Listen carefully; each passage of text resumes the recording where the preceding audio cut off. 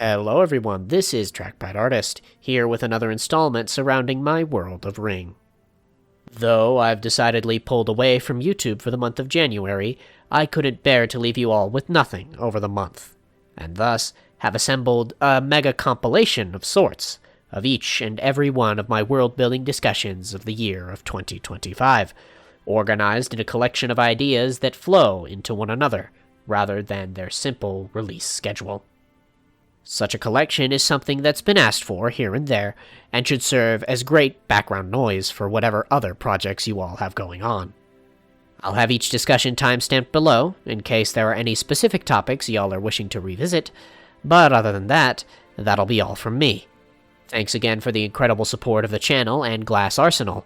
A reminder that the game is listed on my Patreon for all those interested, with a discount available to all active and new patrons.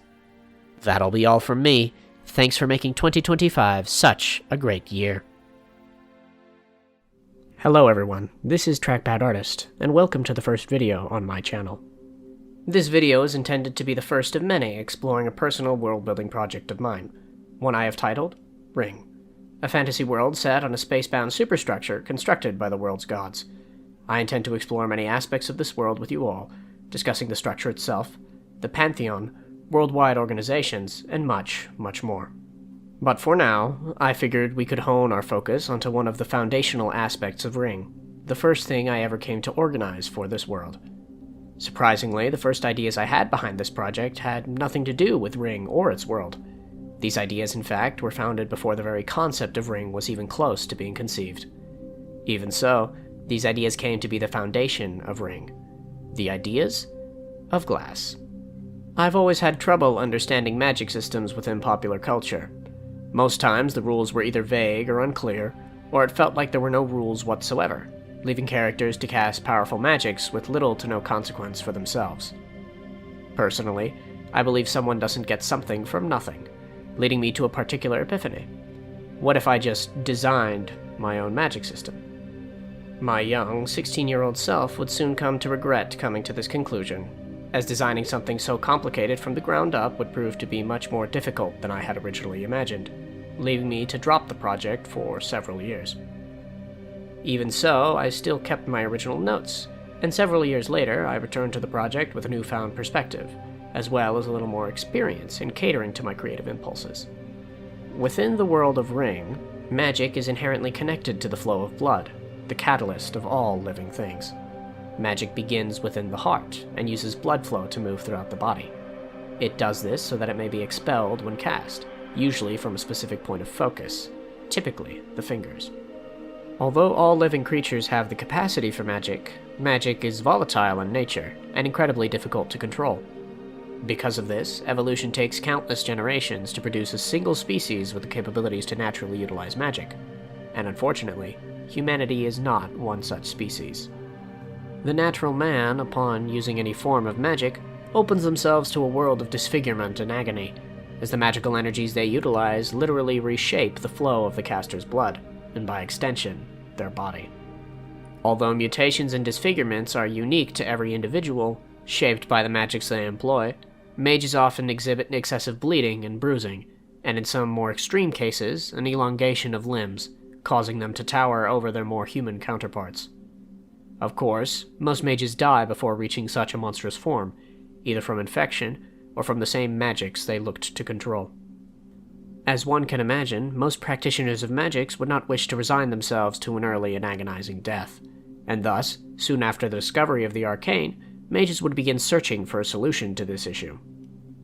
Glass is the foundation of my magic system, a mineral that has the ability to store and preserve energy to a previously unseen capacity. Although akin to limestone in its texture and coloration, glass attains its name through its refinement, which causes the mineral to become smooth and near transparent. These glass-like qualities not only distinguish the state of arcane glass's refinement, but also serve as an indicator of the energy stored within it. For example, energies founded in fire give glass a brilliant orange hue, while healing magics may shift glass tones to red or pink. It is in this inherent ability to store and expel energies that glass has its value, as this mineral allows mages to limit their body's exposure to magical energies when casting, preventing any grievous harm or disfigurement to themselves. In order to minimize one's exposure to such energies, mages will forge rings and jewelry inlaid with glass stones, storing any magics necessary within them before expelling it at a later moment. This is done so that when one casts arcane energies, such energy needn't begin in the heart, and can instead begin its flow from a point much closer to the fingers. Once these arcane energies are expelled from the mineral, it returns to its transparent appearance. Even so, refined glass will almost passively regain energy through the blood flow of its wearer. This energy, however, is often of little use to a mage, being limited to simple kinetic energies. If a mage desires to imbue their glass with a more varied or potent energy, they cannot simply manifest it. Instead, they must take it. Although humans have no inherent magical ability, there are a great deal of creatures that do. In slaying such a creature, mages can refine and extract the magics present within them into essences. These essences, powders and liquids with little use of their own, can be imbued into glass, converting it into usable arcane energy once more. This physically taxing process of extracting essence and imbuing glass leads a majority of mages to be younger than usually depicted in popular culture, as they require the capability to hunt their arcane prey. There are, however, exceptions to the rule, as the wealthy and educated often practice magic as well, simply purchasing the essence from arcane poachers instead of attaining it themselves. This causes great diversity within the realms of magedom, as peoples and kins from all walks of life contribute to the arcane industry. Even with the many who dedicate their careers to poaching arcane creatures for their essence, there are few who dare delve into the depths of Ryng in search of glass itself. Obtaining glass is no easy feat, as it is a mineral located deep within Ryng's crust, only close enough to the surface to be mined in specific locations, known as deposits. These deposits, often located beneath treacherous mountain ranges, typically attract adventurers with promise of wealth and prestige. However, few ever come to return from their deadly trek beneath Ryng's surface. This is in part due to the fact that deposits aren't simple veins of glass, mined like any other stone, but rather complex labyrinths of intersecting corridors and chambers, a symptom of Ryng's design and construction. It is within these deposits, far beneath Ryng's surface, that the Ringguard reside. Mechanical constructs of glass and stone, these wardens serve only one. Dwes, the glass emissary, a divine creation of the gods, built as they experimented with glass and machine. These constructs, the Ringguard, in service to their divine master, guard the glass beneath Ryng's surface, serving almost as an immune system to the cosmic structure, conducting repairs and eliminating any foreign bodies found within its interior. If one ever manages to dissect such a construct, they will find something of far greater value within its mechanical heart. Deep glass. A more potent glass capable of storing and expelling an exponentially greater amount of energy. Distinguished from its counterpart with its obsidian coloration and texture, deep glass is a rarity amongst Ryng's peoples, having only ever been recovered from the hearts of the Ringguard. Even so, it is speculated that it occurs naturally within Ryng's deepest recesses, an unfathomable depth simply known as the Underring. This exponential capacity to store energy makes deep glass near priceless to the mages and arcanists of Ryng, as it is only with deep glass that the most powerful spells and magics can be created. As such, prominent mages spend years in search of even a small collection of fragments of Ringguard hearts, as with it, their capabilities become near endless, freeing themselves of the bonds of glass's inherent limitations. Because of this, many mages find it to be of greater use to form alliances between them, sharing their resources that they themselves may benefit from the wealth and discoveries of their peers. This principle is most apparent within the Brass Lotus, a ring-wide guild of mages dedicated to the worship of Ayun, the goddess of magic and knowledge, through the refining of their intellect and the practice of magic. By far the largest and most prominent guild of mages in all of Ryng, their libraries and schools litter Ryng's many provinces and territories, as they hold their knowledge valuable above all. These habits often lead those of the Lotus to close themselves off from the outside world, only divulging their discoveries with fellow members of the Lotus.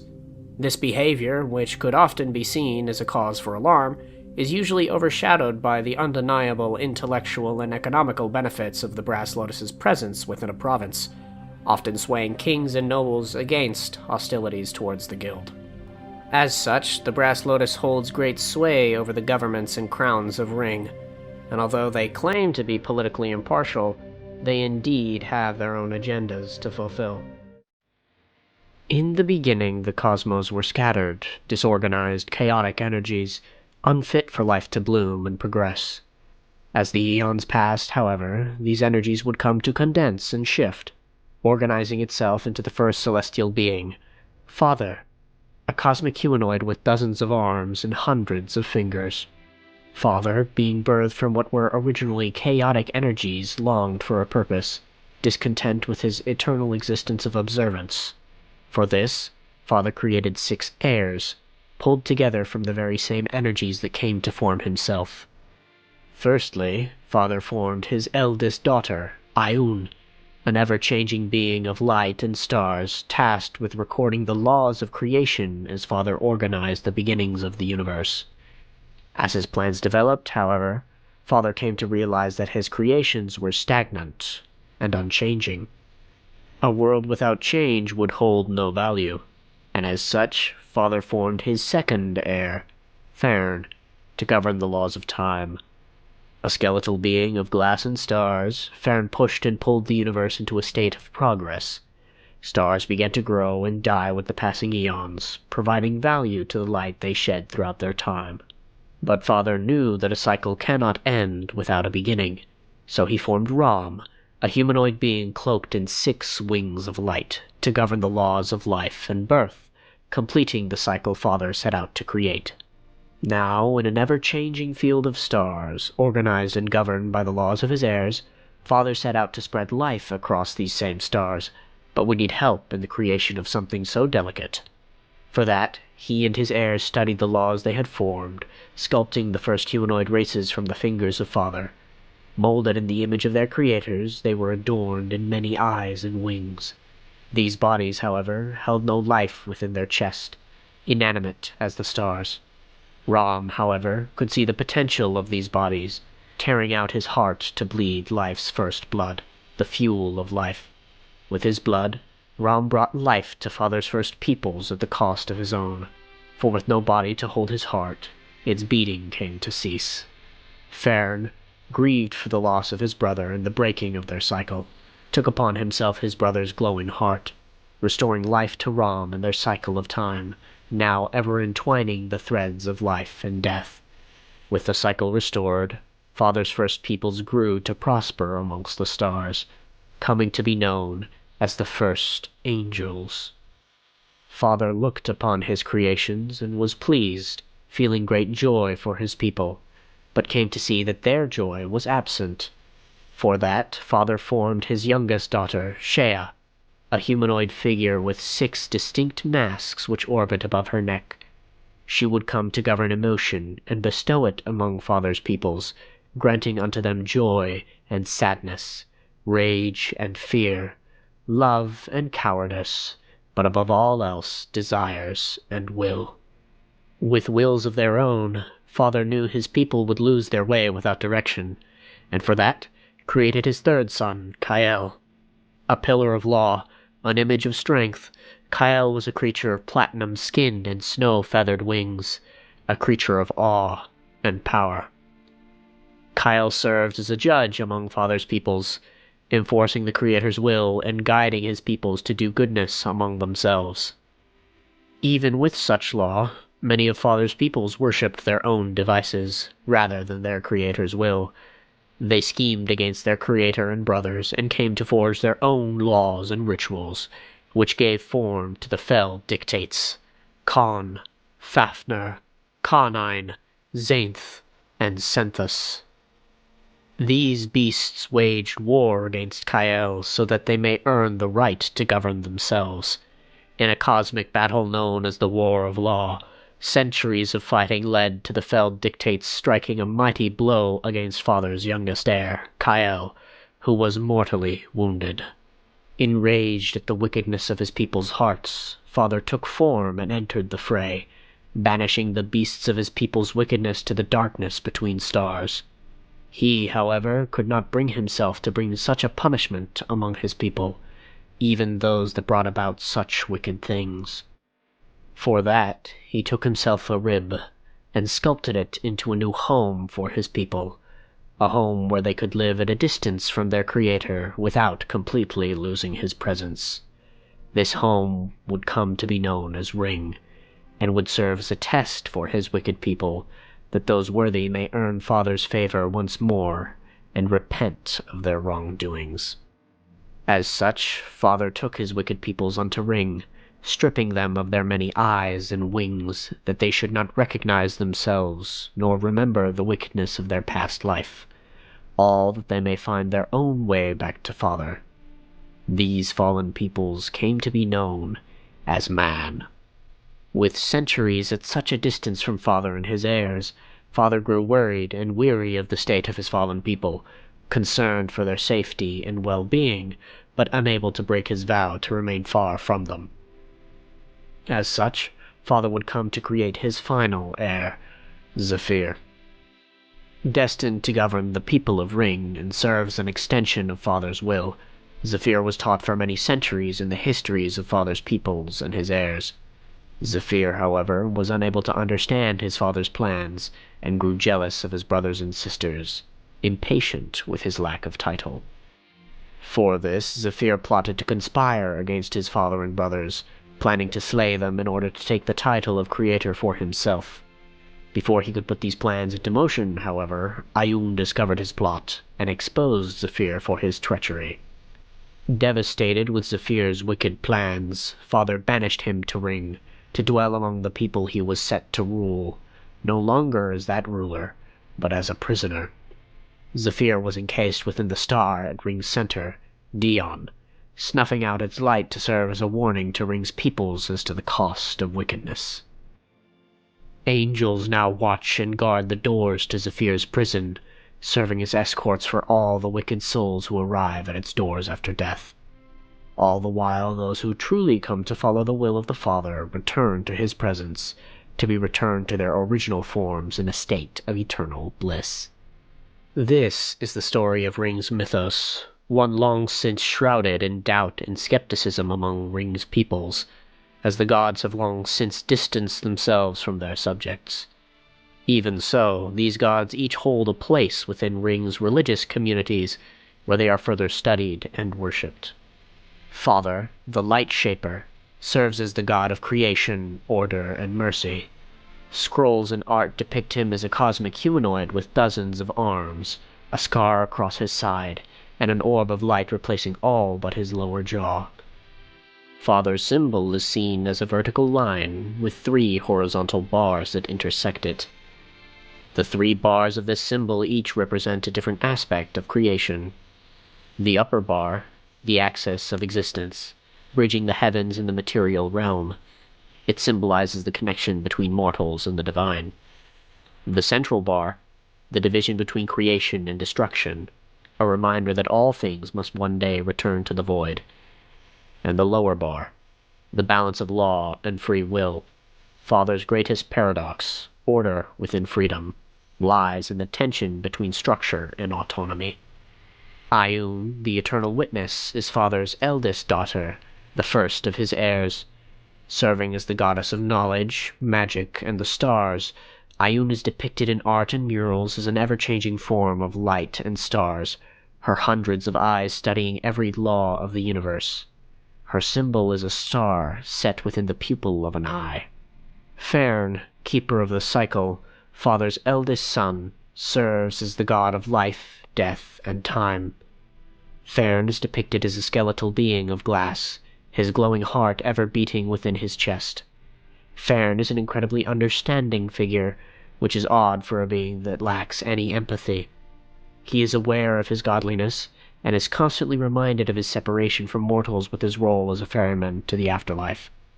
He is soft-spoken and well-tempered, the embodiment of true neutrality, only wishing to maintain the cyclical balance of life. His symbol is the cycles of the moon.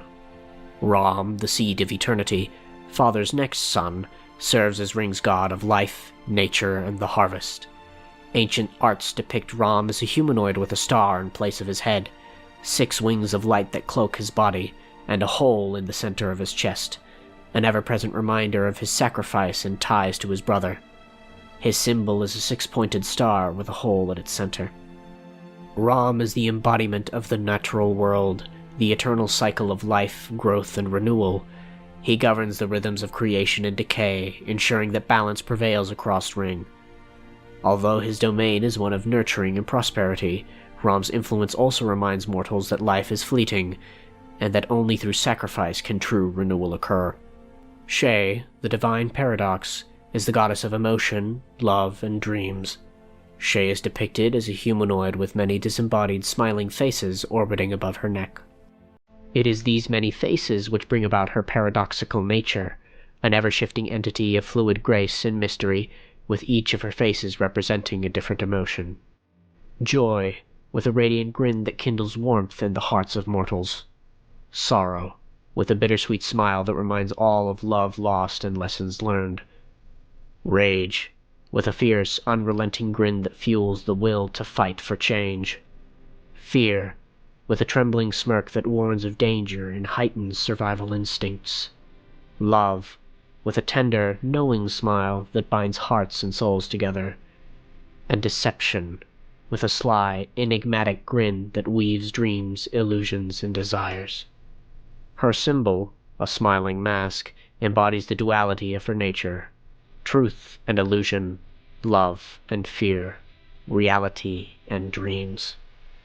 Kael, the Platinum Arbiter, serves as a divine pillar of law, the god of justice, nobility, and law. Depicted as a majestic platinum beast with 6 snow-white wings that stretch across the heavens, Kael's form is one of dignity and unyielding power. His eyes, polished orbs of molten silver, see beyond mortal pretense, discerning not only actions but the intent behind them. His skin gleams with the holy light that no impurity can mar, and each of his 6 wings carries the weight of celestial law. Kael's symbol is a set of balanced scales, signifying the equilibrium between judgment and mercy, and the unwavering standard by which all are measured. Zephyr, the Faceless King, Father's youngest heir, once destined to rule over Ryng's peoples, now serves as little more than a reminder of the consequence of iniquity. Even so, he serves as the god of betrayal, ambition, and pride. Zephyr is depicted as a being without form, ever bound to the armor he originally bore to slay his father. Being without form, Zephyr has no means to interact with the physical realm outside of his armor, which serves more as a prison than even the dead star he is encased in, confining him to the limitations of a mortal body, a grievous crime done against his ego. Even with his shattered material form, his followers, as well as those that encounter him, still catch glimpses of his true self, a bestial being of shadow and teeth, eyes and inky blackness, a collection of the wicked souls trapped within Zephyr's prison. Zephyr's symbol is a broken sword, an ever-taunting reminder of his failed rebellion. The celestial gods, however, are not the only beings of Mythos who hold incredible power and influence over Ryng and its peoples. As the Feld dictates, those who rose against Kael in the heavenly battle of the War of Law still roam Ryng to this day, each ruling grand empires of man hidden from the light. These beasts, however, are the topic of another discussion. For now, I'd once again like to thank you all for your amazing support and incredible questions and ideas you've each been commenting. Keep it up. I'll continue to read as many as I can. For those that are new, if you liked what you heard, please consider subscribing. Until next time, this has been Trackpad Artist. Be sure to stick around for our next discussion, where we'll delve more into the Feld dictates, the gods of corrupt law.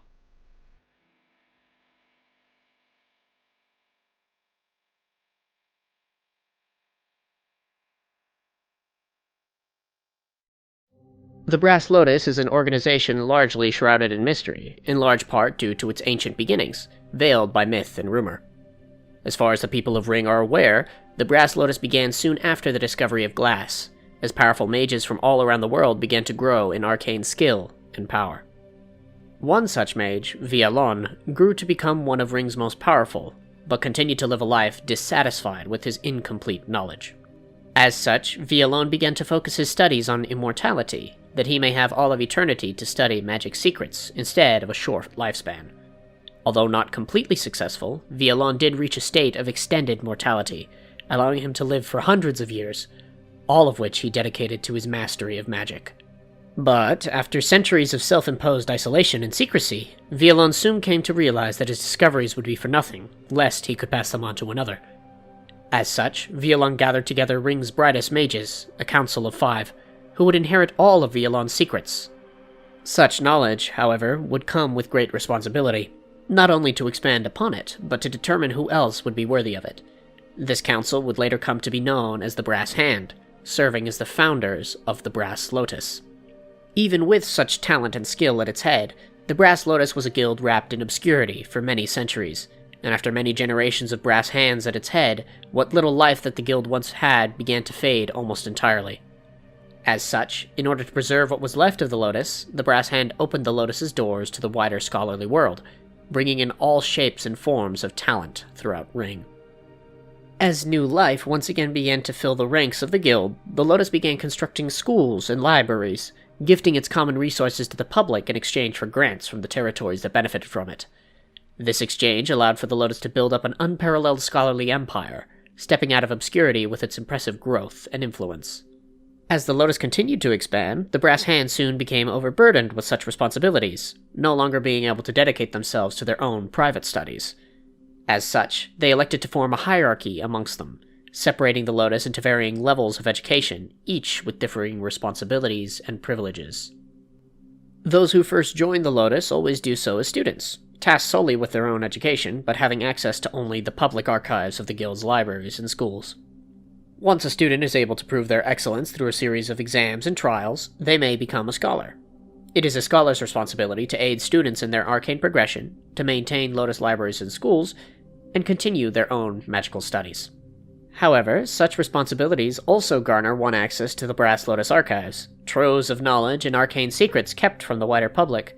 It is in these archives that the Lotus attains its appeal to the masses, as the Lotus's grand reputation leads many aspiring mages to yearn for the secrets that make mages of the Lotus so powerful and knowledgeable.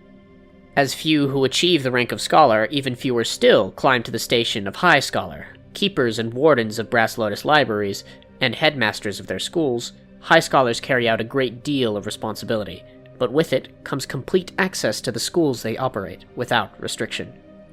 As such, high scholars are only chosen from the best of their scholars after a lengthy series of exams and rituals conducted by a Grand Master. Grand Masters serve as a direct line of communication between the high scholars of the Lotus and the Brass Hand themselves.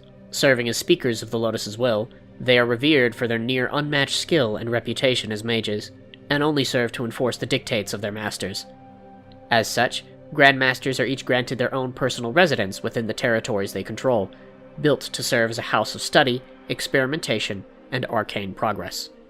These Grand Masters are chosen personally by the Brass Hand, and the best among them, after the passing of one of the Brass Hands, are selected to join it in a ritualistic indoctrination known as the Blooming, a secret kept only to the Brass Hand themselves, as well as the Archmaster. The Archmaster, the Brass Lotus's most knowledgeable and respected mage, is ritualistically selected from the Brass Hand itself, serving as the supreme will of the guild itself. This unmatched position is only ever reserved for a single mage, only ever replaced with their passing. All these designations serve to organize the Brass Lotus into more than a simple organization of schools, but as a temple of worship. Within this period of exponential expansion, the Brass Lotus began to turn to a religious perspective, dedicating their studies to the worship of Arcane, the goddess of magic and knowledge. Their worship, however, is not done through prayer and ritual, but from the accumulation of knowledge itself, making the Brass Lotus one of Ryng's most politically influential cults. Within the modern day, the Brass Lotus serves as the arbiter of truth within the realm of arcane study, effectively eclipsing the influence of Ryng's other guilds of arcana. This power has raised the Lotus to effectively become the only guild of mages upon Ryng, at least the only respected one, forcing the grand majority of aspiring mages into a difficult choice. Learn magic under the Lotus, restricted and scrutinized in study, but with the opportunity for limitless resources, or learn of the Arcane with nothing but your own resources and freedom. This effective monopoly on arcane studies has allowed the Brass Lotus to become an organization of great political power and influence, rivaling even Ryng's greatest empires. Even with all this power, however, the Brass Lotus dedicates itself to political neutrality, maintaining its continued access to the near entirety of Ryng. This portrayal of the Brass Lotus, however, is a carefully constructed untruth. From its founding to its worship, the Brass Lotus is a mask, hiding its true nature. Fafnir, the Mad Star, the first of the fell dictates, the gods of corrupt law, is the god of knowledge, madness, and the stars. Forged by the ancient angel's unhealthy desire for forbidden knowledge, Fafnir is a great serpent of scale and muscle, driven mad from the forbidden knowledge he has accumulated throughout his millennia of study. This madness manifests itself through the 3 seams that run down his head and neck, splitting his head into 3 teeth-laden jaws, which bloom like flowers within flowers. His form is eldritch and foreign, driving those who witness it into madness or enlightenment. Fafnir, however, wasn't always known as the god of madness, as although considered gods, the fell dictates' less than divine origin has doomed them to an eternal life, but one that could still be ended. This threat of death led Fafnir to explore the secrets of Ryng's greatest taboo, immortality. A secret that once discovered, drove the god mad, dooming him to an endless life of paranoia and obsession, a life only fulfilled with the accumulation of knowledge, an obsession that would lead to the formation of the Brass Lotus. The story of Vialon, although true in part, serves as nothing but a veil to Fafnir's, hiding the Brass Lotus's origins as well as their adoration to a fell dictate. These truths, however, aren't even known by all of the Lotus, and are only revealed to those most loyal to it, as it is in these truths that the Brass Lotus can become vulnerable. This vulnerability stems from the nature of Fafnir's immortality, as it is only achieved through the continued life of his brass hands, each literally giving their lives to him. If Fafnir is ever slain, he may reform himself within the body of one of his brass hands, continuing his mission of achieving omniscience, even after death. This closely guarded secret is maintained through Fafnir's humanoid guise and identity, Phaelon, the current Archmaster of the Brass Lotus. In this form, one adorned in ornate robes and mask, Fafnir serves as the public face of the Brass Lotus's head, allowing him to continue his search for knowledge without exposing himself to the world at large. It is within this secrecy that the Brass Lotus operates, sharing their knowledge with the world while draining the lands they inhabit of their deepest secrets, all to satiate Fafnir's unending thirst for knowledge. Magic, in and of itself, is cast through a mage's intent, rather than a verbal incantation or particular movement. As magical energies flow through the body, a mage's focus shapes it and pushes it out through an expulsion point, typically the fingers. As such, a mage's focus and willpower have an incredible effect on the potency and precision of the magic they cast. Because of this, even though technically unnecessary, many mages employ the use of verbal incantations within their casting, in order to better align their minds with their intent, as even the slightest subconscious deviation in casting can come with many unintended consequences. This method of casting leaves schools of the Arcane to focus their studies of casting less on magic itself, but on training the mind to hone its focus, and dedicate itself completely to a particular cast. Of course, an understanding of the magics a mage looks to employ is also a necessary component to its efficient use, but nevertheless, a grand majority of a mage's studies are dedicated to the refinement of their own minds. As a mage continues to refine their subconscious, they can grow in skill and ability, foregoing the habits of their past selves to the point that they can often shed the need for tools to aid their focus. Even so, stress can manifest itself within any mage, leaving even Ryng's greatest arcanists to fall back on such techniques from time to time. With casting coming from intent, many come to think of a mage's limitless possibilities, and although mages can certainly get creative with the use of their magic, there are many factors which dictate magic's application. Magic is confined by the essences carried on a mage. Particular casts require particular essences, and without sufficient of the needed essence, certain casts become impossible, as all magic is completely reliant on essence. Furthermore, there are inherent laws which bind each order of magic. If a mage is looking to accomplish something specific, they will only be able to do so through a specific order. Even more so does a mage's focus have an effect on a cast's success. as even instances of blurred focus can disrupt the delicate flow of magic. Now that we are well aware of what propels a particular cast, let's look a little more into the tools at a mage's disposal. To review, glass is a mineral found deep within Ryng's crust, which, when extracted and refined, gains the capability to store magical energies. To do so, glass must be imbued with an appropriate essence, organic material taken from a magical creature. The process of imbuement is one that can take several minutes to complete, and thus, mages are careful to always carry around enough imbued glass on their person. Even with this, glass is not necessary in order to perform magic, but due to its volatile nature, magic can have devastating effects on the human body without glass. As such, it is used as a barrier to such energies, placed on jewelry close to a mage's preferred expulsion point. This is done to limit the harming effects of magic, allowing a mage to reduce their body's exposure to magical energies. With most mages donning glass rings, typically a mage's fingers are the only part of themselves exposed to such energies. As such, an experienced mage's fingers will often become bruised and blackened over time, with more extreme cases manifesting themselves through a flaying of the skin or an elongation of the digits. There are, however, particular sects of mages who view casting through glass to be an impure form of magic, diluting its beauty out of fear instead of embracing it.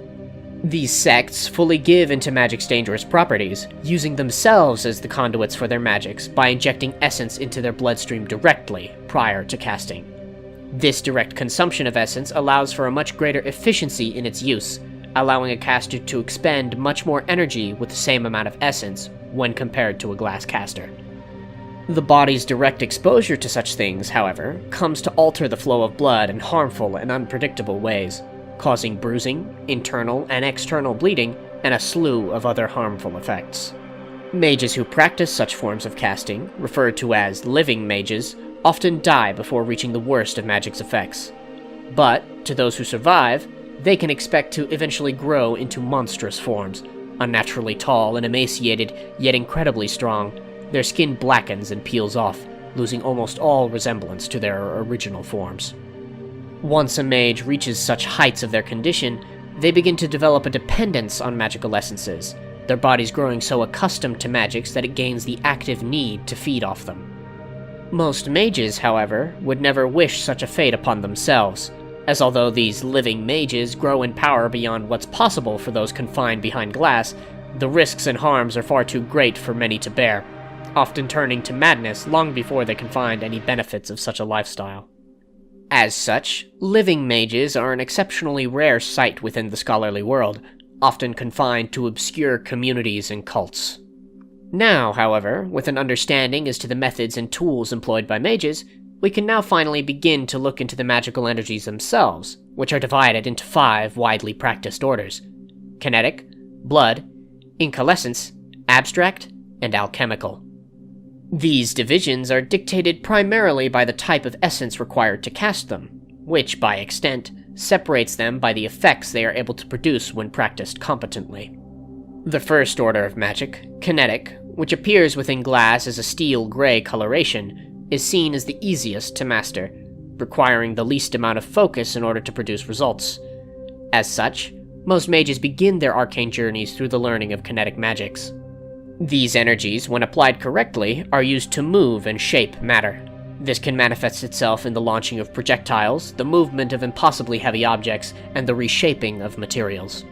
This is not to be confused with the magical concept of telekinesis, which is absent from Ryng, as physical contact is required in order to manifest kinetic magic, needing to be transferred directly from the caster to their subject. Moving on to the Order of Blood, a deep crimson when confined to glass, blood magic is seen as the art of manipulating the flow of blood. Although generally easy to cast, the difficulty of this order comes from the anatomical knowledge necessary in order to produce a desired outcome. This order of magic is largely used in conjunction with medical procedures, serving more as an accelerant to the body's natural healing processes. This is due to the fact that the proper casting of such magics requires constant contact with the subject, needing several minutes before manifesting a caster's intent. This fact limits blood magic's effectiveness within combative settings, as causing any harm to another, or even repairing oneself, would take time unavailable within such a situation. With this, it's important to emphasize that blood magic is not a miracle worker, nor a cure-all, and finds its best use alongside medicine. Moving on to Incalescence, which bears a brilliant orange color, it is recognized as the manipulation of temperature within a caster's environment. This is not to be confused with the summoning of fire or ice, as Incalescence can only transport and condense temperatures from one place to another. This means that in order to combust the air at a mage's fingertips, the mage must first siphon the heat from the surrounding air, condense it, and then expel it as a concentrated point of heat. This behavior causes Incalescence to be one of the most difficult orders to learn, as a miscalculation in a mage's temperature siphon can cause inexperienced mages to accidentally freeze or burn parts of their own body, causing near irreparable damage, and in some, less than uncommon cases, even death. As a final note, it should be disclosed that this transaction of heat works both ways, as a mage can alternatively choose to expel a wave of cold by heating up their surroundings instead. Fourth comes Abstract Magic, the form of the immaterial. Manifesting as a deep blue, Abstract Magic is used in charms and illusions. The art of manipulation, Abstract Magic is seen as both some of the weakest and strongest on Ryng. This strength, however, only comes with experience, as Abstract Magic takes a great deal of mental focus in order to cast effectively, requiring a mage's undivided attention in order to manifest a convincing illusion, and even more so in order to arcanely manipulate another's mind. As such, most mages who delve into the abstract develop a near complete specialization within it, having little space within their minds to focus on other orders of the arcane. This complete focus, however, leads many who dedicate themselves to the abstract to become incredibly skilled within its use, even if they lack ability within other arcane spaces. Finally, we arrive at alchemical magics, which shine a captivating gold. Alchemical magics are the most dangerous and volatile of all orders, effectively reserved for only the most gifted of the arcane community. These magics carry a heavy toll on their users, and dire consequences for their misuse. This toll exceeds even the capacity of glass, being the only order that travels beyond glass's arcane barrier almost completely. As such, deep glass, a much rarer form of glass with a much higher arcane capacity, is the only material capable of protecting a mage from this order of magic. This toll, however, provides mages access to near limitless possibilities, allowing them to alter even matter itself, shifting the subatomic particles at a mage's fingertips to produce devastating and awesome effects. This altering of matter allows a mage to transform anything within their reach into something completely new. Such changes, however, much like anything else, cannot come from nothing, and require the necessary components in order to manifest. Molecular change at such a large scale, however, is incredibly difficult and taxing to perform, and as such, is not used very often. Rather, the most common manifestation of alchemical magic comes in the form of lightning, through a molecular change in the air's electrical charge and current. This type of atomic manipulation is much simpler to achieve, while still remaining incredibly powerful, and is still the sign of a truly powerful caster. These 5 orders express only the widely studied. Many other obscure orders of magic do exist, but are still confined to their infancy, as scholars continue to research and push the boundaries of magic in unforeseen ways. As mages continue to grow in skill and power, so too do the barriers that confine the use of their magic expand. Mages across Ryng have steadily grown in power over many centuries, and with the supremacy of the Brass Lotus, much of Ryng's greatest arcanists fall under their control. Even so, Ryng's people thrive under the use of magic, crafting wondrous cultures and industries upon its back, blissfully unaware of the complete picture. Within a general sense, Ryng's world is set within a realm of high fantasy, with monsters, magic, and ruins laid within the great expanses between Ryng's capital cities. This world, however, isn't built around that sole aesthetic, and takes inspiration from many elements of other settings, with its technology drawing from magepunk as its primary inspiration. Magepunk, for those unaware, is a subgenre of fantasy, which combines the elements of magic and technology, rather than keeping them as 2 distinct systems. Oftentimes, this portrayal is reflected in magic becoming technology. However, I've taken a different approach when crafting Ryng's technological environment. I still enjoy the prospect of magic being fantastical, and so, rather than putting it within the technological box, I've crafted and adjusted the system to enhance Ryng's technology, rather than simply be absorbed into it.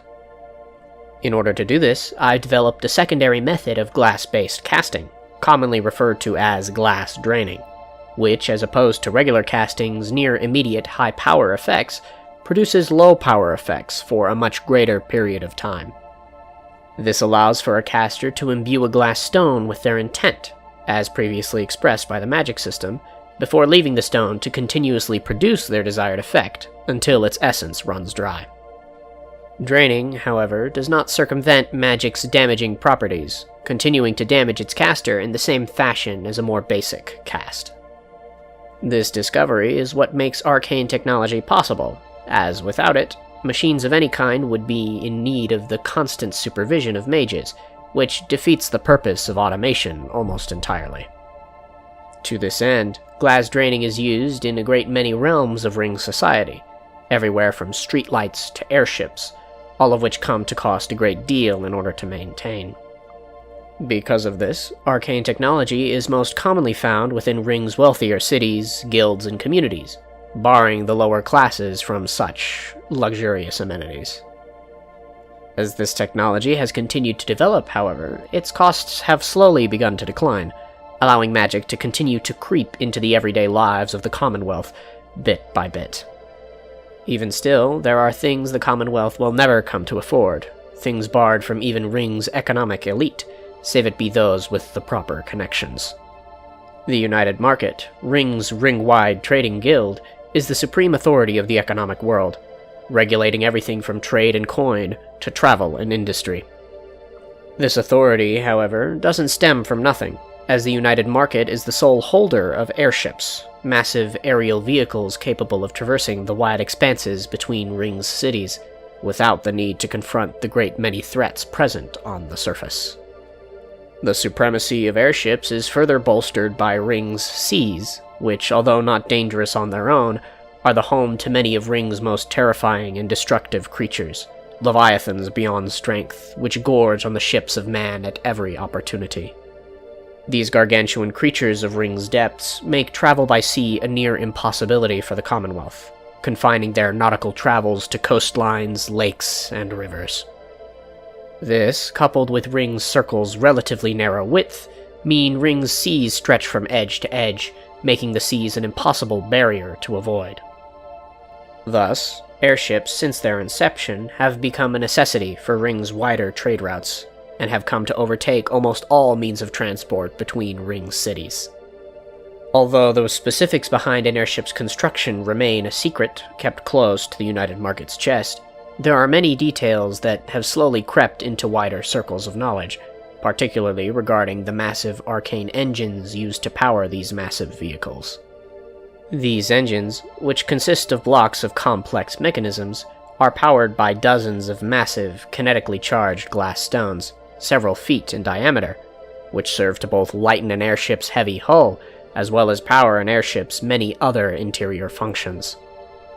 These glass stones, forged especially for their use within an airship engine, are some of the largest ever forged, requiring an incredible amount of energy in order to function, and require a near constant feeding of kinetic essence in order to continue to function. These engines, however, change greatly depending on the load they are designed to carry, and with how large of an investment airships have come to be within the United Market, each airship is built to be unique, with their own specializations, flair, and visual identity.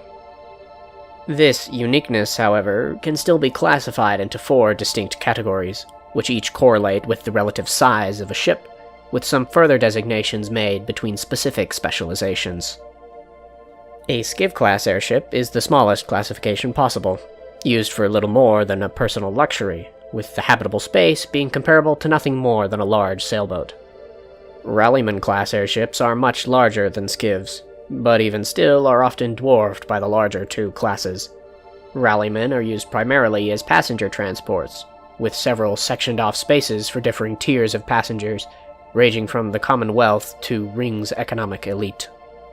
Bulkhead-class airships are most similar in size to the Rallyman, yet are still built to be larger in both silhouette and volume, as they are used primarily within the realms of cargo transport, Being the roughest of the classes, they are built for function over beauty, but perform their functions flawlessly. The final class of United Market airships is the Hammerfall class, which are titanic vehicles of iron and steel forged for war. Doubling the length of bulkheads, these gargantuan vehicles cost tens of billions of bands in order to build, and thus only exist in incredibly small numbers. Currently, only 5 Hammerfall-class airships are in service to the Guild of Coin, with one of them being the personal residence of Aranor Slave, the head of the United Market.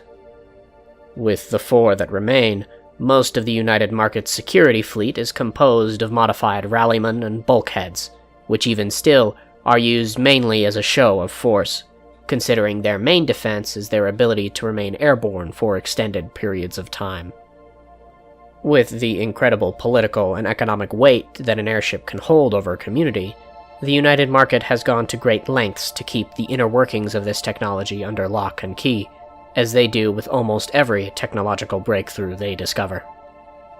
Even still, the airship remains the calling sign of the United Market, largely at fault for the market's unyielding grip of Ryng's industry and trade. This technology, however, has recently yielded much more than these impressive monuments of trade, as the armies of United Market artificers came to develop the means to downsize and modify the airship engine into the means to create automatons. Automatons, for those unaware, are mechanical constructs designed to appear somewhat human, most often mimicking the general silhouette of a human being. These constructs, although derived from airship technology, are powered by incalescence magic rather than kinetic, as market engineers came to discover the efficiency of steam in the creation of kinetic energies. As such, automatons are built with a boiler within their chest, heated by the focused temperatures of incalescence magic, which produces steam and pushes the pistons and joints responsible for an automaton's locomotion. Being nothing more than machines, these constructs have no will of their own, requiring a constant need of specific instruction in order to function, as opposed to the arcane automatons of the Underring, whose mechanisms yet remain foreign to man. Even still, the relative youth of this technology has left a great deal of room for expansion, as man-made automatons have only seen widespread use within the United Market for the past 20 years, with only a single mass-produced model to its name, called the Rampart Unit. A construct of thick-plated steel and iron, the Rampart is built for durability, towering over the Commonwealth at a height of 11 feet, allowing them to reach the uppermost limits of market warehouses. Their durable design leans into their use as a security force, as well as heavy labor, being able to lift items several magnitudes heavier than themselves. In a similar vein to their technology behind United Market airships, the technology behind these constructs is veiled in secrecy. However, as opposed to their airships, the market does commercially offer Rampart units to those who can afford them. But, with so much technological advancements to safeguard, it was inevitable that the United Market would come to allow their secrets to fall to the wider public in certain situations, the most prominent of these technologies being firearms.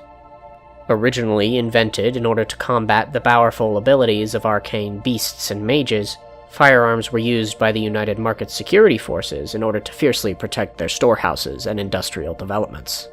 However, long after their initial invention, the many secrets behind the technology were stolen and distributed to the wider masses, bringing about intense competition within the realm of firearms, giving rise to many prominent manufacturers that have since come to outperform even the United Market. Of course, the market's limitless trove of resources has since allowed them to cut deals with these weapons manufacturers, allowing them to purchase a personal supply to continue to arm their forces with the height of weapons technology. Functioning similarly to the guns of real-life antiquity, the main difference between them comes in their propellant, with the firearms of Ryng employing the use of kinetic magic rather than black powder. In order to function as a propellant, glass stones imbued with kinetic essence are installed into the weapon, imbued with a particular style of spell, which absorbs, focuses, and redirects impacts made against the stone, similar to the Failgrun and its kinetic abilities. Although originally, primitive firearms had little variety beyond muzzle-loaded rifles, Advancements to the technology have brought about a great deal of breakthroughs to the design, with most modern-day firearms containing a rotating cylinder, which allows for the firing of multiple rounds before needing to reload. This technology has allowed for the development of sidearms, which has done little but amplify the accessibility of firearms within the Commonwealth community. With the prevalence of firearms growing larger and larger, their original function soon grew outdated, as mages quickly developed means to counter and limit the effectiveness of such weapons, calling for another breakthrough. This breakthrough would come in the form of the highly experimental wave of firearms, known as cast rifles. Rifles that forego a physical projectile in favor of a bolt of condensed arcane energy. This experimental technology, as one should expect, comes with a hefty price tag, and thus is only seen within specific security teams surrounding Ryng's economic elite, seeing little use outside of these spaces. Even still, the ideas behind the cast rifle have spurred a great deal of competition within the industry, pushing manufacturers to develop newer and newer models of firearms, both conventional and otherwise, leading firearms to become one of Ryng's most varied technologies. Ryng, as briefly outlined within our first discussion on this channel, is a spacebound superstructure, supposedly created by its gods. Since its creation, the gods have distanced themselves, leaving Ryng's peoples to come to their own conclusions surrounding Ryng's origin and purpose. This speculation comes in large part from Ryng's artificial nature, as the deepest caverns beneath Ryng's mountain ranges aren't caverns at all, but corridors and chambers of glass constructed by unknown forces. These corridors, known as the Underring, are simply one of many hints given unto Ryng's people to determine its origin, leaving such a thing a widely discussed topic of debate among intellectuals and scholars.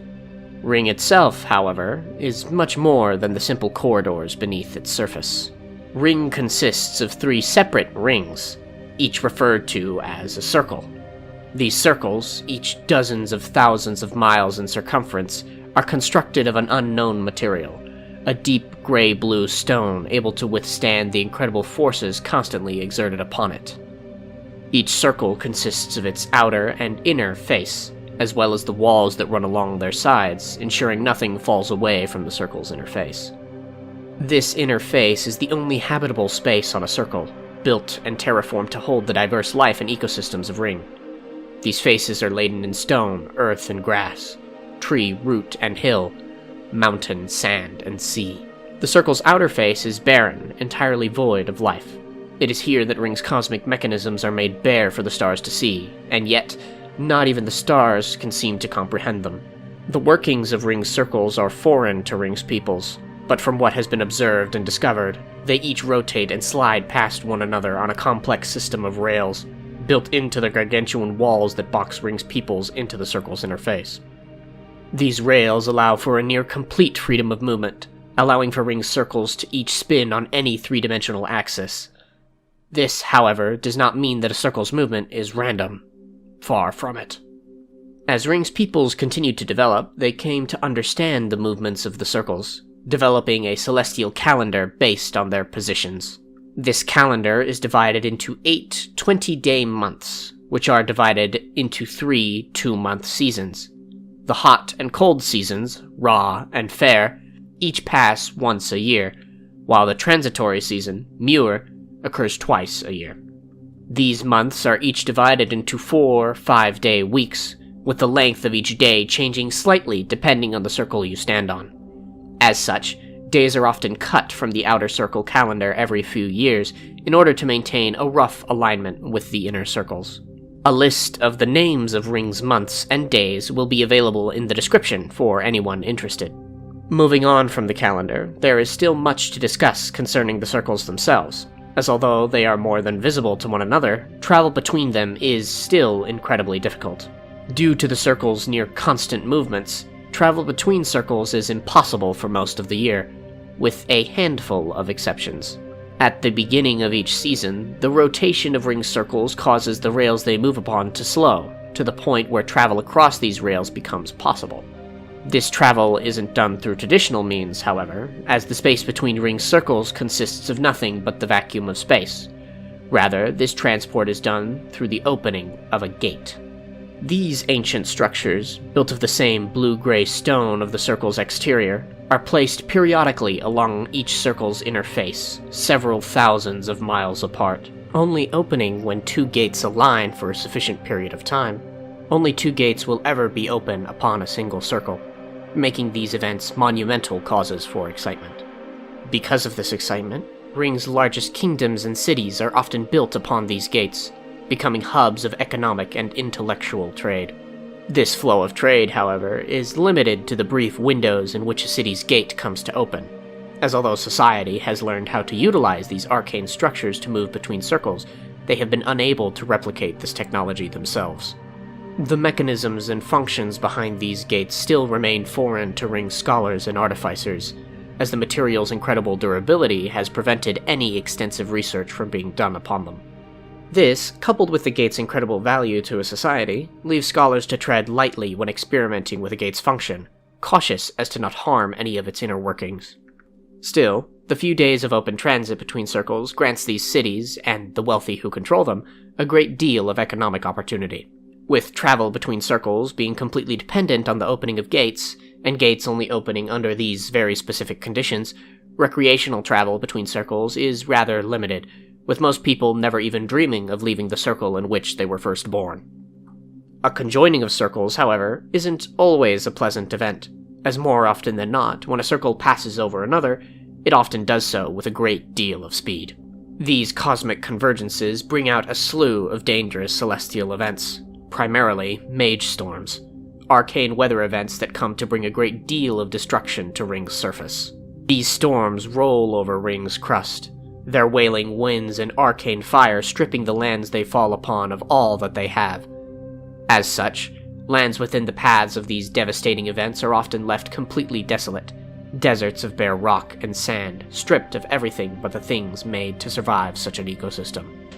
Because of the nature of these storms, only occurring when another circle passes over the inner face of another, Ryng's innermost circle, Ynir, is completely devoid of such weather events. However, the differences between circles only begin with such a fact, as the differing sizes and positions of Ryng's remaining circles cause changes in their climates and ecosystems. Ryng's outermost circle, Yetri, with its longer days and nights, experiences more extreme temperatures than its sister circles, with its interface consisting of expansive deserts of black and red sand, only with pockets of ripe fields and forests. Ryng's middle circle, Medri, has remnants of Yetri's harsh deserts, but such ecosystems are primarily confined to the paths of mage storms. Outside of these paths, Medri sports a great diversity of ecosystems. Mountains and valleys, fields and rivers, forests and swamps, and great oceans that divide its continents. Almost every form of ecosystem is present on Medri, even some foreign to those of Earth. Lastly, Ynir, Ryng's innermost circle, is most akin to Medri, with a great diversity of ecosystems, yet a distinct lack of storm deserts. Rather, the sands of Ynir are a near pure white, reflecting a brilliant light across their surface. It is from Ynir that one has an unobstructed view of Dion, the dead star at Ryng's center, prophesied to be a celestial prison of Zephyr, the god of ambition, pride, and betrayal.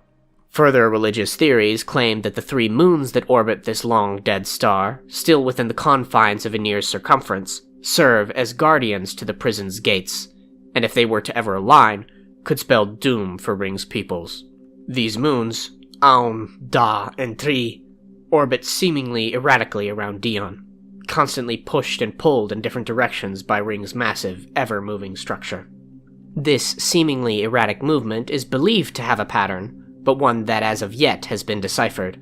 With entire cults and sects of schools dedicated to predicting the movements of these moons, they seek gifts of prophecy through their decoding. Dion and its moons aren't the only celestial bodies among the skies of Ryng, as the entire structure, including the moons and star within it, orbit a great distant star, in a slow and steady orbit. This star, Eadrom, is what sheds light onto Ryng, dividing the day from the night. As Ryng's circles spin and rotate, their inner faces turn their backs towards the great star, invoking the night, while their movement to face Eadrom brings about the day. Still, eclipses are common throughout the calendar year, as Ryng's circles cast great shadows upon their sisters as they move. which can bring about some varied changes to the weather and temperature. These are all the things one sees from the surface, an outsider looking into the world from a cosmic distance. But this is far from all that Ryng holds upon it. The Underring, the endless labyrinth of glass chambers and corridors that lurks deep beneath every circle's inner face, holds a great many secrets. Theorized to house a circle's inner workings and mechanisms, scholars and cartographers have attempted to map these complex expanses to an incredibly limited effect. A magical darkness hangs in the air beneath Ryng's surface, an impenetrable veil of black fog and mist. This, on its own, is enough of a complication to deter many of Ryng's populace, but it is what lies within it that truly presents a threat. Within the first discussion on this channel, I mentioned the Ring Guard, mechanical constructs of glass and stone.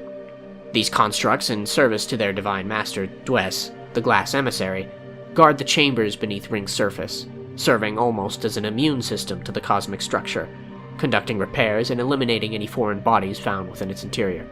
These constructs, without the need of sight or mercy, exterminate any creature that finds itself too deep within Ryng's crust, keeping the mechanisms of a circle's function secret.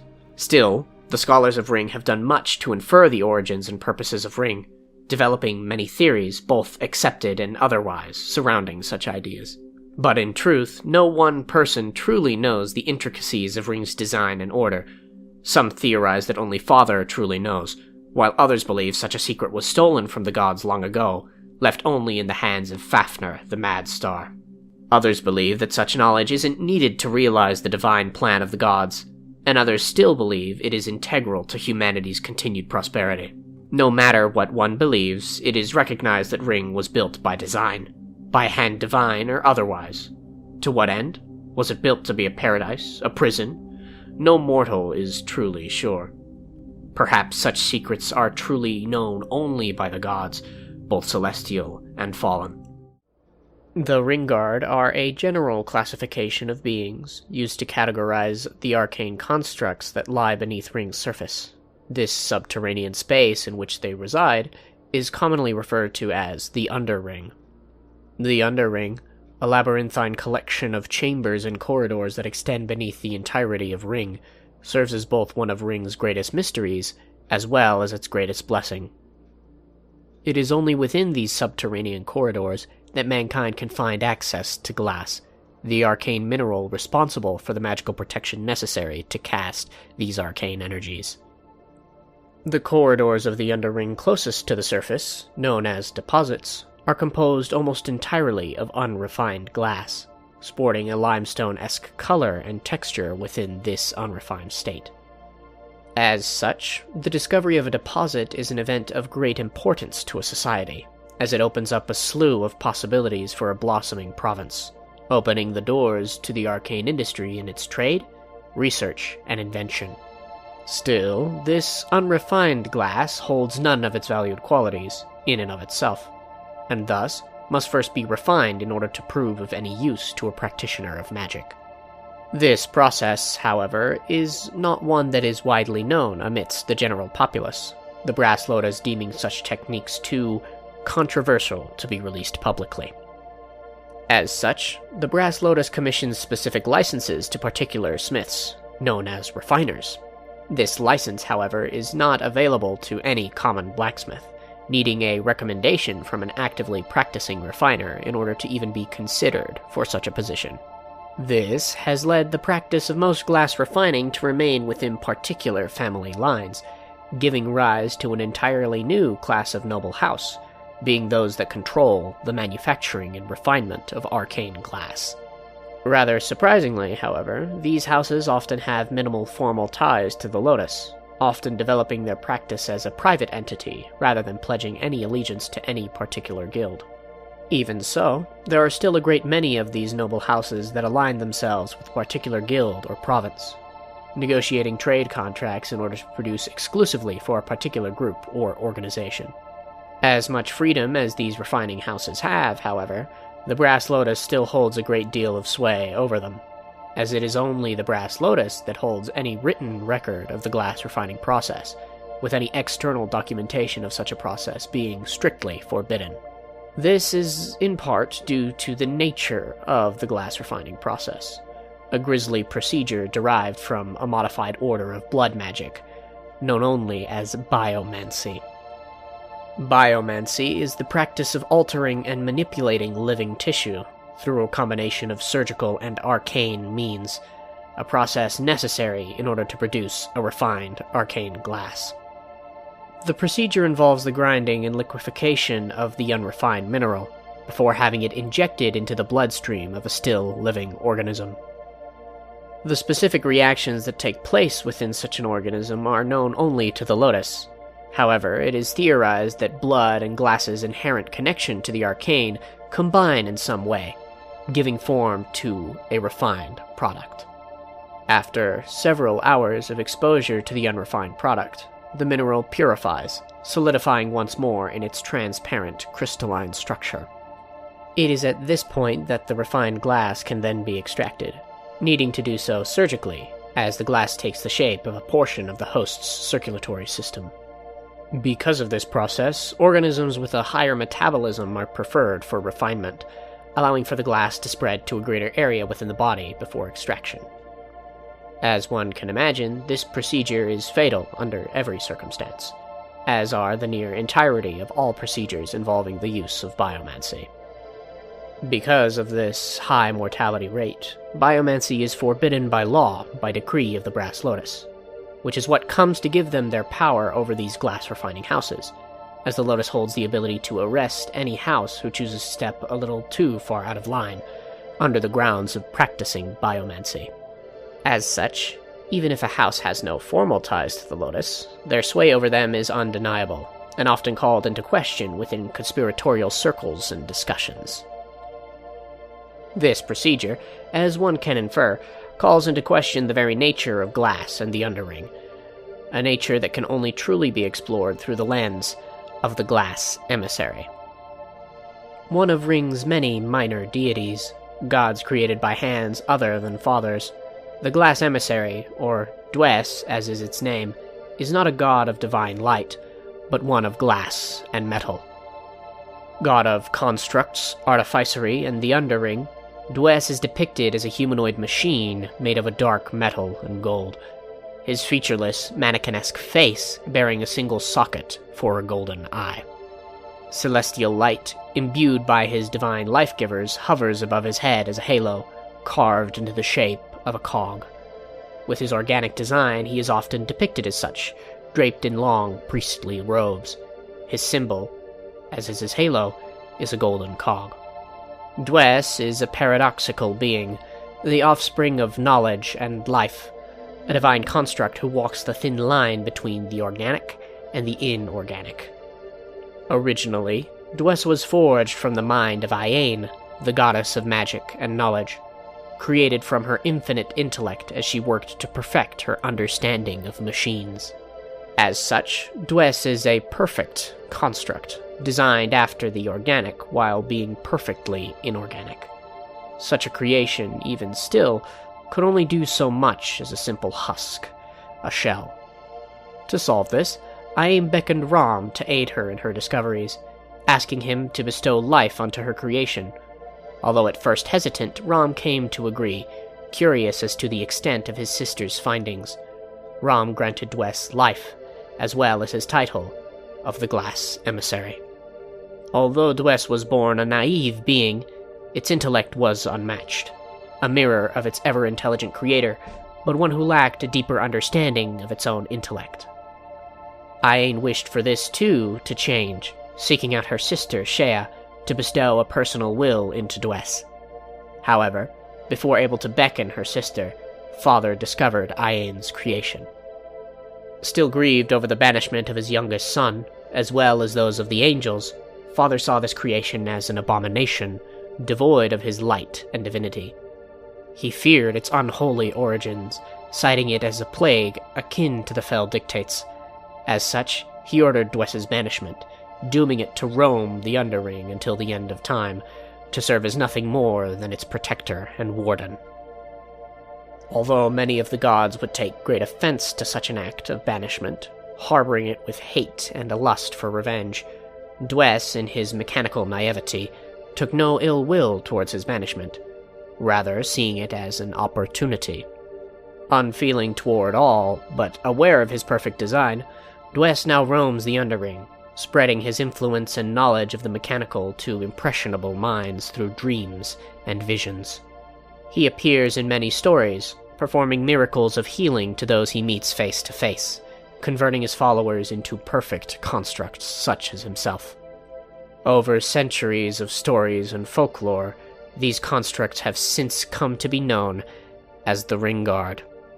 The Ringguard, constructs of glass and metal, are what have come to be classified as thinking machines, constructs able to act with what appears to be their own accord and judgment. This designation sets them apart from humanity's automatons, which can only function with outside instruction, devoid of any ability to truly act for themselves. This hasn't stopped scholars and artificers from attempting to replicate the Ringguard's minds within their own constructs, an endeavor which, up until now, has been unfruitful. The inability to replicate the Ringguard mind, in truth, comes from humanity's misunderstanding of its function, believing that the Ringguard act completely of their own accord. This, however, is not true. Although it may appear as such to a common onlooker, the reality is that the Ringguard only operate under Dwes's direct command, akin to a network of fungus, each responding to one another under Dwes's complete control. Under their divine master, the Ringguard seek to safeguard the Underring, acting almost as an immune system for the cosmic structure, eliminating and expelling any foreign body that dares enter their sacred halls.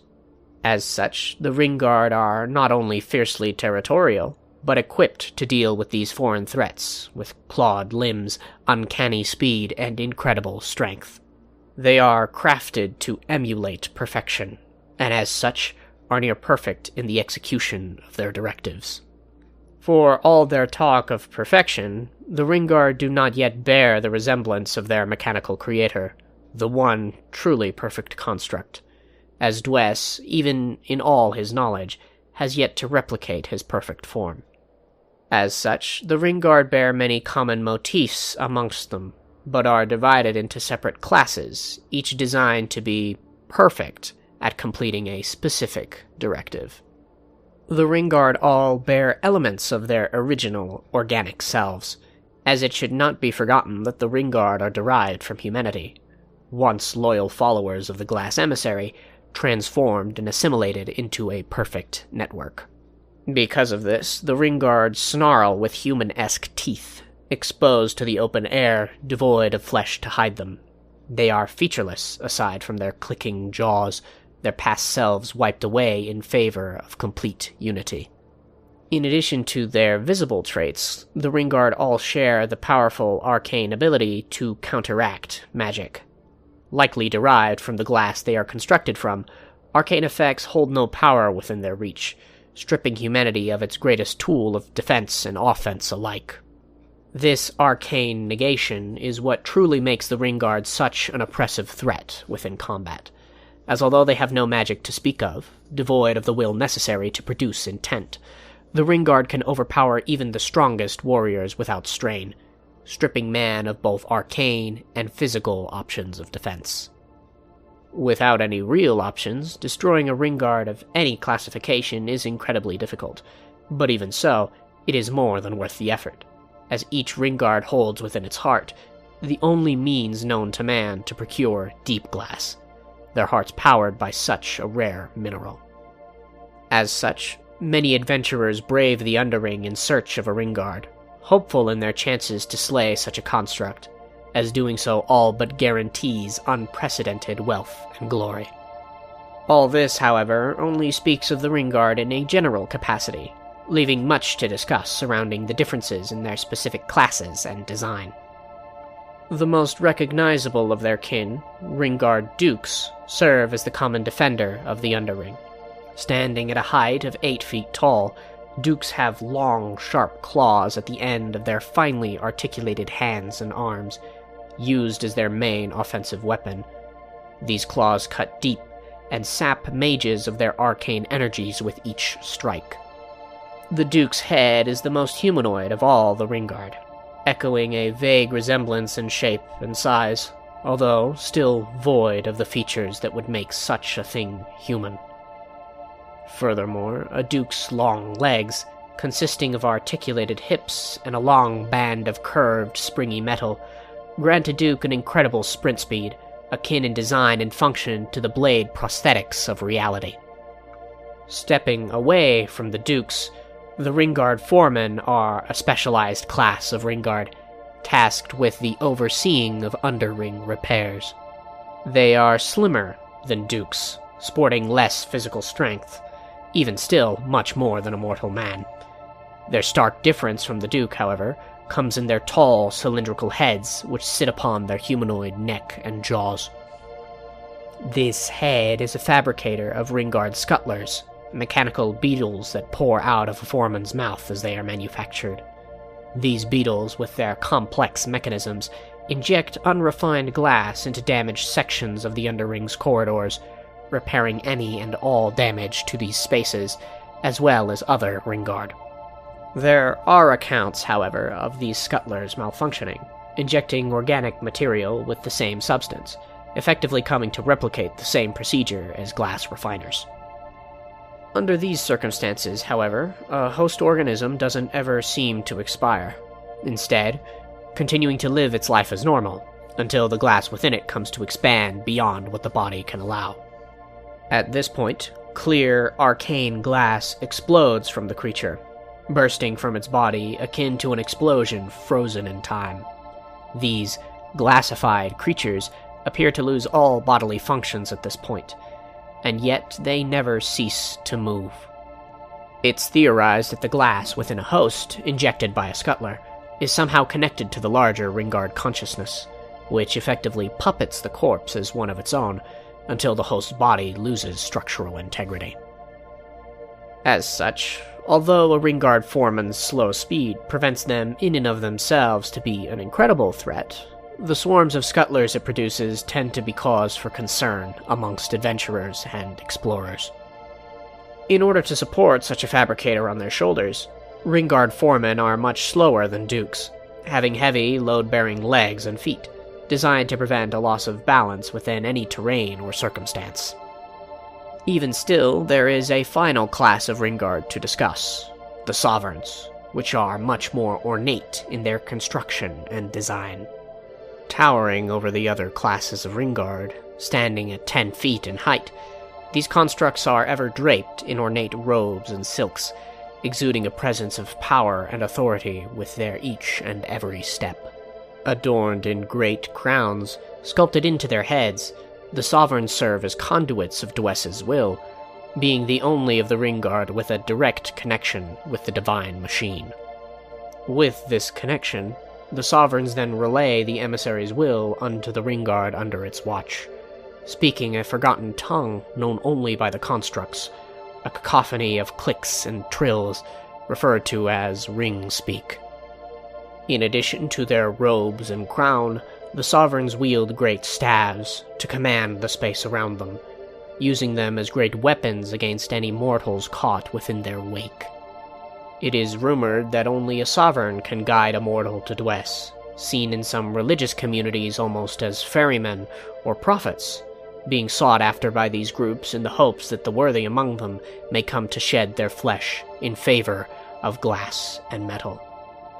As such, these cults aren't very commonplace amongst Ryng, as sects that participate in such practices and rituals are usually never heard from once they make their trek into the Underring.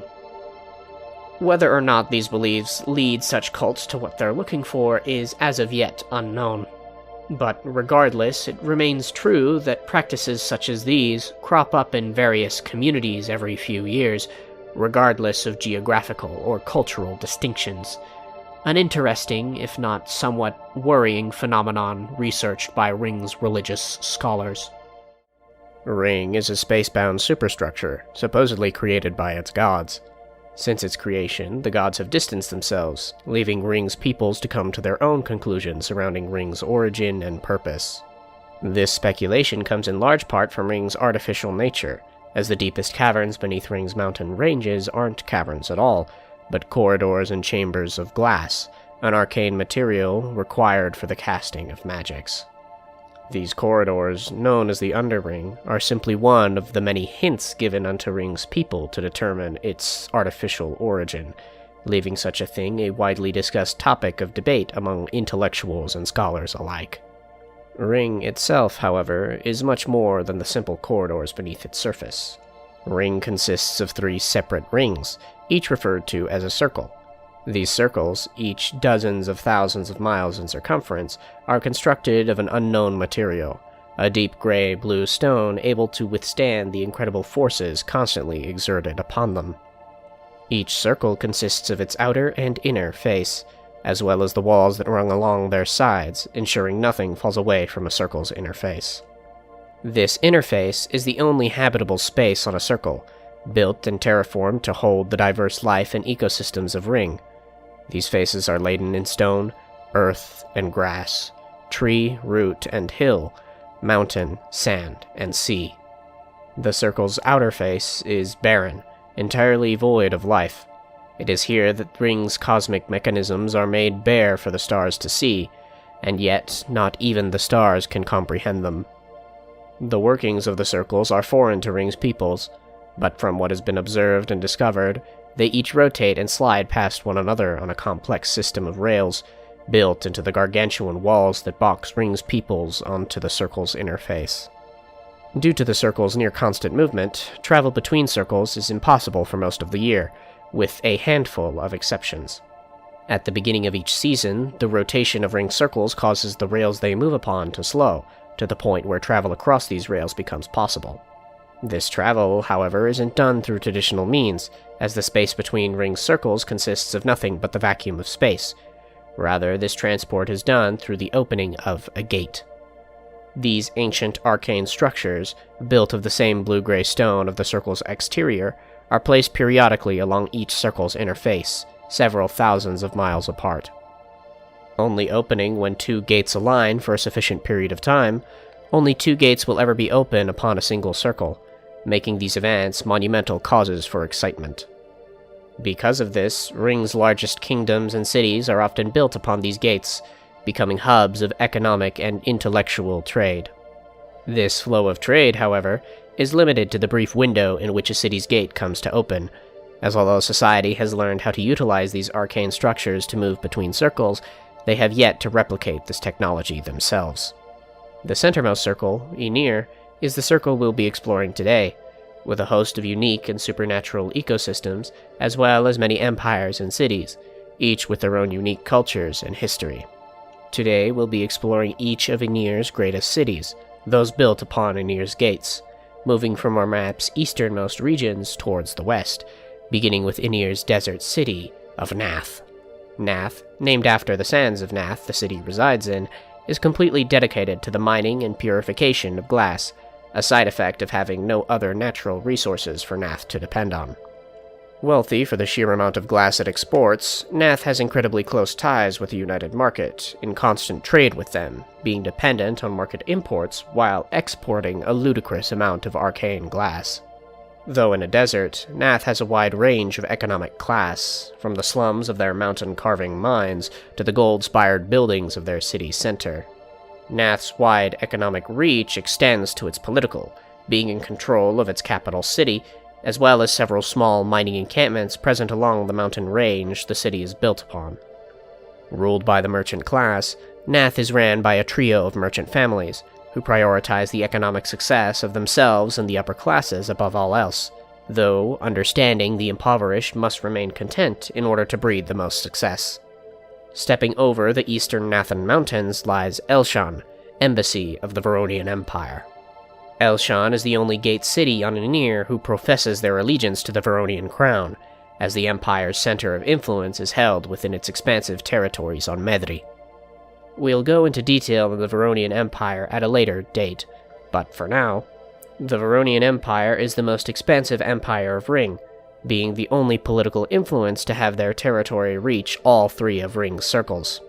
They are as imperial as they are diplomatic, wishing to expand their territory by any means, but often beginning their dealings in negotiation.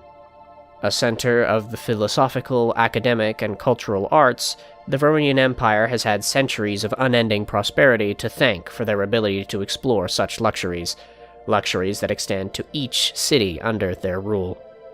Elshan is one such city, a city of politics, headed by a council of Varunian nobles and merchants who consistently hold meetings with representatives from other Aenir provinces.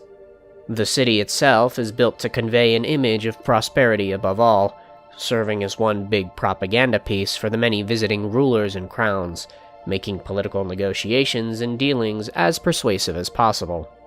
This image, however, is largely a facade, as the city itself is mainly supported by the Varunian crown, as Elshan's incredible size and luxuries have proven to be incredibly costly, making the city dependent on its greater rulers. Even still, Elshan remains a large exporter of the cultural arts, being a center of music, literature, portraiture, and sculpture, comparable to the ancient Greeks of reality. Elshan is a city laden in wealth, marble domes and pillars framing the elaborate architecture of the city's cobbled streets, the pinnacle of Varunian architecture, scattered amidst beautiful gardens, canals, and statues. This wealth, though not as prevalent, is still present in part within Elshan's surrounding villages and townships, which provide a great deal of the province's goods and manual labor. Currently, Elshan is in diplomatic conversation with its neighbor province, Vale, though these discussions have recently gone sour, with Vale reaffirming its loyalties to the Central Confederation of Independent Crowns, the central force of political power upon Aenir. With 4 cities under its rule, the Central Confederation of Independent Crowns is a collection of solitary gate cities and their surrounding territories, who, through their political influence, have come to form a loose alliance with one another, engaging in trade and defending one another from outside threats. This loose alliance allows each city to govern themselves as they please, with a bi-monthly union of each city's leadership convening to discuss and plan the past, present, and future of each of their respective territories. Vale is one such city of the Confederation, being a center of arcane innovation, consistently expanding the limits of supernatural technology. Though not the origin of the firearm, Vale is still best known for its progress within the realm of the weapons technology, serving as the main producer of arms for the Central Confederation. This industrial background, however, does not detract from Vale's cultural beauty, as it is a city of great diversity and trades, consistently exporting any number of goods through its well-established relationship with the United Market. Vale's crown is currently borne by a queen and her council of bishops, experts within the various political fields of Vale and its greater surroundings, even having a present representative of both the United Market and Brass Lotus within their council. This cultural and economic prosperity most immediately manifests itself in Vale's beautiful, if traditional, architecture, with stone walls and turrets and iron spires that rise to pierce the skies alongside distant smokestacks. Vale, though being connected to its sister crowns under the Confederation, is actually rather isolated, as barring it from the rest of its political alliance is the Wooded Sea, an incredible expanse of lifeless woods, only inhabited by the massive, single organism that makes up every tree, vine, and bush of the ocean-sized forest. No fowl, fungus, nor creature can exist within these woods, leaving the air that rings between its tangled trees in a deathly, oppressive silence. This organism, in truth, is the entire extended consciousness of Calnaer, who, in searching for immortality, grafted his soul into the earth, overtaking the very ground beneath his feet, and manifesting himself as a single, plant-based superorganism with complete control over everything within its leafy canopy.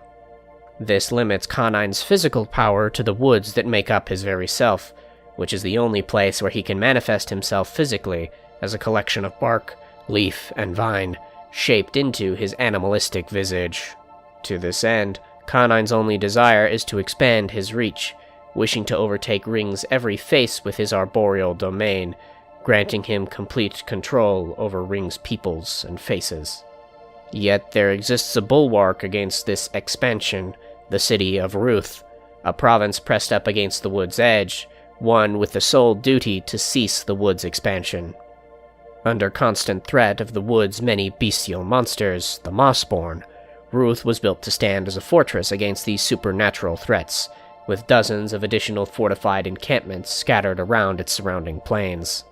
To this end, Ruth's architecture is powerful and imposing. Its stone walls, hundreds of feet in height, reach over the canopy of the wooded sea, ever vigilant against oncoming threats. Ruth is a city built atop these walls, with rigid, minimalist structures taking up the bulk of its streets, built to last above all else. Even still, Ruth is not to be mistaken for a city without culture. As though most of its traditions stem from its militant nature, its culture runs deep into every man, woman, and child that traverses its streets. Ruth is a city governed by faith, with a war-decorated paladin at its throne, a faithful warrior of the Knights of the Equinox, a direct descendant of the city's founder, a formal paladin of the same order, Chasmodius the Even-Handed.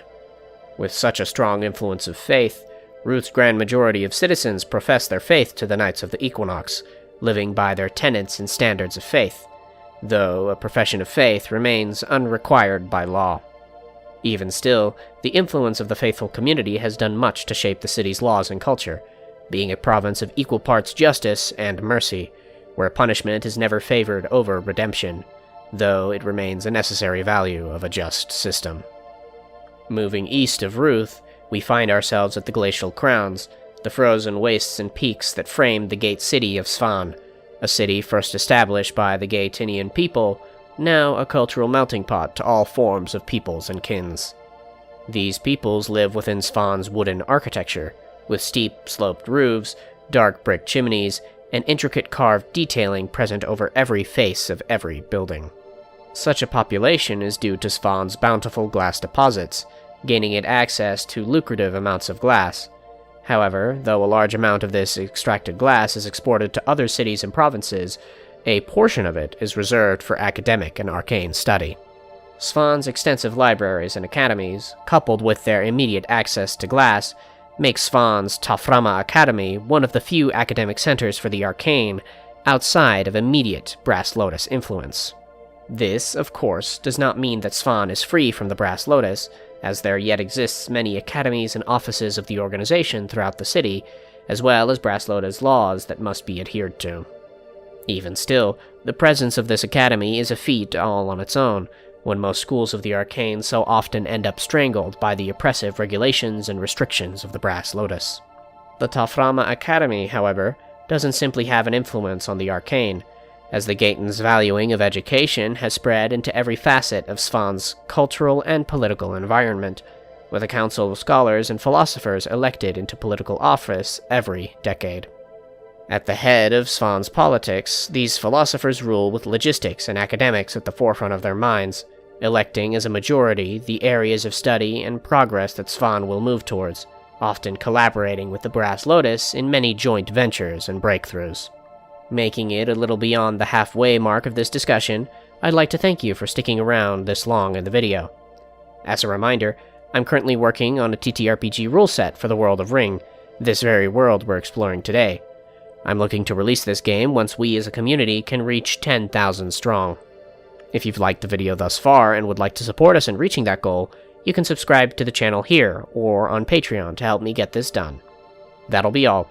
Let's get back to it. The final city that claims allegiance to the Central Confederation of Independent Crowns is the city of Barone, an expansive collection of wooden, domed buildings which primarily serves as an export of lumber and agricultural products. Being set along one of Aenir's great rivers, with gliding plains on nearly every side, Barone reaches the heights of economic success through their sheer volume of exports it is able to produce, even amidst its impressive population. At Barone's head is a pair of twin brothers, Nauphian in descent, who have ruled Barone and its surrounding townships for over 100 years, continuing to maintain the city's era of prosperity alongside the Confederation it serves. Further east of Barone, outside of the Confederation's reach, lies Aenir's Divide, the Circle's largest open ocean, which, though nearly desolate, is home to the Athfostian Isles, and the gate city of Athfost that is built atop it. With Ryng's open oceans being impossible to sail through, given the predatory megafauna that so commonly roam Ryng's depths, Athfost is largely isolated from the outside world, aside from its gate and United Market trading. This has pushed Athfost to have an incredibly profound culture, with little racial or ideological diversity, being a city almost exclusively inhabited by mankind, who over untold generations have developed olive complexions and sea-green eyes, a unique trait to men and women born of the Isles. Culturally, Athfost and its people revolve around the plentiful resources of their isles, often seen as luxuries within other, far-off provinces. Their main export, thusly, is fish and the various exotic creatures that hide themselves under Ryng's waves, still collected by hand. Joint with this focus on fishing, Athfost is known for their masterful shipbuilding, crafting immaculate vessels to sail between their many islands, and thusly are often commissioned by the United Market to build portions of their airships. It is this close tie with the United Market that has granted Athfost such economic prosperity, even amidst what many would consider to be incredibly limited resources. This economic prosperity, joint with Athfost's identity as shipbuilders, has given rise to an incredibly unique architecture. Their buildings, commonly built on stilts that extend into the tides, resembled the overturned hull of ships, pointed domes with flat frontal faces, giving Athfost an incredible personal identity among the other cultures of Ryng. As we once again arrive at shore, we reach the Varish-Sidon Union, a political alliance between Aenir's two final cities, Varish and Sidon. Being a pair of cities isolated by Aenir's Divide and the Everwinter Peaks, Varish and Sidon have been long-standing enemies ever since their founding, always at odds with one another over their territories and resources. Such tensions would come to a head with the beginnings of the Varish-Sidon War, a 17-year conflict of resources masked as a god-ordained crusade. However, after nearly 2 decades of battle, with neither province proving victorious, the crowns of each throne elected to cease their era of war with one of eternal peace, developing the unbreakable bond of the Varish-Sidon Union, one that since its inception has lasted centuries. Varish, the province whose territories extend to the Divide's coast, is a city that even after centuries has yet to fully recover from the wars of its past, arcane scars continuing to deform the land it was built on. Even still, such scars serve as little more than memorials in the modern day, as the people of Varish have long since moved past the conflict with their neighboring city. In order to best move on from this past, Varish has since elected a line of kings to rule their province, cutting down the old dynasties of war and conquest in favor of those of peace and trade. This recovery, though incomplete, has still given rise to many cultural wonders from the Varish people, the city becoming a center for the production and export of many raw materials, having long since converted their engines of war into engines of industry, becoming mass exporters of stone and lumber.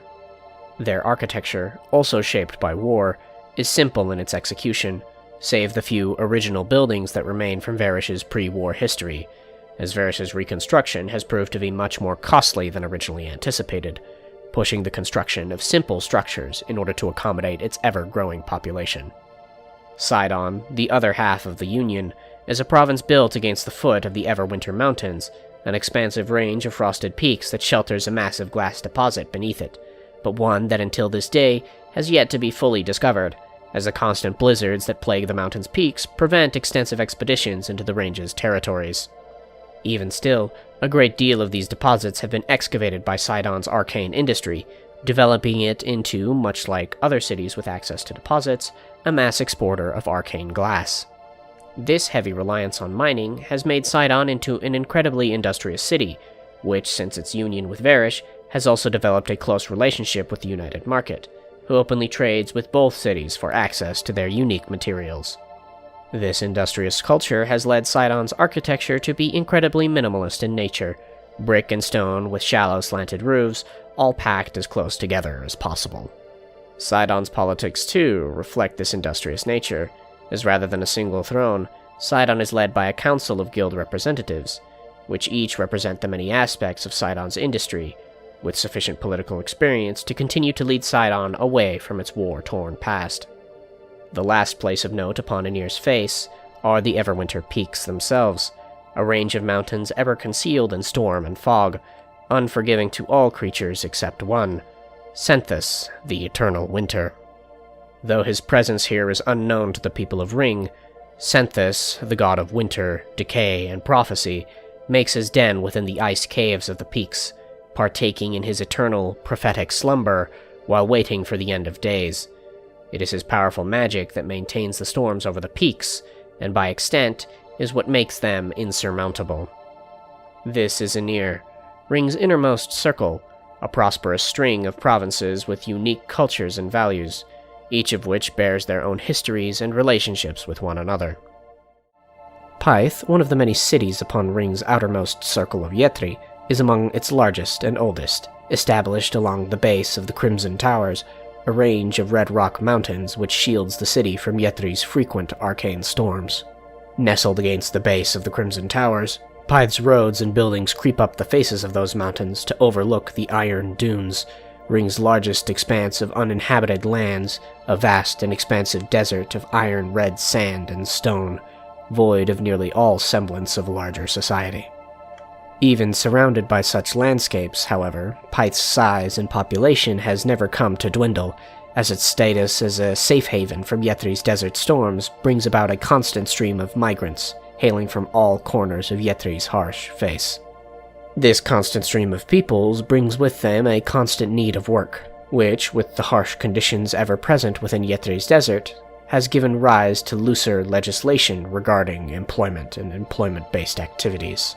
To this end, a great many less-than-savory characters come to find their home within Pyth, ranging from desperate thieves and beggars to crooked merchants and businessmen, all of which remain ever eager to exploit those around them for any amount of coin. This economic structure, one only loosely guided by the distant laws of the United Market, has brought about a society ever on the edge of anarchy, but with enough force from its head to prevent such a descent into complete chaos. Because of this, all manner of goods are exchanged within the market bazaars of Pyth, even those which could be considered less than legal within most other spaces. This added economic variety, although bringing about an air of caution from external eyes, pushes these market bazaars to become the economic arteries of Pyth's cramped streets, pushing and pulling a constant stream of coin into the hands of the wealthy and commoner alike, a flow further augmented by the gate at the city's center. As discussed within a previous installment on this channel, A World of Glass and Magic, travel between Ryng's three circles is rather limited, thanks to the vast distances between them, as well as their near-constant movement. However, there do remain a few stark exceptions to this rule, when travel between these circles becomes possible. At the beginning of each season, the rotation of Ryng's circles causes the rails they move upon to slow, to the point where travel across these rails finally becomes possible. This travel isn't done through traditional means, however, as the space between Ryng's circles consists of nothing but the vacuum of space. Rather, this transport is done through the opening of a gate. These ancient structures, built of the same blue-gray stone of the circle's exterior, are placed periodically along each circle's inner face, several thousands of miles apart, only opening when two gates align for a sufficient period of time. Only two gates will ever be open on a single circle, making these events monumental causes for excitement. Because of this excitement, Ryng's largest kingdoms and cities are often built upon these gates, becoming hubs of economic and intellectual trade, Pyth being no exception. Due to the positioning of Pyth's arcane gate, the city's gate comes to open more consistently than others, coming to open consistently twice a year, much more frequently than other, more isolated gates. This consistency is what has allowed Pyth to grow to the wealth and size of the current day, allowing for mass intercircular trade to occur and thrive within the city, pushing it to become one of Yetri's largest centers of trade and commerce. Being such an economic center, Pyth has grown to develop many standing relationships with its neighboring cities, as well as more intercircular entities, such as the United Market and Brass Lotus. Regarding the specifics of these relationships, Pyth's massive political and economic influence has effectively granted it a near complete control of its immediate surrounding territories, its influence extending over the many smaller towns and villages that extend from Pyth's branching roads. These smaller towns and villages most commonly exchange a portion of their income, farmland, and produce for Pyth's military protection, serving almost as unofficial territories of the massive city. Pythe's relationship with the Brass Lotus and United Market, however, is a little more complicated, given the nature of these impossibly large intercircular organizations. As is the case with any gate city, the Brass Lotus has several schools, libraries, and research centers scattered throughout, which both serve to educate the population, as well as act as a base for the Lotus's many research endeavors regarding these gates. To this end, no formal agreements have been made between the two entities of Pythe and the Lotus, aside from the establishment of such schools and academies. Because of this, tensions between the two ring low but constant, as the Lotus constantly looks to encroach on Pythe and its people, while Pythe continues to do everything in its power to bar Lotus influence. Pythe's relationship with the United Market, however, is one in much better standing, as Pythe's nature as a hub of internal and extracircular trade brings a great deal of coin into United Market coffers. It is for this immense profit that the United Market allows for Pythe's looser regulation on goods and services, electing not to encroach on the less conventional businesses and industries of Pythe, so long as they continue to drive up profits and economic success. These relationships, although distinct in their form and function, are all regulated and handled by Pythe's governmental structure, masted by Duke Julius Ryad, a noble with an unsavory past, granted such a title only by his immense wealth, charisma, and contributions to the United Market. He alone serves as Pythe's head, ruling as a self-imposed monarch, rising to such a position through decades of elaborate conspiracy and subterfuge. Even as a lone ruler, however, Duke Julius Ryad extends many an ear to nobles and representatives of foreign organizations, even having a full-time representative of the United Market present within his court to express market interests. To this end, Ryad serves little but himself. He is no benevolent ruler, but his interests remain with him in power, pushing him to serve his people and their interest, lest they grow wary of his rule in favor of another. But Ryad is no fool, choosing to enforce his rule not with force, but with incentive. In order to quell the woes of his people, Duke Julius Ryad has gone to great lengths to establish a very specific cultural identity over his centuries of rule, developing a culture centered around the ideals of personal pleasure and liberties, but also the thrills and prides of luxuries. With such an economic focus and culture, the people of Pythe look to drown their struggles of desert life in economic prosperity, with elaborate upper-class parties, community events, and gatherings of the Commonwealth occurring every day within the city's walls, the most celebrated events being Collier's duels. The city of Pythe, above its presence as an economic and political power, is most known as the birthplace of Collier's duels, an elaborate sport of arcane combat wherein two mages, known as Colliers, clash with glass and blade to the death. This gladiatorial sport, within its early years of infancy, was confined to Pythe and its Ryng-famous arena, the Iron Stadium, Ryng's largest amphitheater to ever be constructed. However, over many decades of the sport's growth, with thousands of foreigners taking the treacherous trip to witness the games each year, the sport grew to escape the bounds of Pythe, having circuits all over Ryng's faces. These additional sporting rings, however, often come with additional rules and barriers to ensure athlete safety, leaving Pythe as the only place upon Ryng where the original games are still held, proving to be an annual event of greater and greater excitement each and every year. These Collier's duels, coupled with Pythe's harsh desert environment, have done a great deal to mold Pythe's culture and architecture, which draws many visual influences from more traditional Middle Eastern countries.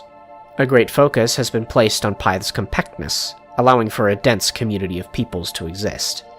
This density pushes for great detailing to be placed onto the tighter streets and alleyways, with intricate carvings, shapes, and sculptures being used to exude a sense of pride and wealth without the need for wasted open space. Furthermore, colorful fabrics and silks are often draped between rooftops, providing an additional shield against the harsh desert sun, while bringing an air of color and luxury, so often void from Yetri's deserts. This expression of luxury and function is something that extends into Pythian clothing, which often consists of a simple cotton thobe to combat the heat, accentuated and draped in much thinner and finer silks, often laden in complex patterns to further exude luxury and pride. It is in this sense of personal and community pride that the people of Pythe live in, ever proud of their city's economic success and the luxuries that such a success can afford them. To this end, the people of Pythe can come to be rather pretentious when in the presence of foreigners, however, are also strangely welcoming to those who wish to integrate themselves into their community and culture. All this is to say that Pythe is a place of great economic promise, which has been molded into a proud yet welcoming community of perceived luxuries and personal freedom. However, the greater truth to Pythe compares it to a silken sheets draped over a crooked underbelly, plagued with crooks, slavers, and thieves, which take great advantage of the city's complexities in order to benefit themselves. A prosperous mask to hide the ugly truths of such success, a city built for the benefit of one, who in his perceived benevolence has led an entire people to remain content with his corrupt selfishness. Nafnet, much like her brothers, is a goddess born of the carnal desires of Father's first angels, forged from the angels' jealousy of their kin, their crooked desire to see their peers fall to ruin. To this end, Nafnet is a creature of jealousy and disgust, adhering to her law of obsession, envy, and curses, bent on seeing those around her grovel in self-loathing. As a deity of such power, there isn't much one could truly be jealous of, as the incredible power of such a state could bring about any manifestation that one could desire. Nafnet's jealousy, however, stems from something far from physical, that being her name. Nafnet, above all else, envies the names of mortal men, as she herself has none to call her own, left with nothing but a title, Nafnet, Nameless, the translation of a long dead tongue. This envy turned jealousy turned hate has led Nafnet to adopt a similar behavior to that of her brother, Calnaer, becoming something of a deal-maker over the entirety of her existence. Nafnet, however, in contrast to Calnaer, offers those who seek her nothing, at least not directly. She demands sacrifice, and upon her satisfaction, she may be called upon in cursings to doom one's fellow man. These curses, powerful magics beyond the limits of mortal men, come anything but free, as although they come at no physical cost to a caster, seeing as a mage exerts no power of their own, such things cost something much greater, a name, an identity. In order to enact a curse upon a mortal, Nafnet demands the name of those who seek her, stripping them of their very identity. Those who deal with Nafnet only ever do so once, as once their name is stripped from them, they have nothing left to give. Those who deal with the Nameless Queen, now stripped of their name, often go to live lives of obscurity, their previous relationships all severed, their name and likeness forgotten by all who had previously held them dear, with no hopes of ever remembering their own true name. Names, however, within religious texts and folklore, in addition to holding one's identity, also serve as one's keys to an afterlife, as without a name, the celestial gods have no means to separate mortals from Zephyr and his demons. Thusly, the superstitious of Ryng tread incredibly lightly when discussing the dealings and curses of Nafnet, fearing for their eternal well-being. Physically, Nafnet is an imposing beast of beak and claw, with great beating wings of black feathers tipped with gangly fingers. Within her beak lies a row of large, humanesque teeth, which frame a pair of eyes that peer out from the darkness of the back of her throat. Her appearance leads many to believe her to be the mother of ravens, and thus treat the corvid as her symbol, as well as a symbol of the witchcraft and cursings she imparts onto mortal men.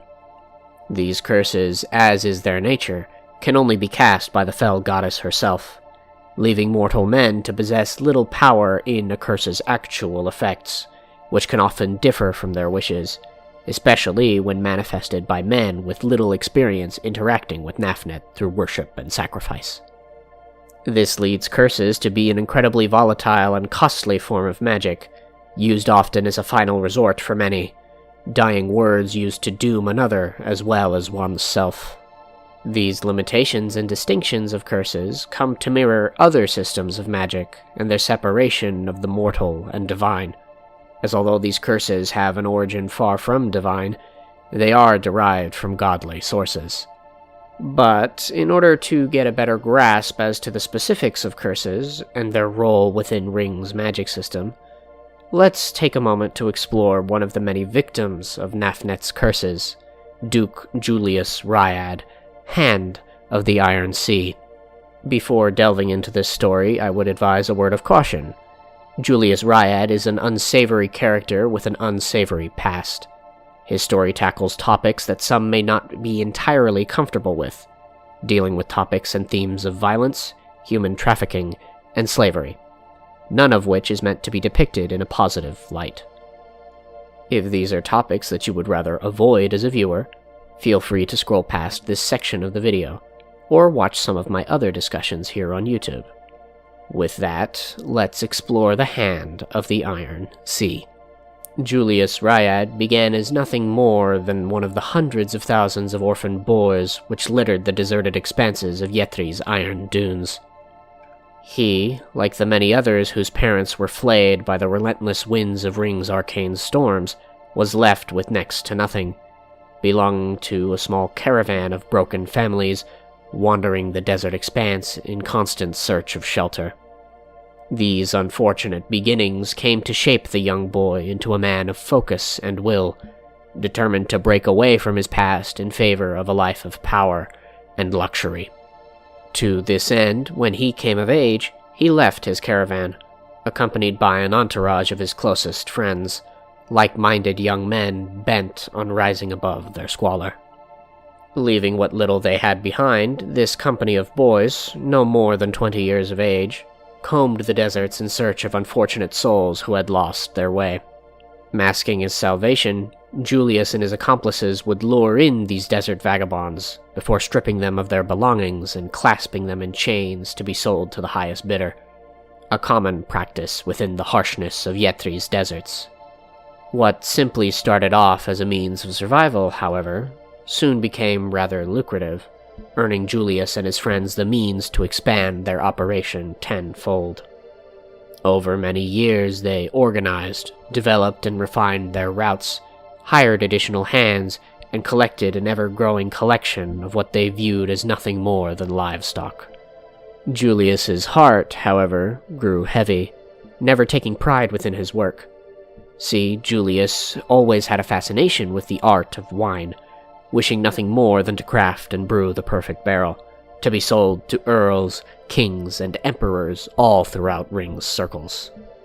This dream, however, although made possible by the profits of his current endeavors, would be something impossible to sustain with his continued ties to his business, as Ryng's inner circles took great caution when doing business with Yettri, even more so when confronted directly with slavers such as himself. To this end, Julius vowed to set aside his corrupt dealings, announcing to his friends that he would be leaving the business. This news, however, did not go over well with his present company, who accused him of betraying their interest. As such, these once-called friends stripped and beat Julius within an inch of his life, tossing his broken body into one of the many cells used for keeping slaves, so that those he once imprisoned could have their way with him. Julius, barely conscious, stumbled to his feet, desperate to preserve what little of his dignity remained. He was a dead man, but one that would find no release. Unknown to Julius, who took no care or caution in selecting those he imprisoned, a witch stood in his midst, a follower of the Nameless Queen. This elder, a frail old woman of dark complexion and sunken eyes, scorched from many years within the desert sun, stepped out from the crowd that enveloped her, raising a bony finger to meet Julius's gaze. "Wretched creature," she croaked, "may the Queen curse you to forever wander these iron dunes. May your thirst never again be quenched by Ryng's streams and springs. May the sun's rays scorch your flesh and bone. May you find no peace in this life nor the next. I rebuke thee, snake of the desert, as I give my every self to her majesty, that she may seal this pact in bone and feather." Julius stood before the witch, broken and hunched, his fate now sealed. A coldness seeped into his blood, before a relentless thirst took its place. Not one of longing water, but blood. With a supernatural strength rivaling the great beasts of the desert, Julius leapt upon the witch, ripping her flesh from bone before gorging on her crimson ichor. The sensation only quickened his thirst as he turned to the remainder of the witch's cult, his blood-soaked lips curling back in a vicious smile. The following morning, Julius was found by those who imprisoned him, lying atop one of the dozens of mutilated bodies that sat within his cell. Great burns were carved into his back, as the sun's unrelenting rays pierced the cell's barred roof. Rage filled the hearts of the slavers, furious as to their lost product. They stormed into Julius's cell, expecting him to be long dead, and although the man they knew certainly was dead, Julius himself was as alive as ever. That day, Julius became unburdened from his previous obligations and dreams. In slaying those he once called friends, a new mission arose to the center of his mind. He would become a plague to Yetri's desert peoples. He would grow in wealth to rival even the United Market. He would bathe in his success, built upon the backs of slaves, all to spite the witch who had cursed him. He would become the unrelenting hand of the Iron Sea. Since his cursing, Duke Julius Ryad has risen amongst the ranks of Yetri's nobility, coming into power over Pyth, Yetri's largest capital city. His wealth and prestige, although built on his profits of slaving, has allowed his economic influence to reach all corners of Ryng, as his dealings now stretch into every industry, both mundane and arcane. Yet this influence is cast in a veil of mystery from the outside world, as the effects of Ryad's curse have forced him into a near-complete isolation, forced to hide beneath heavy robes and a porcelain mask, all to shield himself from the desert rays of his home. Obsessed with his appearance, his greatest insecurity, his flesh has long since burned away, leaving nothing but scar and muscle beneath his robes. To compensate for his ghastly appearance, Ryad carries himself in confidence and power, taking great care in his choice of words within any conversation. He speaks slowly and deliberately, and is almost never seen without a glass of wine within his hand. A personal brew, a twisted remnants of a young man's dreams, now infused with the only thing that can quench his unending thirst, the blood of man. This wicked thirst, a secret known to none but himself, still leaves an air of dread within Ryad's wake, as politicians and merchants from all corners of Ryng note the discomfort they experience in their dealings with the man, even amidst his cold, albeit pleasant, demeanor. This presentation, however, remains little more than a front, a desperate attempt to assume some form of control over his curse, an illusion of control, one which he desperately hopes to fall for. This is but one of many examples of the cursing powers of Nafnet, the Nameless Queen, as her cursings can manifest themselves in any number of forms, often a brutal and demanding reflection of an environment or a man's past. Because of this power, cults adoring Nafnet are more commonplace when compared to the worship of other dictates. However, these cults are often small and isolated communities. Even still, the presence of these cults can bring about a great deal of fear and superstition within nearby communities, often leading these cults to be at odds with local political and religious authority. This, by extent, often leads to the forceful exile of these cults of witchcraft, further isolating them from the larger world. The fell dictates, first manifested from the twisted desires of Father's First Peoples, are seen as a skewed perspective of Kyle's divine law. Because of this, most orthodox faiths view them as inherently evil, changing the ways of Father's will in order to better suit their own whims and desires. Still, each of the fell dictates originates from a human desire, one that in life's long past came to supersede their desire to follow their creator's law. As such, a great many people still come to worship the fell dictates, rejecting the orthodox in favor of the many perceived blessings that come from following a god forged from human desire. This dichotomy between perspectives has left the Fell Dictates to be creatures of great controversy, as they are wholly separate from Father and his heirs, devoid of the divine light present within all of Father's perfect creations. This severance of light, as well as their banishment from the stars, is what causes these fell gods to manifest themselves on Ryng, bound to the chains of Ryng's world no longer as gods, but as beasts. Even so, the Fell Dictates are beings of incredible power and legend, holding a great deal of influence over the peoples of Ryng, even if such peoples are ignorant of their presence.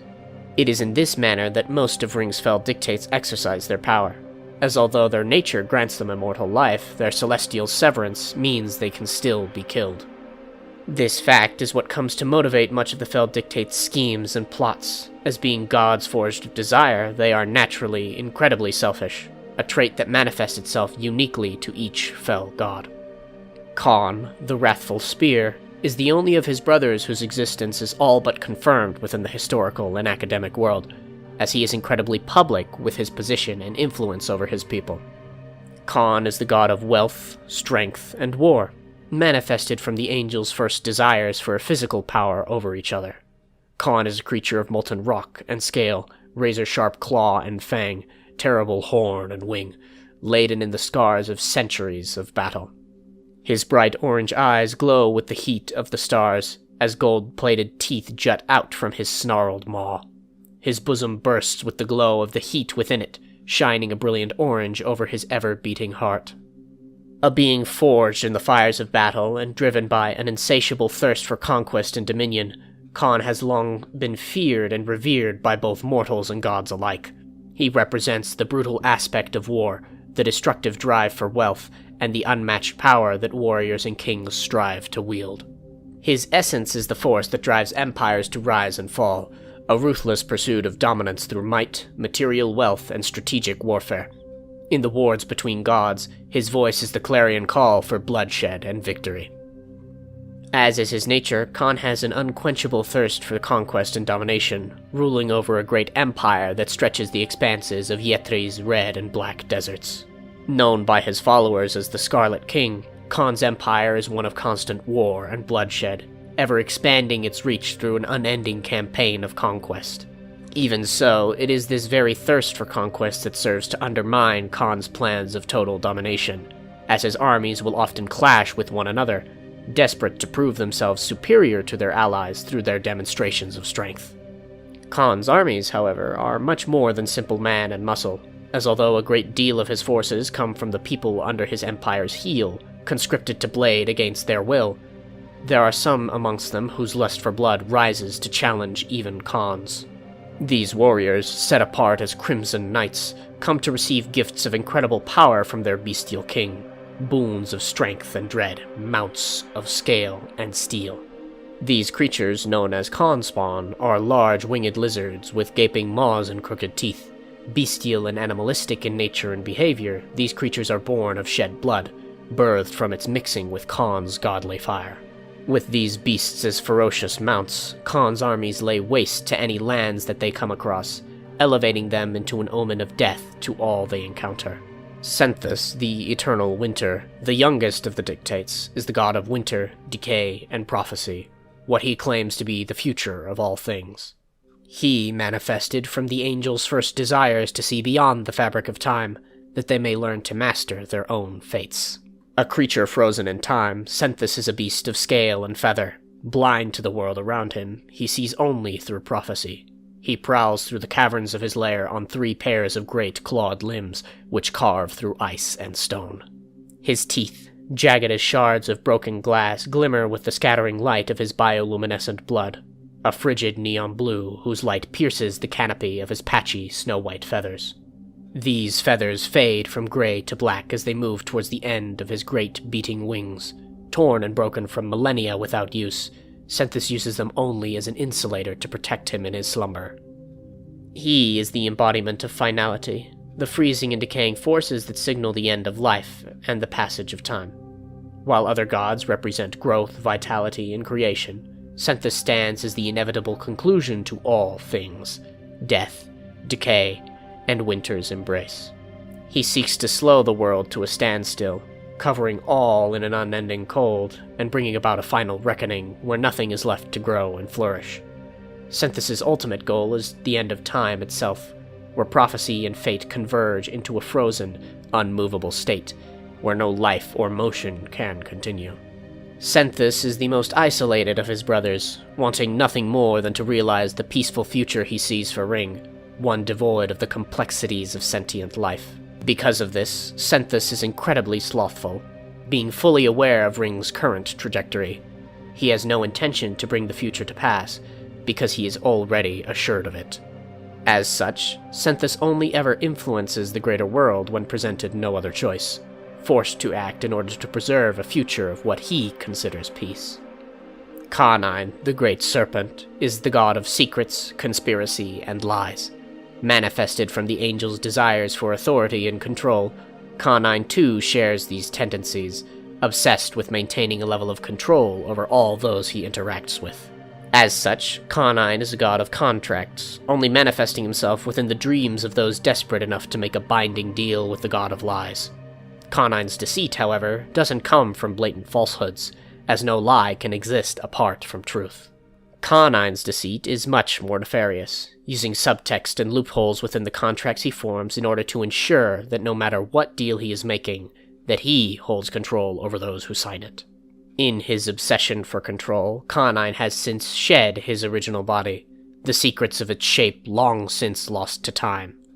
Since then, Calnaer has become one with his lair, the wooded sea. An ever-growing forest of tangled tree and vine, Calnaer's body is now one with his domain. Now, an ever-shifting form of moss and wood, he masks his face with the skull of an ancient elk, its rotten antlers adorned in chains of gold and silver. Such a transformation isn't something easily wrought, however, and was only possible through Calnaer's plot against Fafnir, where he came to steal the secret to such a transformation from his brother's possession. Still, such a secret of immortality came at a price, twisting his mind to madness. Now consumed by paranoia, schemes, and an obsession with holding power over others, Calnaer spreads lies and sows doubt in whoever he encounters, delighting in manipulating those around him. Fafnir, the Mad Star, the first of the Fell Dictates, is the god of knowledge, madness, and the stars. Forged by the ancient angel's unhealthy desire for forbidden knowledge, Fafnir is a great serpent of scale and muscle, driven mad from the forbidden knowledge he has accumulated through an unfathomable years of study. This madness manifests itself through the 3 seams that run down his head and neck, splitting his head into 3 teeth-laden jaws, which bloom like flowers within flowers. His form is eldritch and foreign, driving those who witness it to either madness or enlightenment. Fafnir, however, wasn't always known as the god of madness, as although considered gods, the idea of death led Fafnir to explore the secrets of Ryng's greatest taboo, immortality. In discovering such a secret, however, Fafnir was doomed to an endless life of unrest and obsession, a life only fulfilled with the accumulation of further knowledge, a fixation that would lead to the formation of the Brass Lotus. In forming the Brass Lotus, Ryng's most influential guild of mages, Fafnir now serves as its secret head, disguised under the mask of his persona as Archmaster Phaelon. This persona grants Fafnir a near unparalleled influence over Ryng's peoples, all the while living under a veil of complete secrecy, with near limitless resources at his disposal in order to assure the continued secrecy of his true identity.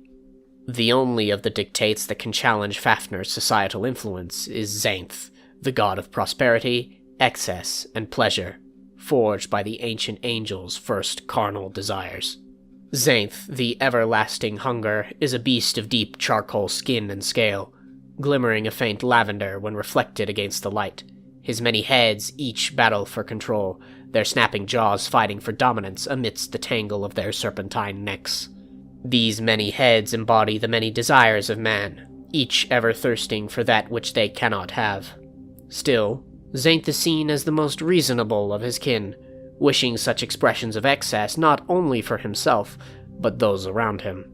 As such, Xanth dons a much more attractive guise amongst the depraved nobility he surrounds himself with, following Fafnir's grasp for influence with his control of another of Ryng's greatest guilds, the United Market.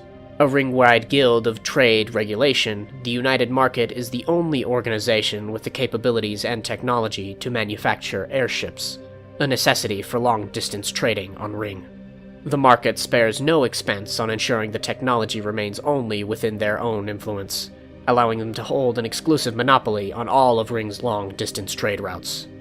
It is under the guise of Aranor Slaith, the head of the United Market's council of 5 noble families, that Zainth hides his true identity, masking as nothing more than an incredibly successful entrepreneur turned politician.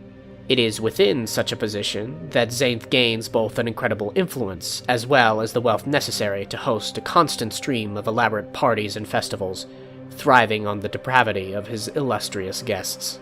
In having Ryng's greatest empires at his mercy, Zainth exerts his influence incredibly liberally, finding his greatest economic success when the guild remains neutral to the squabbles of lesser politics, only ever exercising his political power when his well-being is threatened.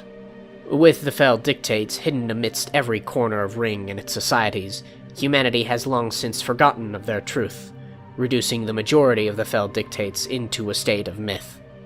Although society as a whole believes them to be nothing more than cautionary tales of corrupt dealings, there are still those who see them as more than simple folklore. Many cults and religious communities dedicate themselves to the worship of these gods, craving the gifts of their divine law. Whether it be gifts of prophecy, fortune, or knowledge, the fell dictates give freely, sustained by nothing but control and the corruption of Kael's divine law. Khan the Wrathful Spear is the only of his brothers whose existence is all but confirmed within the historical and academic canon, as he is incredibly public with his position and influence over his people. Khan is the fell dictate of wealth, strength, and war, manifested from the angels' first desires for a physical power over one another, their lust for glory and conquest, and their need of treasure. Khan is a creature of molten rock and fire, his iron scales dripping white-hot with his primordial fire. Razor-sharp claws of deep black carve into legions at his feet, slashing muscle, bone, and tendon without discrimination. His wings, great curtains of flesh and bone, tear into the skies, leaving none free from his rain of molten bile, a white-hot concoction of mixed metals and stone. His eyes, 2 molten orbs of iron, peer out from scarred scale and brow, as gold-plated teeth jut out from his snarled maw. His bosom bursts with the glow of heat within it, shining a brilliant orange over his ever-beating heart. Being forged in the fires of battle, and driven by an insatiable thirst for conquest and dominion, Khan has long since been feared and revered by both mortals and gods alike. He represents the brutal aspect of war, the destructive drive for wealth, and the unmatched power that warriors and kings strive to wield. His essence is the force that drives empires to rise and fall, a ruthless pursuit of dominance through might, material wealth, and strategic warfare. In the wars between gods, his voice is the clarion call for bloodshed and victory. Within his wake, Khan leaves plains of blood and bodies, charred flesh and earth alike, as spires of freshly cooled metal pierce into the sky, a testament to Khan's flame. But every fire needs its fuel, and Khan's is bloodshed. With every drop spilt, Khan grows in strength. With every legion felled, Khan burns brighter. With every crown toppled, Khan roars louder. Such a flame is one of immeasurable power, and one that only grows hotter with the heat of battle. At its hottest, Khan's very presence can incinerate forests, melt steel, and even boil the blood within a creature's body. This unquenchable fire, however, has placed a great strain upon Khan's relationship with his brothers, who view his need for conquest as dull and brutish, though Khan's mind remains just as sharp as theirs. Seen as volatile and self-destructive, the dictates view Khan as lesser, taking little heed of him and his plans, though there exists an exception among them, as Fafnir holds a great distaste for Khan's indiscriminate destruction, which, over his millennia of battle, has come to destroy untold troves of ancient knowledge. Even still, Fafnir allows for Khan's continued conquest, as it is often in times of war that true ingenuity is put to the test. None example more insightful of this truth than the War of Law. The War of Law, a monumental cornerstone of the pantheological story, recounts the manifestation of the Fell Dictates and their selfish desires to rule over Father's angels with their own visions of the law. Beginning as little more than whispers, these primordial dictates were seen as little concern to Father and his heirs, turning their gaze away from this growing threat in order to continue work on their expansion of the cosmos. Before long, however, these whispers grew to shouts, and shouts to roars, and roars into beasts. The Fell Dictates had finally risen to power, swaying Father's angels to abandon the old law in favor of their own. The angels began to rebel against their creator, a creator who only now began to see the corruption within them. To this end, Father and his heirs waged war against the Dictates, the chief general among them, Kael, god of justice, nobility, and law. A pillar of law, an image of strength, Kael is a creature of platinum skin and snow-white feather. His 4 wings stretch across the stars as an image of awe and order, as he stands crowned in golden horns, which crest into a halo upon his head. Kael is a formidable beast, the only beast designed expressly by the hand of Father. Such design gave way to a celestial conquest between stars, as Kael subdued foe after foe, dictate after dictate, forcing all but Khan under the heel of submission. But Khan was never one to kneel, and after untold eras of building his strength, Khan's flame had grown to rival those of the gods, inadvertently fueled by Kael's conquest of his brothers. Though once a beast, Khan's fire had grown into a force of the cosmos, an unquenchable star fueled by the very enemies that swore to destroy him. He had reached beyond the limits of even Father's heirs, and though Kael rallied arms against him, it was not enough. Kael's body was sundered across the stars, a grievous wound dealt to the Platinum Arbiter, but one that would not go unnoticed. Father, emboldened by the nobility of his 3rd son, took up his arms and banished the Dictates into the void between stars, forever severing them from celestial presence.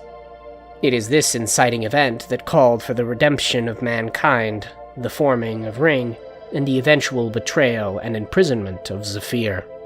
But it is in these subsequent actions that the Dictates found their new home upon the circles of Ryng, as they now each look to reclaim their celestial influence and strength, bent on growing in power that they may once again strike down Kael's law, that Father's peoples may be forever free from its influence.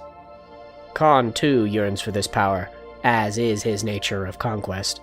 Ever since the beginnings of Ryng's peoples, Khan has spread his influence across its faces, not through quiet schemes or plots, but through the building of an empire. For millennia, Khan came to rule over a great empire that stretched the expanses of Yethri's red and black deserts, an empire of iron and steel, ever stained in the blacks and crimsons of fresh and dried blood. The Crimson Legions. Khan's legions are driven by an insatiable thirst for power, glory, and wealth, believing that such treasures can only be attained through conquest and subjugation. They revere strength, martial prowess, and victory in battle, seeing these as the ultimate measures of worth and the path to greatness. These Crimson Legions believe that by seeking Khan's favor, they can attain unmatched strength and martial prowess, ensuring victory in their conquests and solidifying their dominance. They also believe in leading through brutal authority and unwavering force, showing no mercy to their enemies and demanding absolute loyalty from their followers. Khan and his people, indoctrinated at birth or conscripted as slave soldiers, seek to expand their territories and influence, viewing conquest as a divine right and a means to bring order and their vision of civilization to the world.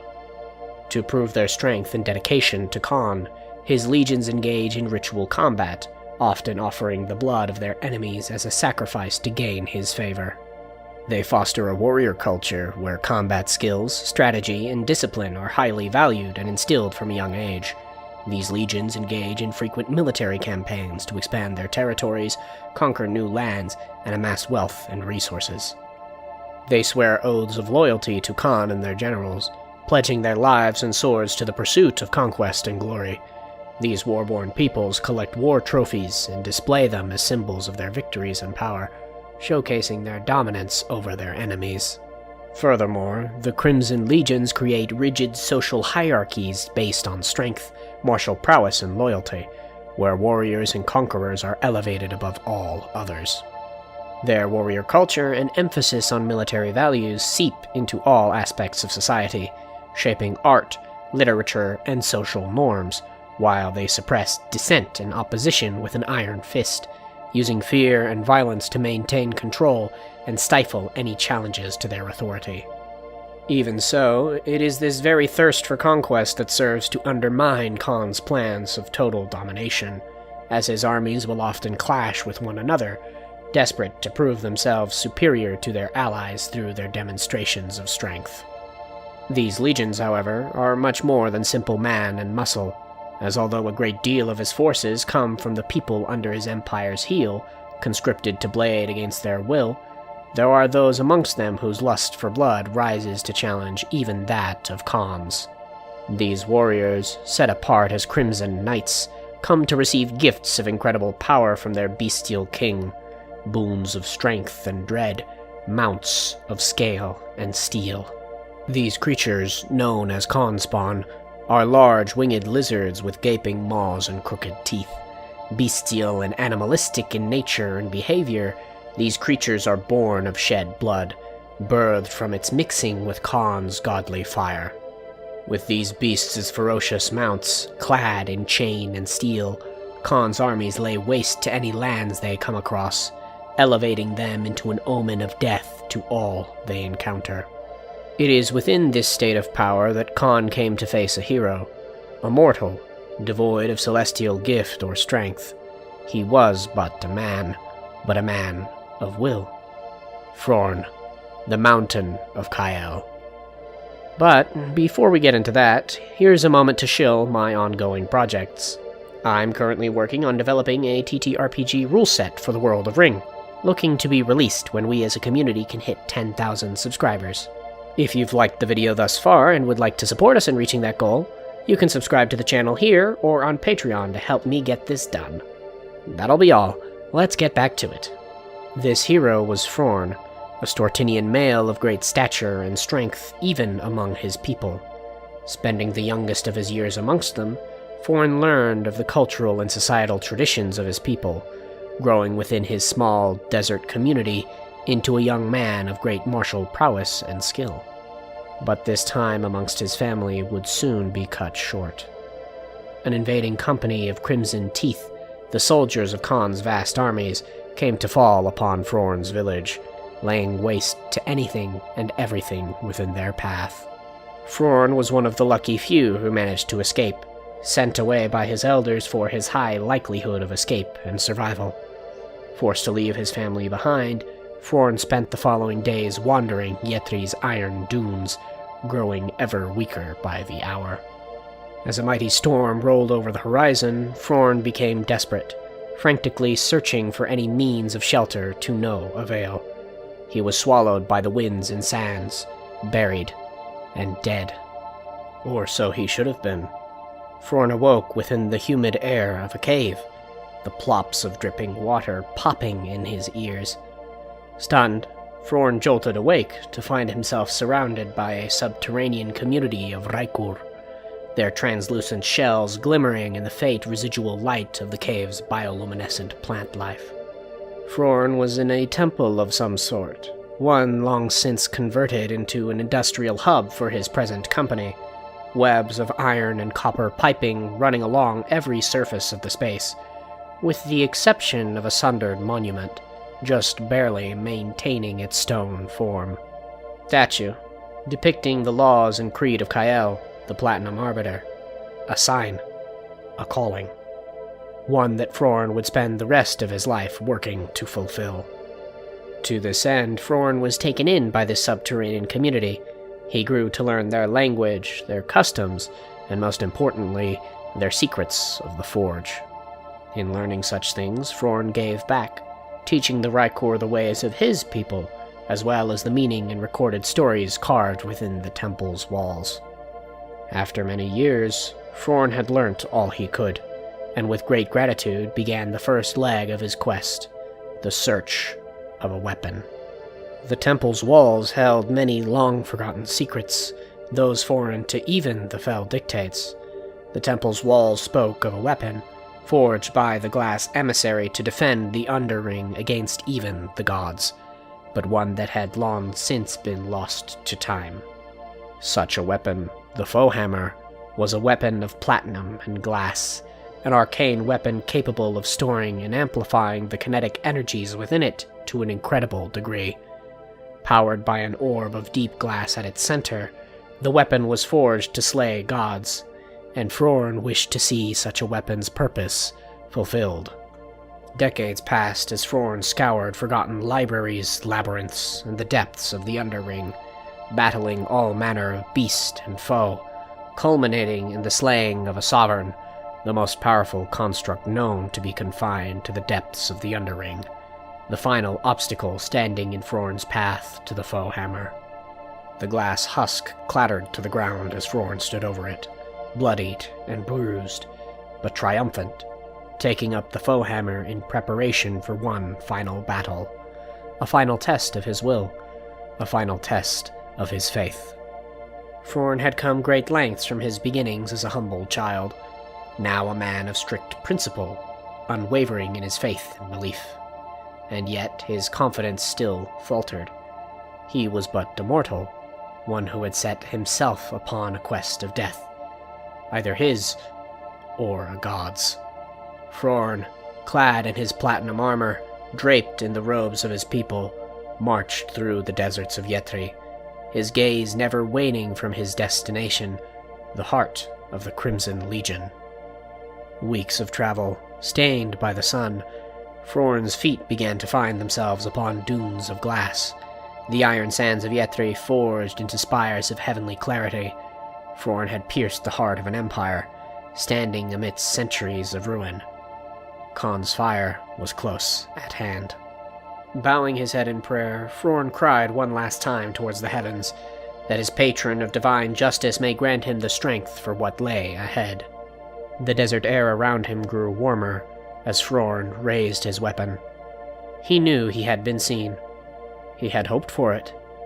Khan made his appearance, leaping from one of the dozens of crystalline glass spires that surrounded him. "Worm," the beast growled.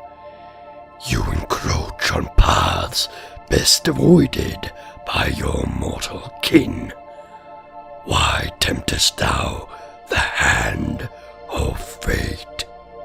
Frorn spoke no response, raising his hammer to meet his combatant. A grin upon the face of the Scarlet King. "As you wish." A battle of the ages, God clashed against steel, and hammer against scale. These forces of nature exchanged equal blows, beaten and battered the both of them.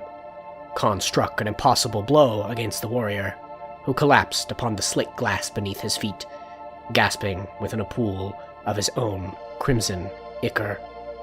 His vision began to fade as the beast encroached upon him, before Frorn heard a voice. "Just and noble servant, I heed thee. Rise above your wounded squalor, take up arms once more, deliver this beast into my hand. Become my mountain." In a flash of celestial light, the very image of Kael descended upon the warrior, reinvigorated with the power of divinity. Frorn rose to his feet, Khan stunned at the sight that stood before him. Frorn spoke in the voice of the Arbiter. "Wicked, wrathful spear, I rebuke thee. A curse, an omen, your consequence." In an instant, Khan's form began to shudder, burning away from the inside in a splendor of divine white light. Roaring and gnashing of teeth, as Khan faded from his place. Gone. Frorn had become Kael's Mountain, a title long since forgotten by man, a title of prophet, seer, judge. He had fulfilled his goal, yet had been gifted another, serving as Kael's divine hand, one to guide the faithful into celestial glory once more. Khan, as opposed to this prophetic title, was crowned a prisoner, entombed within a desolate chamber at the utmost depths of Ryng's oceans, leaving his conquest, his empire, his fire behind, doomed to watch the flames smolder to embers, void of the battle he so craves. Or so the legends speak, as the true nature of Khan's disappearance is one not known to mortal man, but a belief shared among both followers of Kael as well as the Crimson Legions, who in their king's absence have fallen from their height of power, doomed to destroy themselves until the end of days, as knight, soldier, and general fight to claim the role of Scarlet King. Senthus is held in high regard as one of the most feared dictates of Ryng, holding many names alongside his title of the Eternal Winter. Joined with such a crowning, first bestowed upon him in the primordial War of Law, mortal men have since crowned the beast with the names of the Glacial Maw, the Freezing One, and even Death Incarnate. Such names, however, though imposing in their nature, often exaggerate Senthus's role within Ryng's larger world. As though Senthus is a creature of great power and awe, he himself has no control over the divine dominion of death, such a power belonging to none other than Fairn, the skeletal half of Father's twinned heirs. Even still, mortal men often draw a connection to the concepts of death when discussing the Fell Dictate. As though not death itself, he still represents an apocalyptic aftermath, one brought about by a dark future coated in ice and snow. The youngest of the dictates, Senthus claims to be the future of all things, manifested from Father's first angels in their desire to see beyond the fabric of time, that they may learn to master their own fates. Such a desire was one quickly corrupted into a twisted visage of what once was, a set future doomed to apocalypse, a future of finality over change, a future void of choice, ruled by nothing but ice and decay. The hourglass is the icon of this finality, a ticking clock fueled by finite grains of sand, which, though perhaps plentiful for the moment, will continue to slip away until there is nothing left. As such, the hourglass is considered taboo amongst the cultures of Ryng, leaving such a time-telling device in an era of the past, now only seen within the rituals of mortal men, who in their fear look to any means to prolong the apocalypse, even if such salvation is for no one but themselves. These worshippers of the end, a collection of individuals without creed or banner, are driven not by faith or adoration, but by an all-consuming fear. Since marked by the masses as supplicants, these worshippers hail from all walks of life.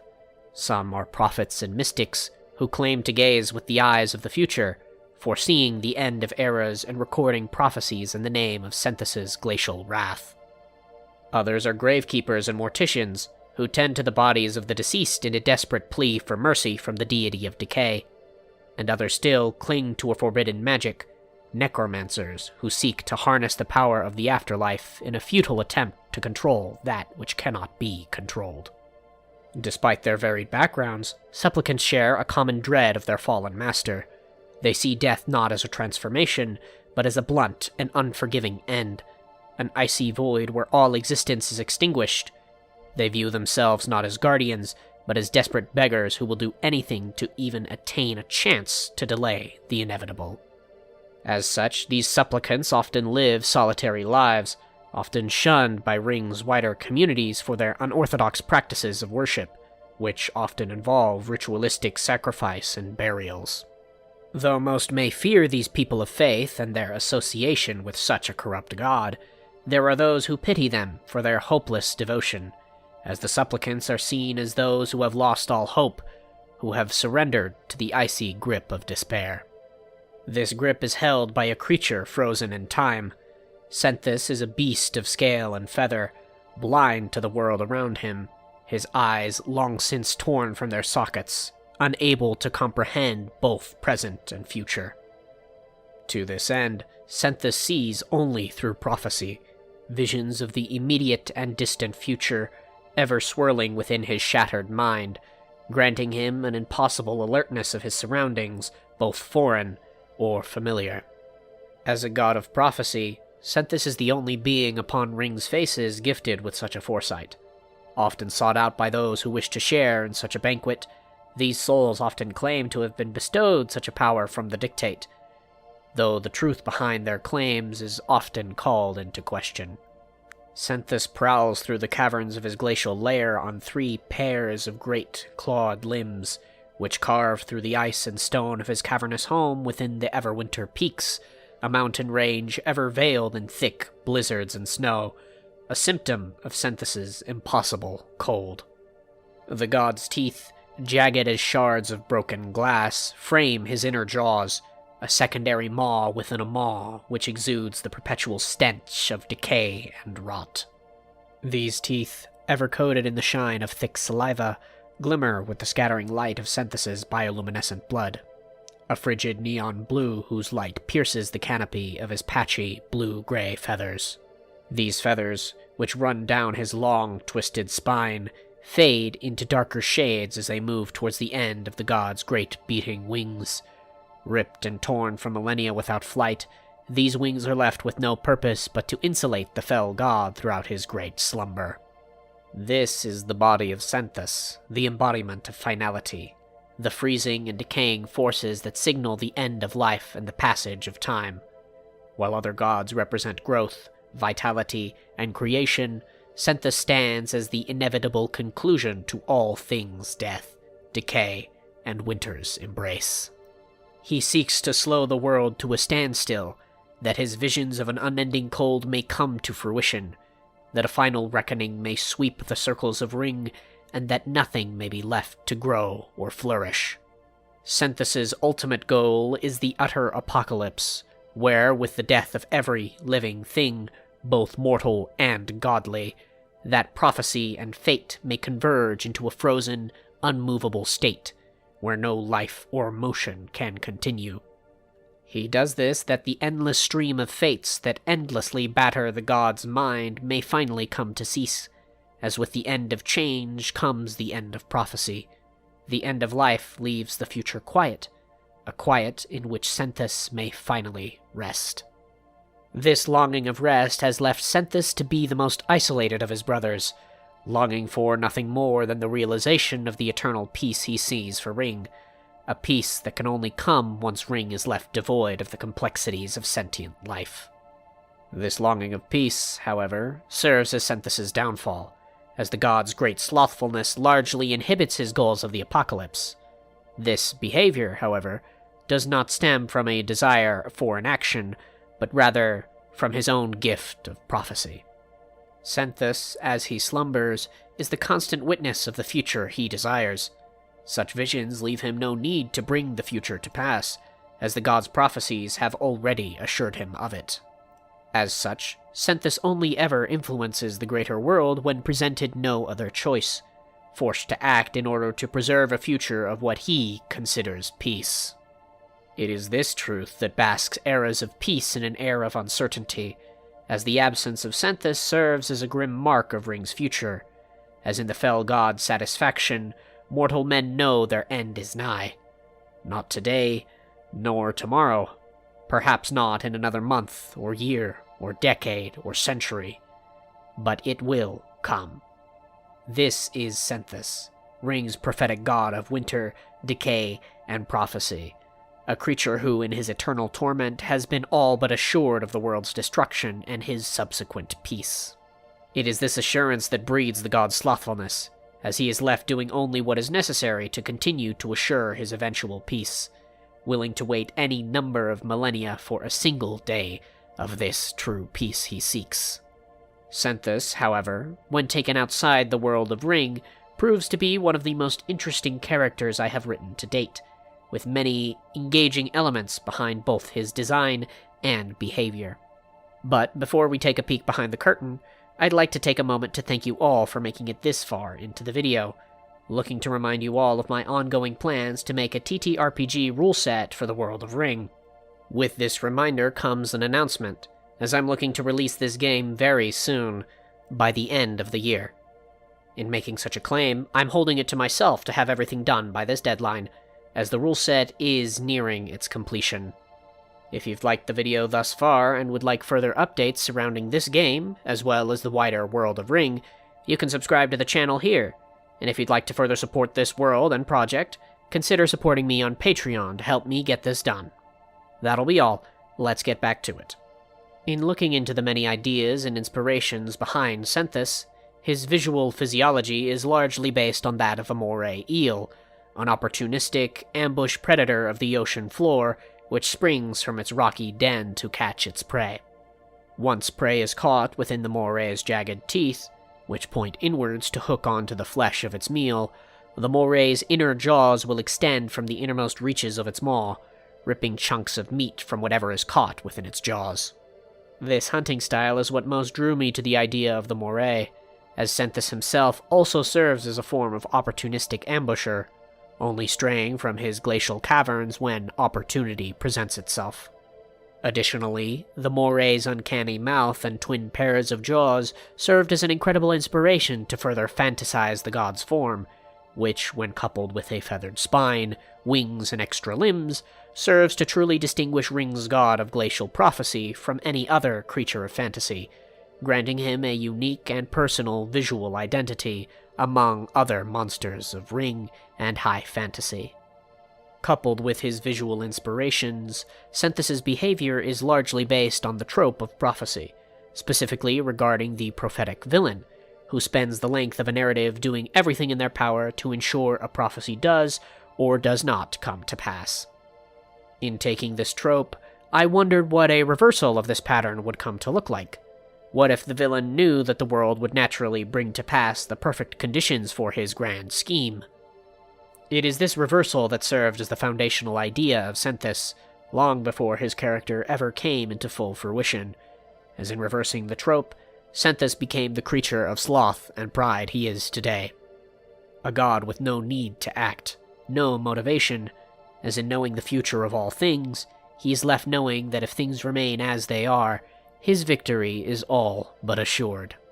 The celestial gods are considered to be Ryng's pure divine entities, consisting of Father and his 6 heirs, Iane, Fern, Rom, Shea, Kael, and Zephyr. In opposition to these forces, which largely adhere to Father's divine law, are the fell dictates, beasts of flesh and bone, manifested by the first angels and their wickedness, formed as monsters, beasts of corrupt law. Although seen as corrupt by Ryng's populace, it is important to realize that not every man who adores these beasts does so out of evil, just as every man who worships Father may not themselves be free from corruption. However, those who come to worship these fallen forces are often ostracized from their communities, either banished, imprisoned, or executed, which only feeds further into the frequent examples of immoral behavior seen amongst these people of faith. Stepping into the first of Ryng's many faiths, however, we come to the first widely organized religion of the world, Ryng's Orthodox Church, the Order of the Eternal Loom. Originally established before recorded history, the Order of the Eternal Loom, or Order of the Loom, has been an integral part of Ryng's expansive cultural and societal history throughout its entire lifespan. Specifically organized and structured, the Order of the Loom believes in organization of the law, faith, and power, believing the plans of Father to be as a beautiful tapestry, wound and knit on an eternal loom. To this end, aside from bearing the symbol of Father as their crest, priests and bishops of the faith adorn themselves in complex tapestries and quilts, which bear both historical and symbolic significance, often representing both the lives of its wearer as well as the religious and historical accounts. The Order of the Eternal Loom follows the basic beliefs outlined within the story of the Pantheon: the creation of Father and his heirs, their forming of the world and its people, and the rise of the dictates and their war, as well as the betrayal of Zephyr. People dedicated to this faith believe it is their duty to perform good to counteract the wickedness they committed within their past lives. They do this believing the only way to redemption within the eyes of Father is through a betterment of themselves.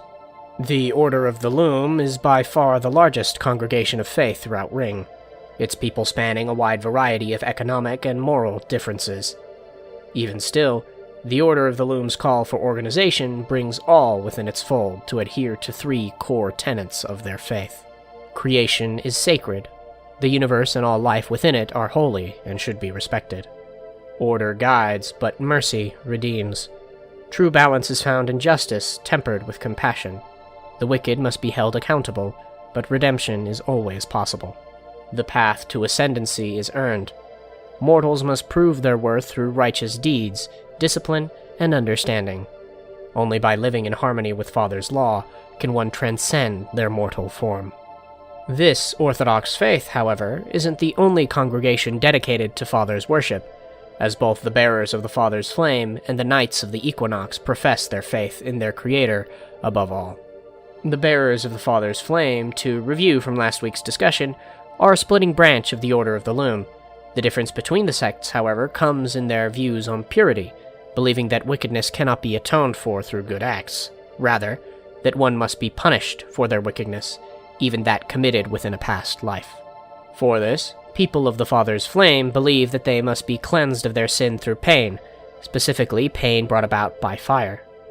The people of this faith believe fire to be the cornerstone of creation, holding it as a pure and sacred energy, the only energy pure enough to cleanse sin. For this, people of the Church will brand themselves with beautifully elaborate brands, in a similar fashion to tattooing. Because of this practice, it is incredibly easy to identify a man or woman of the faith, as every loyal member of the Church is indoctrinated with a large decorative sleeve of scars to atone for the original sins of their past life. As people continue throughout their lives, committing more wrongdoing, they brand themselves more and more, not as an act of shame, but pride for their willingness to acknowledge their mistakes and trespasses. This practice has led members of this church to be incredibly invested in both celestial and terrestrial laws, holding everything they do under intense scrutiny, even amongst peers. To outsiders not acquainted with the faith, however, people of the Father's flame are taught to treat them with kindness and sympathy, all the while remaining loyal to the core tenets of their faith. Punishment is necessary for redemption. Wickedness, even from past lives, cannot be atoned for. It must be punished. Pain purifies the soul. Sin can only be cleansed through pain, specifically through the sacred energy of fire. Pride in atonement. Branding oneself with scars is not shameful, but an act of pride, demonstrating a willingness to acknowledge and atone for mistakes and transgressions. The Knights of the Equinox, paragons of virtue and justice, stand as a beacon of hope in a world often consumed by wrongdoing. Clad in gleaming armor and wielding weapons of power, they are more than mere warriors. They are the embodiment of Kael's divine law, tempered by Father's wisdom of compassion and understanding. Unlike other, strict, law-bound denominations, such as the Father's Flame or Creed of Kael, who adhere to a strict and unyielding interpretation of the law, the Knights recognize that true justice is not always black and white. They understand that the complexities of mortal life often lead to difficult choices and moral dilemmas, where the line between right and wrong can be blurred. These noble paladins dedicate their lives to upholding the balance between justice and mercy. They believe that while punishment is sometimes necessary, redemption and forgiveness are equally vital. Through their actions, they strive to not only enforce the law, but also to inspire others to seek a higher path, one where justice is served not through blind retribution, but through understanding and compassion. The Knights of the Equinox are a diverse order, hailing from all walks of life. They are united by their unwavering commitment to Father's ideals, and their belief that true justice lies not in the punishment of the wicked, but in the redemption of the lost, holding a set of core tenets to achieve this end. Divine balance. Uphold the balance between justice and mercy. Justice is not black and white. True justice lies in redemption, not punishment. A better life for one is a better life for all. inspire others to seek a higher path. Justice is served through understanding and compassion, not through retribution. These three faiths, some of Ryng's most expansive and influential, are communities of great faith and understanding, communities that adhere to a higher law beyond the realms of men. However, there is a lower law, one bound to fell beasts of corruption, which has taken the hearts of many into its fold, the cults of the dictates. There are many cults and orders which dedicate themselves to the worship of these beasts. However, there are a select few that have grown to surpass their brethren, absorbing these lesser denominations into their own ranks, leaving little more than one for each beast, each bound to the laws of its head. The Crimson Teeth, worshippers of Khan the Wrathful Spear, are subject to the law of wealth, strength, and war. They are the subjects of Khan's expansive empire, which, willingly or otherwise, devote themselves to the Wrathful Spear in mind, body, and spirit. To prove their strength and dedication to Khan, the Crimson Teeth engage in ritual combat, offering the blood of their enemies as a sacrifice to gain his favor. They foster a warrior culture where combat skills, strategy, and discipline are highly valued and instilled from a young age, engaging in frequent military campaigns to expand their territories, conquer new lands, and amass wealth and resources. The Brass Hand, a secret society of Ryng's most powerful mages, are the heads of the expansive academic empire of the Brass Lotus, a congregation of Ryng's mages who push toward arcane progress and enlightenment. The Lotus, however, serving as little more than a concealing means to an end, is under the Brass Hand's constant influence, serving as a means to dwarf Fafnir through the laws of knowledge, madness, and the stars, with such laws remaining one of its greatest secrets. Worshippers of Calnaer, the Silver Daggers, hold a nihilistic view of truth, believing that reality is subjective and can be manipulated to serve their ends. Their ultimate goal is to reshape the world according to Calnaer's will, using deception, manipulation, and misinformation to control the masses and seize power. Silver Daggers employ various methods and tactics to achieve their goals. They infiltrate various organizations, including governments, religious institutions, and guilds, and use their positions to spread rumors, sow discord, and manipulate events from within, adhering to none other than the law of deception, conspiracy, and lies. The Decadents, followers of Xanth and his eternal excess, are driven by an insatiable appetite for pleasure and excess. They are individuals who have succumbed to their desires, constantly seeking the next thrill or indulgence. These individuals often come from privileged backgrounds, such as nobles or wealthy merchants, and use their resources to indulge in every conceivable pleasure. They surround themselves with luxury and opulence, indulging in extravagant feasts, fine wines, and lavish parties. They seek out every imaginable sensual experience, from indulging in fine foods and drinks to engaging in illicit affairs and exploring taboo desires. Finally, the Dead Whisperers are those who find themselves ensnared by the terrifying and unavoidable truth of Senthus, the deity of endings. They are not merely followers, but fearful subjects who have succumbed to the chilling, frozen end that awaits all living things. These individuals do not find solace, but rather a desperate attempt to appease the god of decay and the cold embrace of the end. The Whisperers come from all walks of life, driven by nothing but an all-consuming fear. Some are prophets and mystics who foresee the end of errors and deliver prophecies of Senthus' icy wrath. Others are gravekeepers and morticians who tend to the bodies of the deceased in a desperate plea for mercy from the deity of death. Still, others are necromancers who seek to harness the power of the afterlife in a futile attempt to control that which cannot be controlled. Despite their varied background, the Whisperers share a common dread of Senthus. They see death not as a transformation, but as the ultimate end, an icy void where all existence is extinguished. They view themselves not as guardians, but as desperate supplicants, hoping to delay the inevitable end. In worshipping these laws, however, there are even some who find such things too tame for their destructive hearts, turning to the one true god of evil, that of betrayal, ambition, and pride. The Faceless King, the Forgotten Prince, Zephyr. Those who follow such a deity have no name, no order. They view Zephyr's imprisonment as a grave injustice, seeing themselves as instruments of his wrath, sowing discord and unrest wherever they go.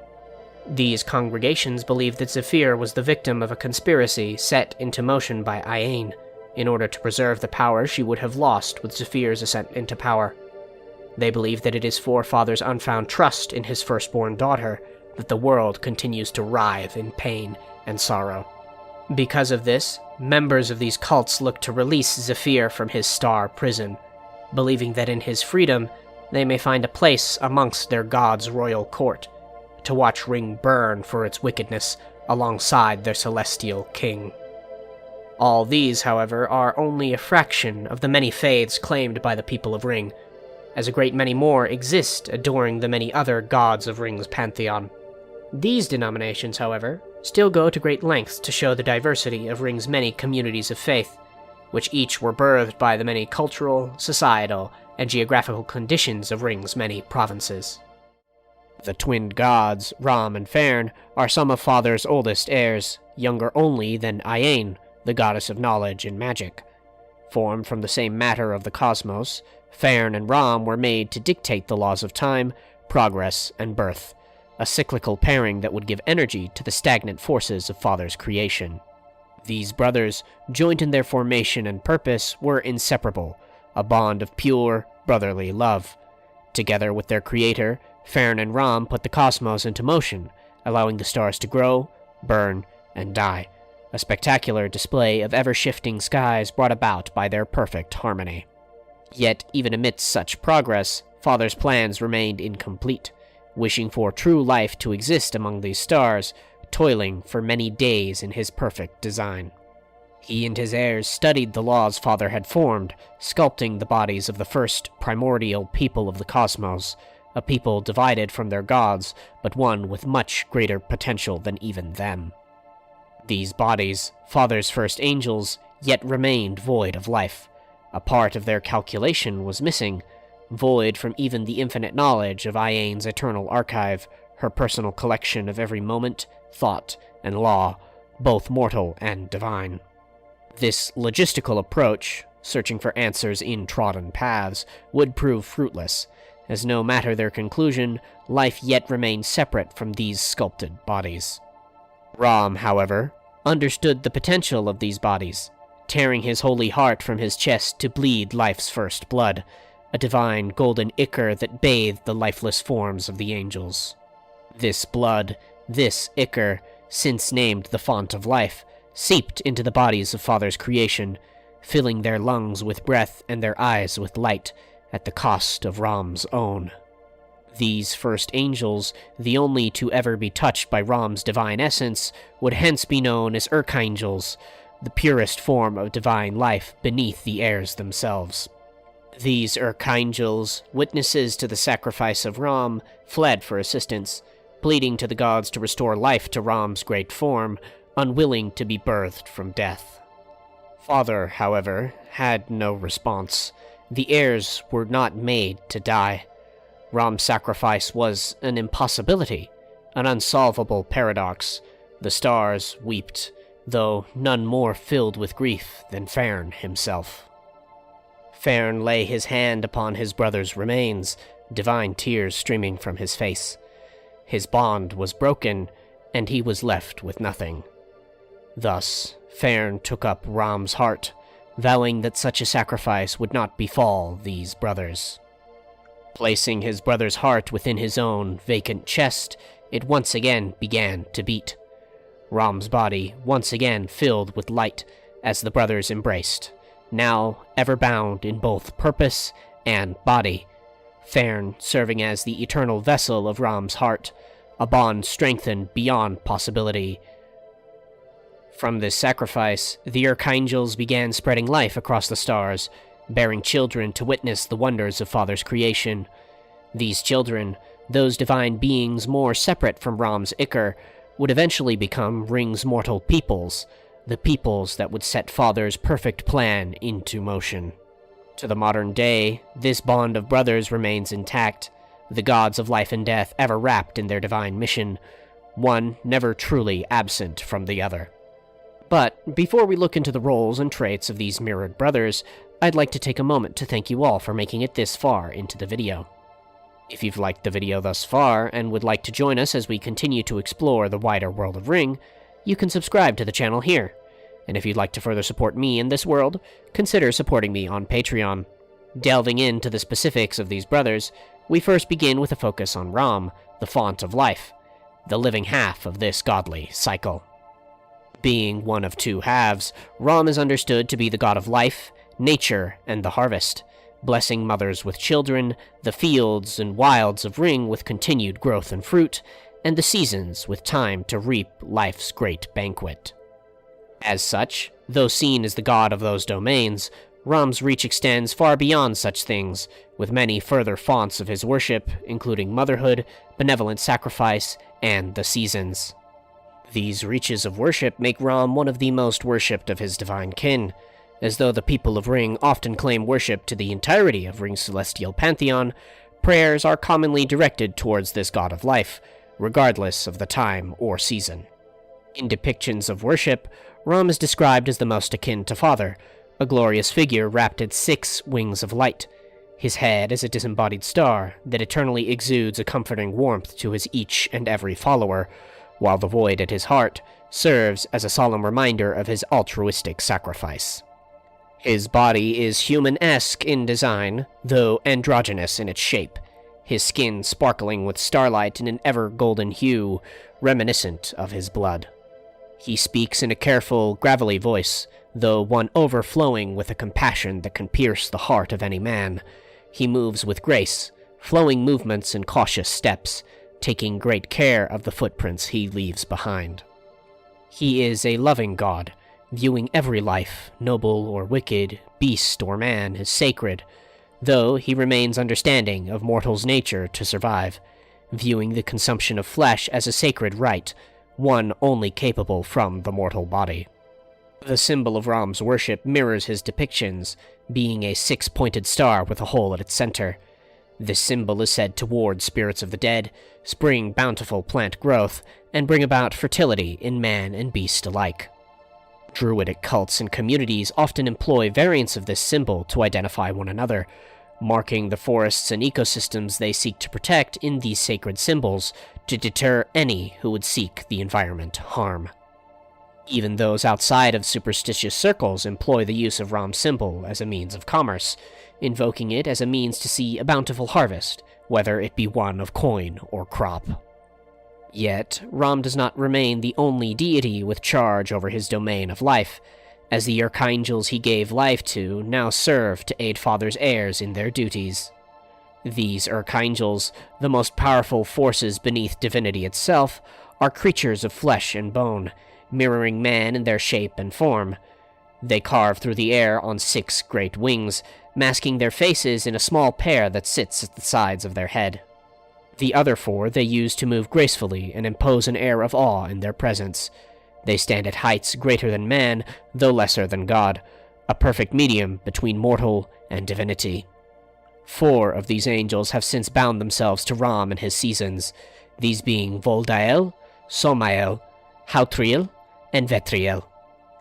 Voldael, spring's bloom, is the angel of nature, sowing growth in the fields and wilds of Ryng, his hand marking the renewal of things lost in favor of things greater. Crowned in a wreath of spring flowers, Voldael's wings fade from white to a pale green, framing the flowing robes he's draped in, robes weaved in moss and vine, scattered in all manner of flowery growth.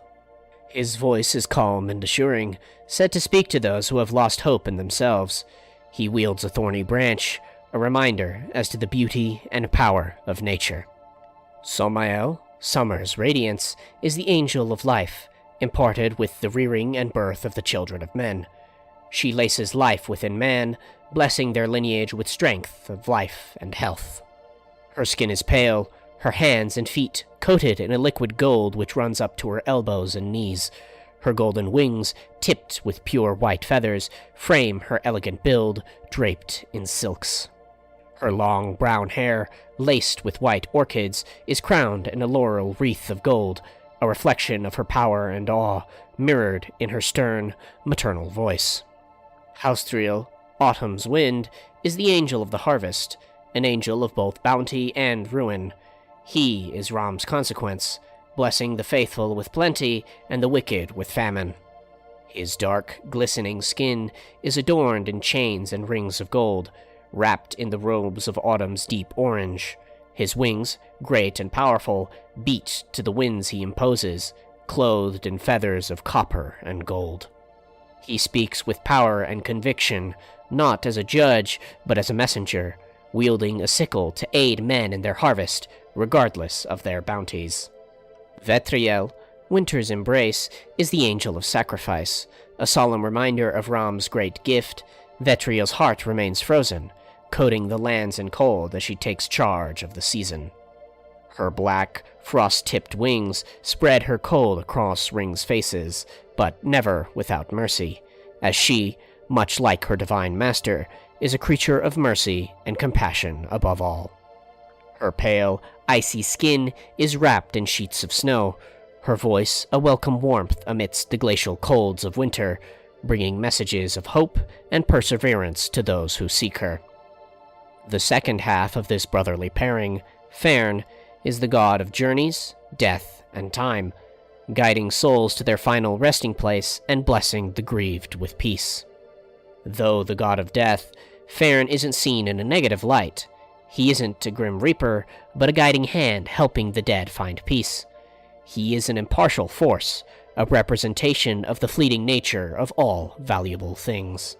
Fern's worship, thusly, is not a common one amongst Ryng's faces, though prayers are often extended to him in times of grief, both familial and communal. These moments of grief lead the men of Ryng to depict Fern as a divine skeleton of glass, his crystalline body reflecting the light of his glowing heart, the heart of Ram ever beating within Fern's chest. He is draped in fine, flowing silks, translucent in their thinness, giving him a ghostly appearance, but one of grace before fear. He is a being without empathy, but one perfectly understanding of the human experience, ever reminded of the divide of celestial and mortal in his role as a guide to the afterlife. He is soft-spoken and well-tempered, the perfect embodiment of true neutrality, wishing only to maintain the sacred cycle of life and death that he operates.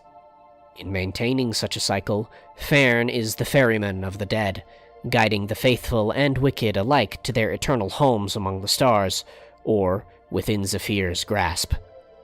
Fern's symbol reflects his nature, a collection of the phases of the moon, a representation of passing time and celestial light amidst the darkness. This symbol is said to build bridges for the dead, allowing the newly deceased easier access to their eternal resting place. It also serves as a ward of demons, invoking Fern's duties to defend Ryng from the treacherous prince and his unshaped legions. Even still, the moons are often misused as occultic symbols to summon spirits for ritualistic connection. Necromancers and practitioners of witchcraft often bear these divine symbols for this exact reason, twisting it into something it was never meant to be, a guide back to the mortal world.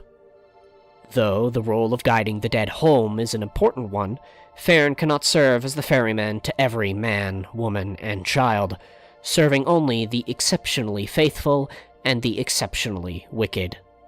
It is in these peoples that Fern sometimes offers second chances, often through games and trials which grant the souls in his care the chance to return to mortality. Those who return to life are marked by Fern's hand, destined to serve as a ferryman once their time runs out. This divine ordination is only possible through Fern's mark, and imparts a great responsibility onto the souls who bear it.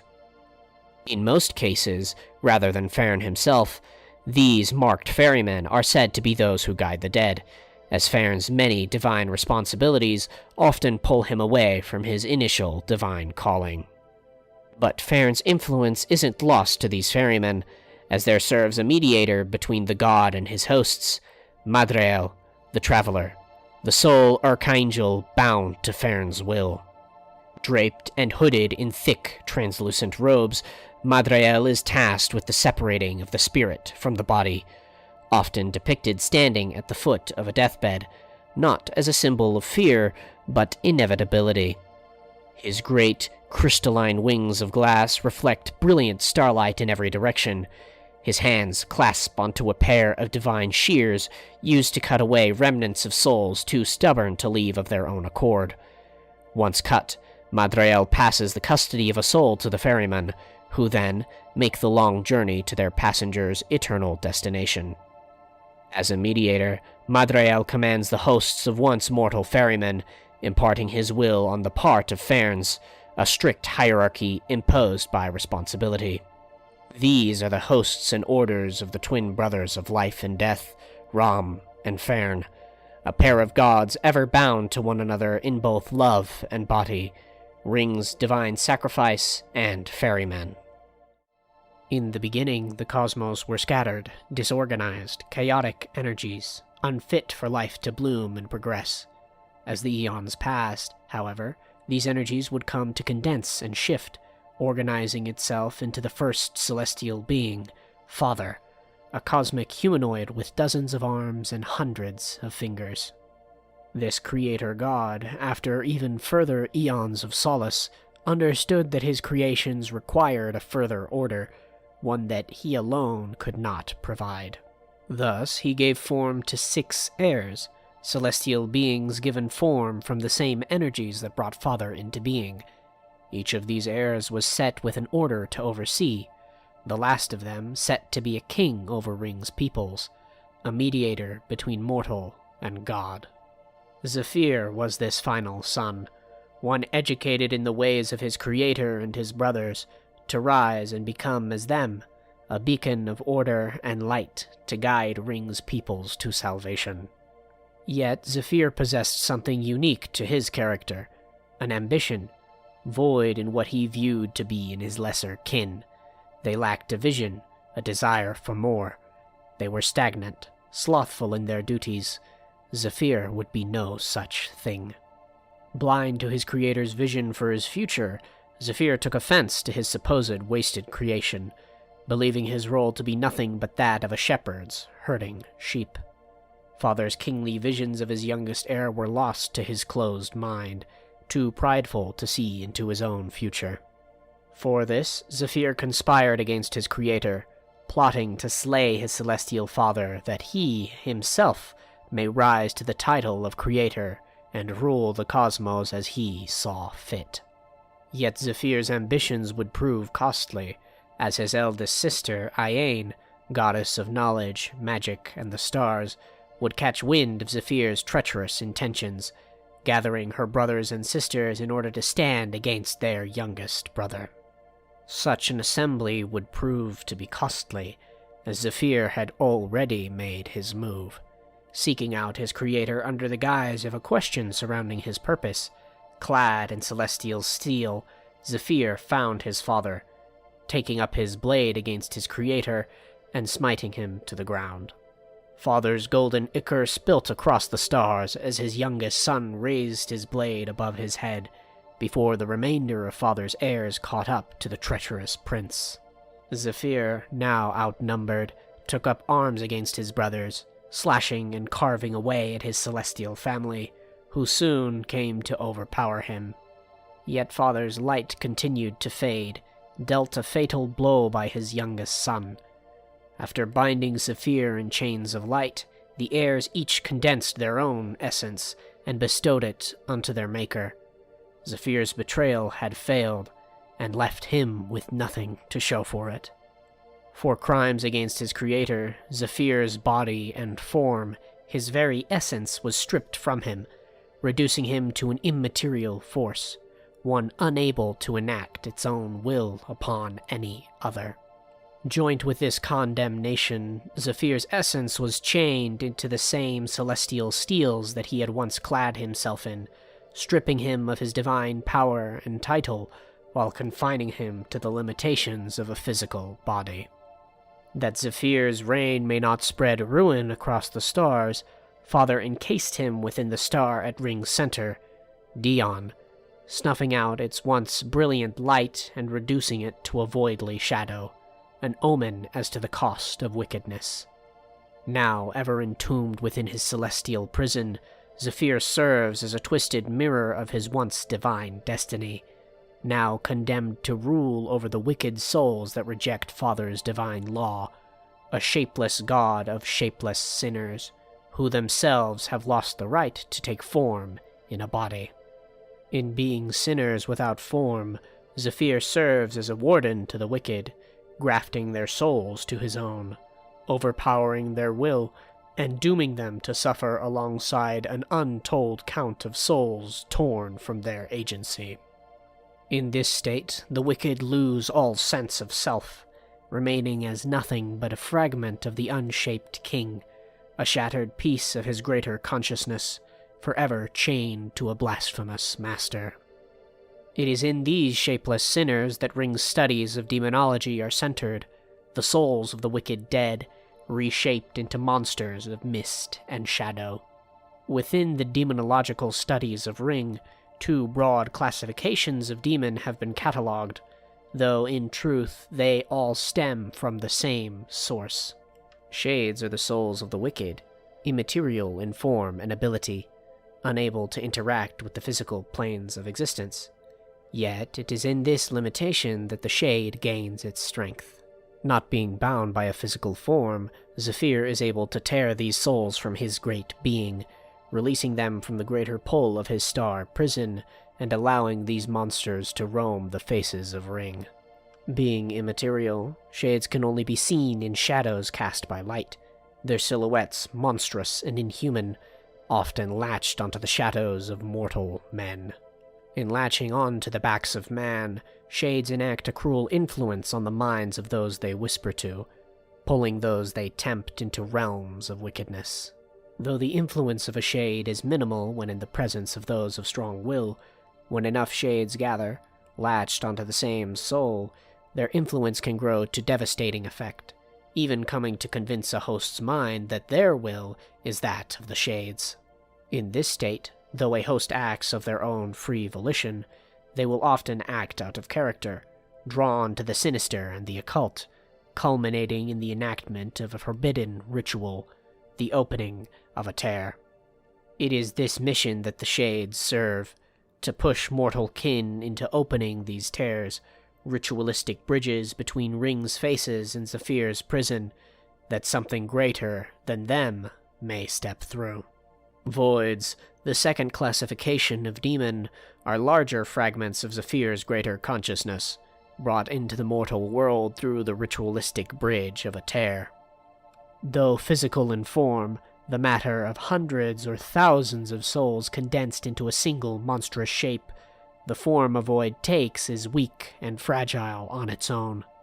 While in this weakened form, voids are known simply as wisps, a collection of swirling mist and shadow constantly shifting in its shape and appearance. Within this form, voids are physically weak, with little form to interact with the larger physical world. This nature, however, makes them incredibly resilient to attacks, as their form remains more shadow than flesh. However, when in need to interact with their environment, a wisp can condense parts of its form into a more solid matter, allowing them to exert a minimal force upon their surroundings. Where the danger of a wisp arises, however, is in their maddening speech, a trait shared among all voids, hundreds of voices speaking eldritch secrets no man was born to know. To this end, a wisp's main form of attack is psychological in nature, stunning their humanoid prey before siphoning their soul from their body, assimilating it into its own greater consciousness.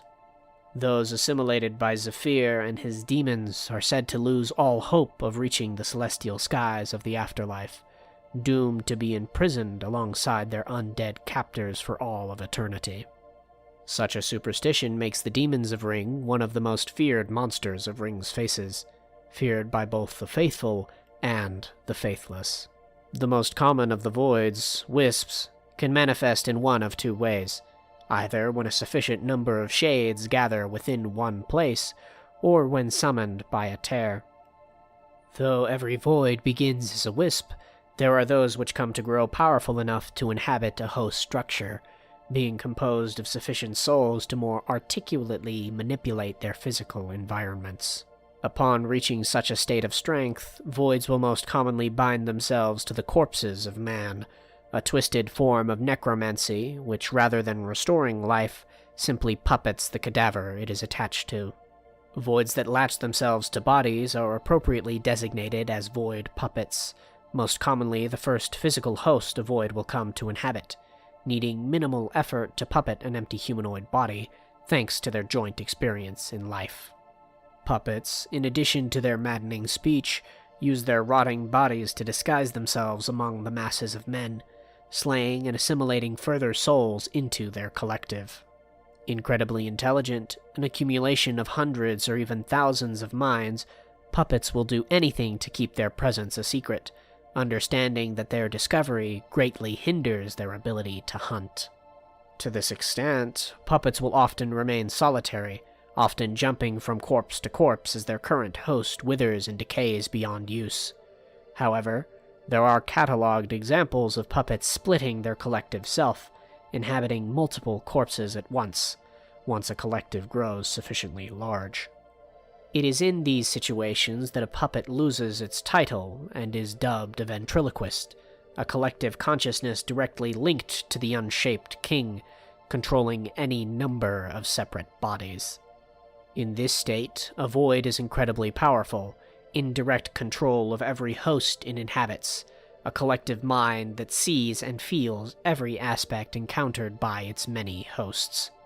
Yet this isn't the only form of great power a void can come to take, as under incredibly specific circumstances, a void is given the opportunity to inhabit something much stronger than decomposing flesh, but a construct of platinum and steel. These voids, dubbed as void knights, can only be manifested by an engineer of incredible prowess, one who can construct an artificial body to house the thousands of souls of an unbound void.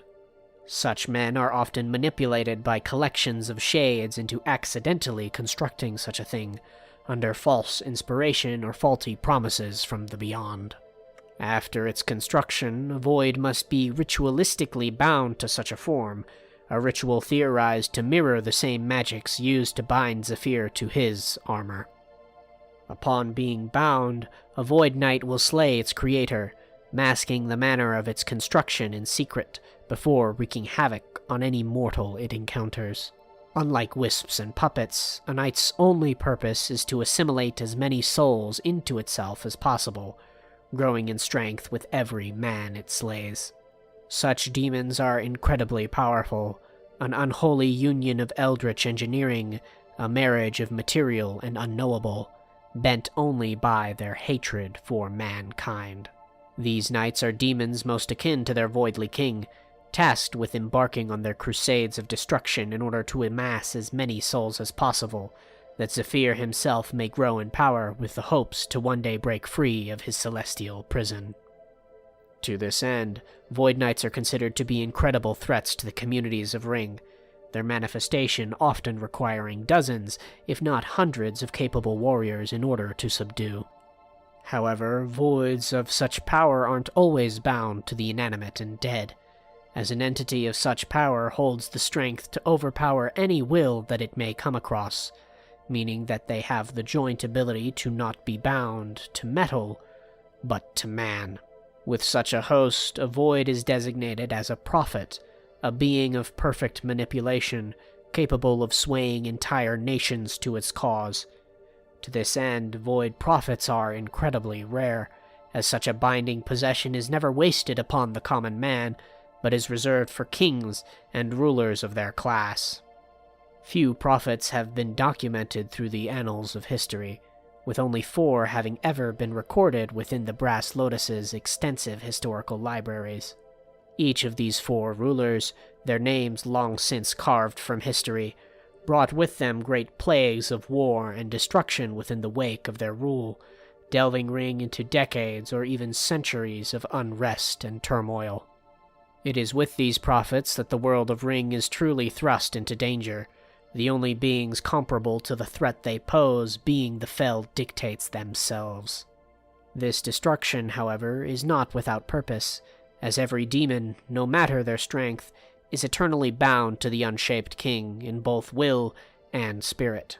Thus, Zephyr's legions all operate under a single objective: see to their king's liberation.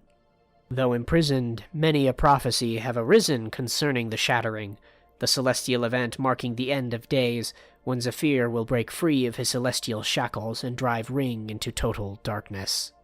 Such an event, heralded by the alignment of Dion's 3 moons, is one of apocalyptic proportions, said to bring the end to every nation, kin, and tongue upon the faces of Ryng. Empires and mountains will fall under the weight of this eternal darkness, an eternal cold replacing the sun's warmth. In the wake of this destruction, Zephyr will once again take to the stars, fueled by the untold number of souls grafted to his eternal self, all to take revenge against his father, leaving Ryng a desolate place, void of life or light. Left as an abandoned realm of darkness, Senthus, the fell god of winter, prophecy, and decay, will rise as a ruler of Ryng's dead people, his eternal winter brought about by the hand of another, allowing the dictate to rule forever in his eternal vision of peace. Such prophecies are those of the end, those which must never come to pass, lest the universe fall into eternal damnation. To this end, great heroes must rise against these existential threats, coming together in light to sever the bands of darkness that come to fall upon Ryng's many lands. Far into the annals of Ryng's history, while Ryng's peoples were still disorganized and scattered, men lived off the land, surviving with nothing but their instinct and intellect. Although still young within a cosmic sense, mankind still had a great many generations to adapt to Ryng's merciless wildlife, magical and otherwise. Because of this, mankind remained confined to small, mobile communities, able to move with the shifting seasons and arrival of dangerous beasts. Among these communities, however, lived a recluse, who, unlike most of man, thrived within his solitude. An herbalist and hunter, this man would sell his wares to whoever came to inhabit the valley at the base of his mountain home. A man without a name, but one who would come to be called Calnaer, the father of kinetic magics. Calnaer, throughout his life of herbalism and medicine, had learned a great deal of the mountainous territories that cradled his home. These mountains, however, blanketed in a dense forest of gargantuan and coniferous trees, was far from barren of wildlife. As such, Calnaer had learned how to avoid the many dangerous creatures that shared his hunting grounds, slipping through the woods undetected by the beasts within them. One such beast, the Faelgrun, a creature of magic and muscle, horn and hoof, strength and awe, would soon come to encounter this lonely mountain man, in an event that would change the very course of history. The Faelgrun, commonly referred to as tree fellers, are large quadrupedal mammals which scale their mountainous habitats with the great hooves upon their feet. Similar to moose in their size and stature, these bovines sport great horns upon their thickly plated skulls, evolved to sustain the great impacts that earned these creatures their shorthand name. In order to sustain themselves within the harsh cold of Ryng's mountain peaks, the Faelgrun topple the great coniferous trees of their habitat, feasting on the nutrient-rich sap within the tree's upper branches. Such a feat, however, is impossible for even a creature of this stature. As such, the Faelgrun's straight horns, which run up their heads, are laden in near microscopic grooves and patterns, which absorb and convert the energies of kinetic impacts into potential energies. These potential energies, stored within the grooves of their horns, are then released when the Faelgrun next strikes, releasing a mighty blow of kinetic power, one even strong enough to topple these primordial trees. The Faelgrun are one of the many creatures that employ kinetic magics, and are all the more dangerous for it, as even with their size, the Faelgrun's poor eyesight makes them quick to fear, and by extent, quick to defend themselves. This is a fact that Calnaer would soon come to learn rather intimately, as on one of his many scavenging trips, he would come to encounter this incredible beast. Had it been any other man, this is a story that would be lost to time, a simple chance encounter turned tragedy, like any other of the hundreds of stories that came before it. But Calnaer, as history would have it, was soon to become a legend, one spoken still to this day. Slinking through the underbrush of the gargantuan woods he called home, Calnaer gathered all he could from the frigid forest floor. Many months had come and gone, and winter had yet persisted. He was running out of time. Soon the cold and hunger would take him, and his story lost forever. However, a miracle. Lain across the ground was a mighty tree, felled by the great weight of the snow that clumped upon its branches. A golden sap oozed out of its severed branches, a brilliant elixir of sustenance and health. An opportunity such as this was a rare one indeed, and Calnaer had every intention to capitalize on it. He leapt from his hiding place and protruded a sealed cup, scattering its liquid contents into the snow beneath him. Enraptured by this great stroke of divine luck, Calnaer failed to notice the heavy-hooven steps nearing his spoils, only realizing the danger that encircled him once the beast spat a frightened exhale. Calnaer leapt to his feet, a move that only provoked the great bovine. It roared in fear as it kicked its front legs from the ground, swinging them wildly towards the hunter. Rolling to the side, Calnaer began to flee with his spoils, eager to leave with his life. The beast, however, had other intentions. Slamming its head into the ground with great force, the creature huffed and groaned before declaring its charge, whipping its head into Calnaer's back with an incredible force, knocking him from his feet into a great boulder within the ground. As it had done before, the beast slammed its head into the ground, locking eyes with Calnaer, the hunter, for what he thought to be the last time. As the beast charged, Calnaer raised his arms, clenching his eyes shut, before a sudden crack pierced the air. Opening his eyes, he found the boulder he had lain on to be split in two, not even a foot in distance to his left. A great fragment of the beast's horn sunk into the snow, staining it a deep crimson red. The beast staggered back, swaying from the incredible impact, before violently shaking its head. It huffed, blood running down its fractured horn, before slinking away deeper into the woods that surrounded them. Calnaer exhaled a breath of exhaustion and relief as the fear faded from his system. He stood, snatching his knapsack from the ground before hesitating. His eyes caught hold of the severed horn. Calnaer spent the following months of his life in near total isolation, fascinated by his encounter with a creature of such power. Surely such strength couldn't come from the beast alone. A mighty boulder cracked in two with a single strike? Impossible. Calnaer, of course, had heard of such creatures of mysticism and power before, but he had never witnessed it so intimately. He studied his memories, searching for the answer to his query, unsuccessful in all of his findings. As savvy as he was, Calnaer was no scholar. Still, his experiments grew more desperate, until his frustration consumed him. Perhaps such a power was only meant for such a beast. Soon, Calnaer turned to his medicinal talents, grinding down what remained of the beast's horn into a pasty salve of medicinal herbs and minerals. His frustration manifested itself into a spurred and unwise decision. Calnaer carved into the flesh of his forearm, revealing the muscle and tendons beneath his olive skin. He smeared the paste along his open wound, searching for the most direct means of application possible. If he were to strengthen his muscles, he would need to expose them, no? Sealing his flesh, an intense pain began to roll up his arm, the veins surrounding his wound beginning to blacken and rot. After a brief moment, however, the pain faded, as a feeling of ecstasy washed over him. Instinctively, Calnaer clenched his fist, gazing at the muscles beneath his skin ripple in succession. Stepping outside, he swept a hatchet from the snow-laden ground, twisting it in his hands before ripping its metal head from its handle. After taking a moment to hone his focus, Calnaer flung the hatchet head from his hand, striking a tree hundreds of feet away. Stunned beyond even his own expectations, Calnaer could feel the great beast's power within him. He had discovered it was possible, and now, nothing would stop him from achieving his ultimate goal. Months of further refinement took a great toll on Calnaer. Having none other than himself to serve as a subject to his experiments, he had suffered their consequences. His arms were blackened and laden in scars of surgery and wounds, but his strength, that had not yet left him. Calnaer wandered the woods, the last of his salve confined within a vial in his blackened hand. His strides were longer than he remembered. Had he grown? He hadn't noticed until now. Even so, his purpose remained clear. If he was to prove his theories, he would need to slay the beast, take from them its horns, and replicate his discoveries. Only then could he know for sure. Calnaer stalked the woods surrounding his home for several days, no longer fueled by the need for food, but by his lust for discovery. One fateful night, however, he came to find his prey, a great beast of horn and hoof, gorging on the rich sap of a fallen tree, likely fell by its own doing. Silently, Calnaer rolled the vial between his fingers, mixing its contents within a separate container, previously filled with a separate mixture. This new concoction, an elixir of his own making, would serve as his ultimate test. Injecting the substance into his bloodstream, Strength coursed through Calnaer as he cried to the heavens, his body searing in pain. His cries, however, were those of euphoria, his mind overriding the pain with the feeling of strength within his veins. The beast, however, was quick to react to Calnaer's cries, slamming its head against the fallen tree before wildly swinging his neck towards its adversary. A state of focus washed over Calnaer, the entire purpose of these many months leading to this exact moment.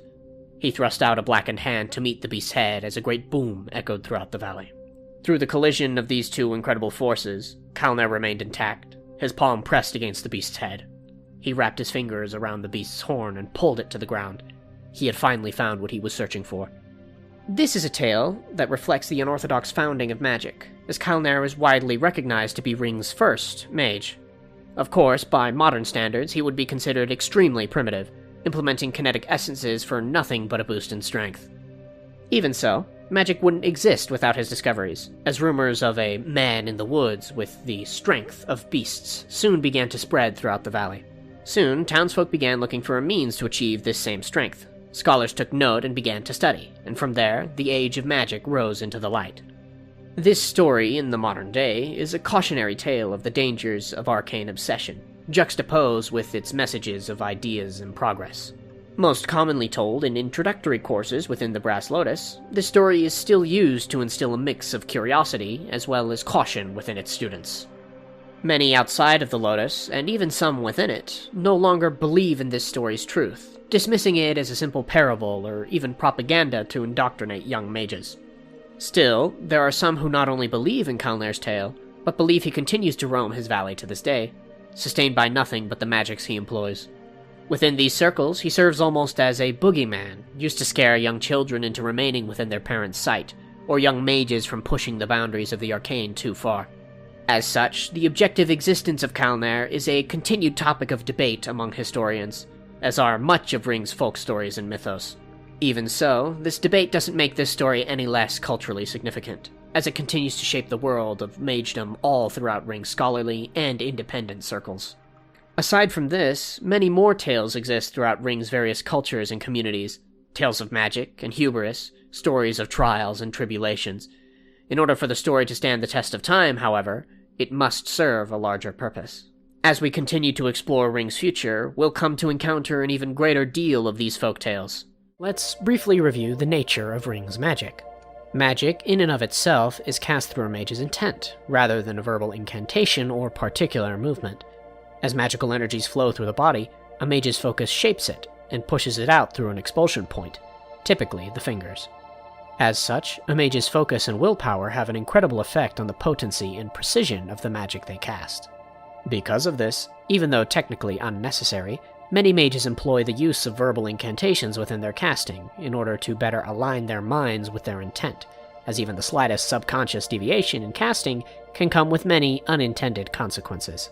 With casting coming from intent, many come to think of a mage's limitless possibilities, and although mages can get incredibly creative with the use of their magic, there are still many factors which dictate magic's application.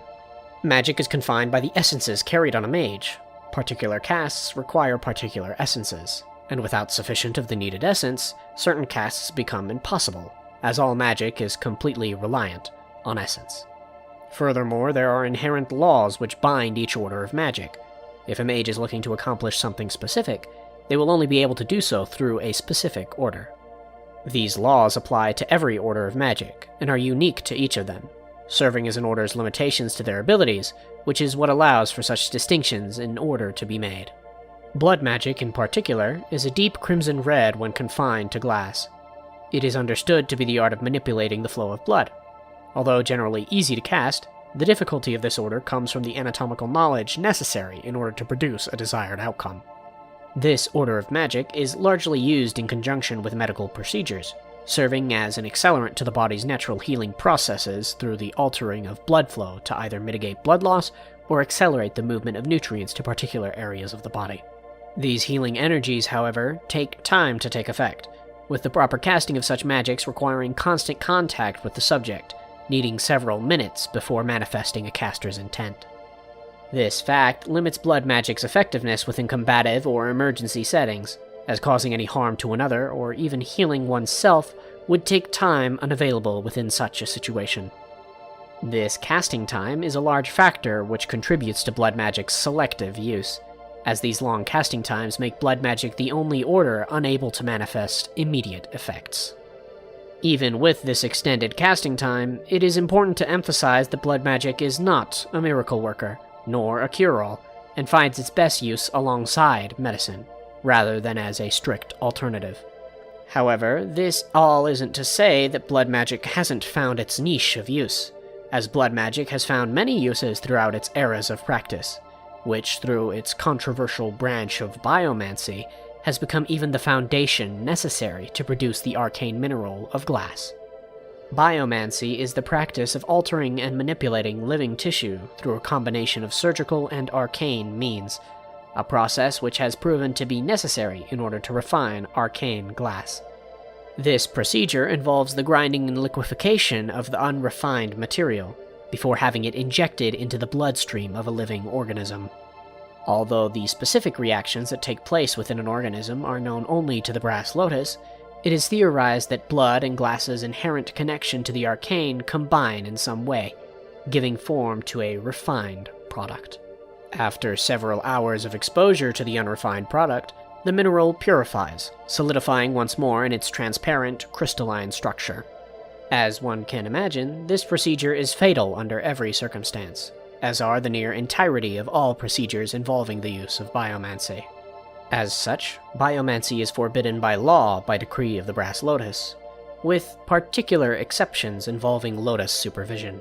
Biomancy is not limited to the refinement of glass, as the altering of the body has come to develop hundreds of breakthroughs within fields of arcana and medicine.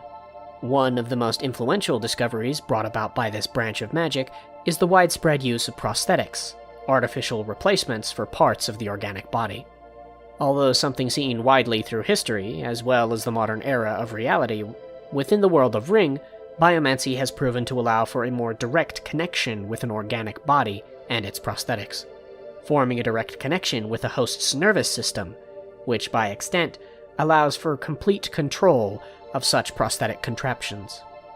These procedures of grafting prosthetics, although originally seen as controversial, have since been given approval to perform under Brass Lotus supervision, allowing all manner of commoner and noble alike to continue their lives, even after grave mishaps within them.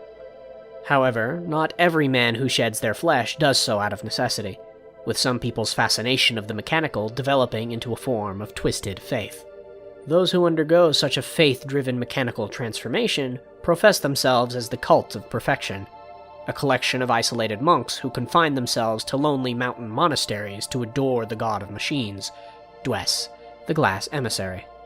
The cult of perfection, composed of mortals who strive to emulate Dwes, embodies a fervent belief in the supremacy of artifice and machinery over organic life. They perceive the mortal body as inherently flawed, and seek to transcend those limitations through mechanical augmentation and mental conditioning. Devotees may replace limbs with intricate prosthetics, enhance their senses with implanted machinery, or even undergo full-body conversion into clockwork automatons. They believe that by shedding their organic weaknesses, they can achieve a state of perpetual efficiency and unwavering loyalty, mirroring the perceived perfection of Dwes and his ring guard. Adherents may subject themselves to rigorous mental training and indoctrination, seeking to eliminate emotional impulses and independent thought. They believe that emotions and free will are sources of imperfection, and that by suppressing them they can achieve a state of pure, logical obedience to Dwes's divine will. These communities often give rise to a great deal of suspicion within surrounding societies, although these concerns are often quelled by the Brass Lotus's mandated supervision of these monasteries, a mandate by law due to the many arcane procedures that take place within them. This cult, however, is not the only community with ties to biomancy, as a branching faith, known as the Congregation of the Chosen, also delves into the sickly practices of biomancy. These practices, however, unlike the cult of perfection, focus less on the replacement of the body in favor of its refinement. They believe that having a perfect spirit is impossible, as evident by the fall of mortals' past lives. Because of this, the congregation seeks not a spiritual perfection, but a physical one, believing that through the perfection of one's own body, one may once again gain access to their celestial eyes, and as such, be able to recognize their path back to heaven after their passing. Centuries of faith and desperation, however, have clouded the congregation's practices, who have now begun to employ the use of biomagics in their rituals, tearing apart and reforming their bodies to better serve their gods, the most devout of the faith twisting themselves into creatures more akin to monsters than man. These modifications vary from person to person and office to office, with the most extreme changes being seen in the congregation's holy warriors, trench knights, who lead the charge against the sworn enemies of the Faith's home province of Afton. Decades of holy war and the circumvention of Brass Lotus supervisions, however, have long since ostracized Afton from the Brass Lotus, who has since cut all ties with the religious zealotry employed by those peoples, severing both material and academic resources to the province and its people. Such a move, however, has done little but embolden these people's ambitions, seeing themselves as a wronged people of perfect faith, now bent on the destruction of all who swear their fealty against them. These communities, however, are only two of several examples of practitioners of biomancy, with several others coming to develop the branch of magic in new and revolutionary ways. However, there is one amongst these peoples whose name rings like the shudder of one's spine, one whose very mention serves as an omen of great calamity. A man, nay, a force, whose every step brings death in its wake. He known only as Tiago, the Blood Merchant. But before we get into that, here's a moment to shill my ongoing projects. I'm currently working on developing a TTRPG rule set for the world of Ryng, looking to release it when we as a community can hit 10,000 subscribers. If you've liked the video thus far and would like to support us in reaching that goal, you can subscribe to the channel here or on Patreon to help me get this done. That'll be all. Let's get back to it.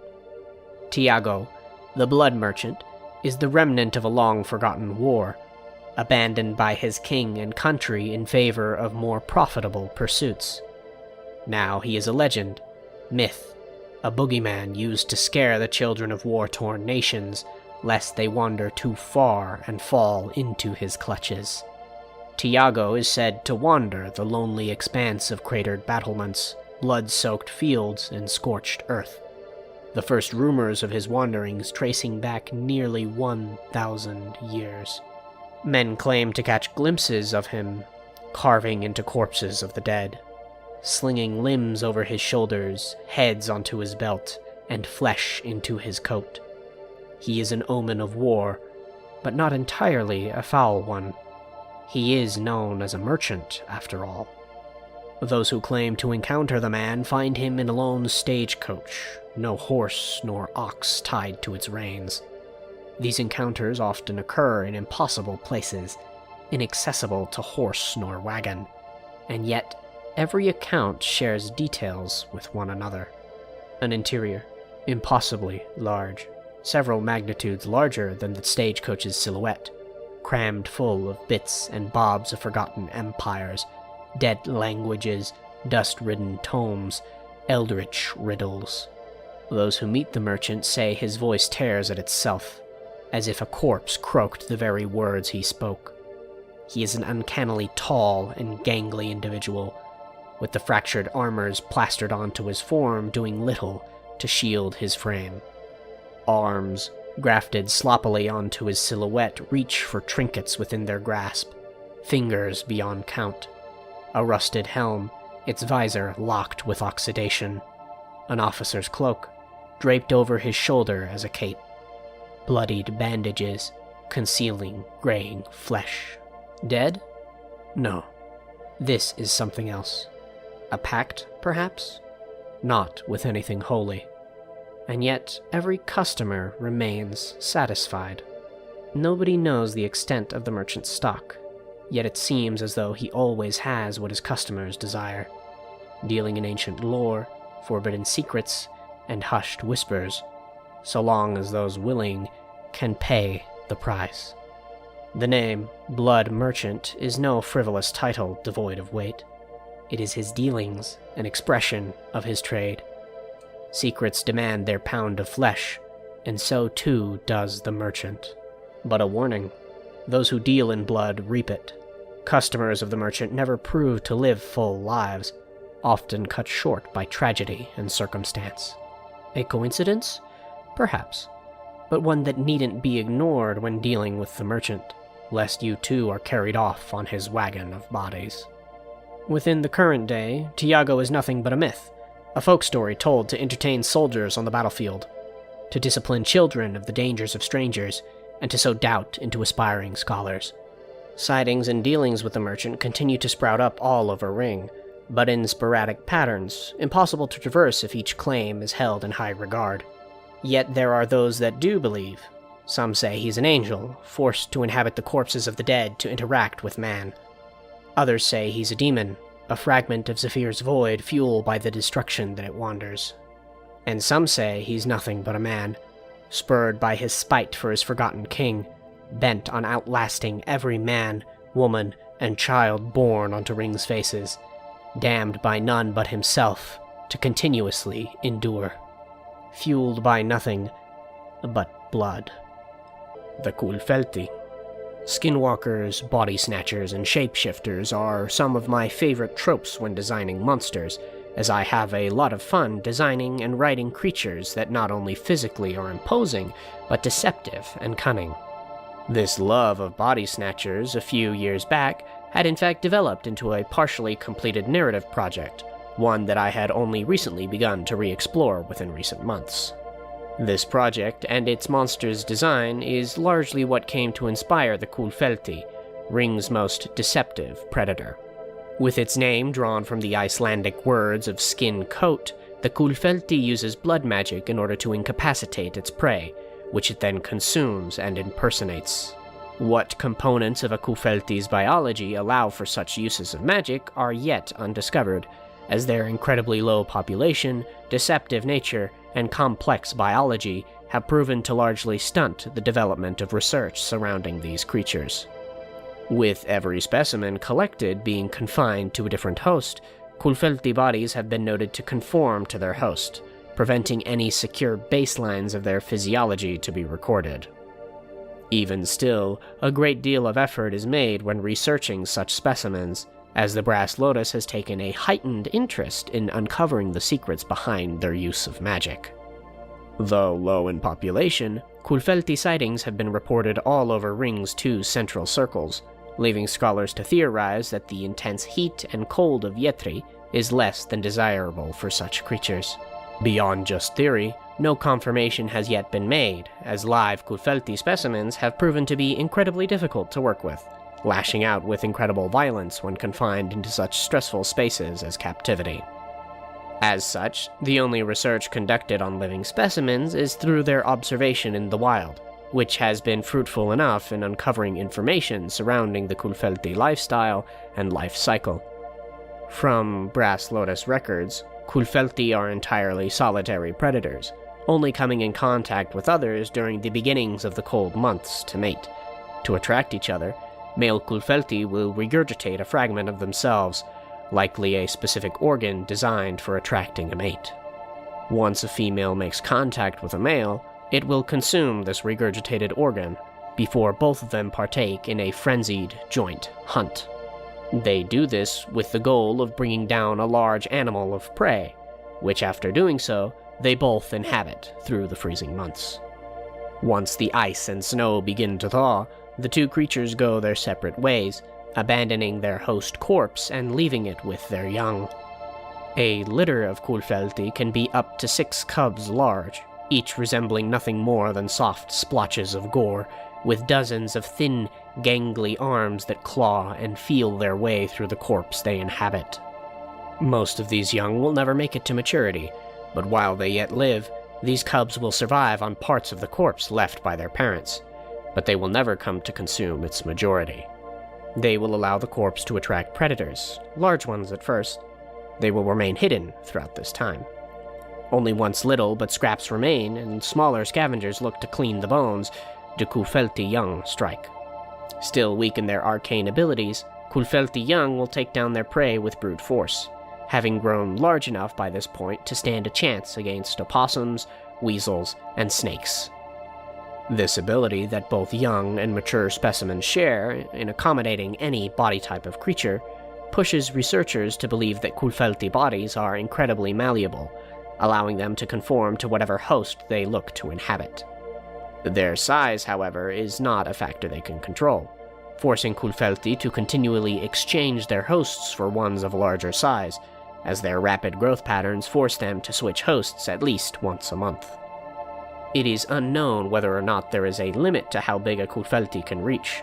However, their growth has been recorded to plateau after a year, theorized to be when a Kulfelti reaches maturity. At this point, mature specimens are large enough to inhabit hosts such as deer, large canines, and even humanoid races.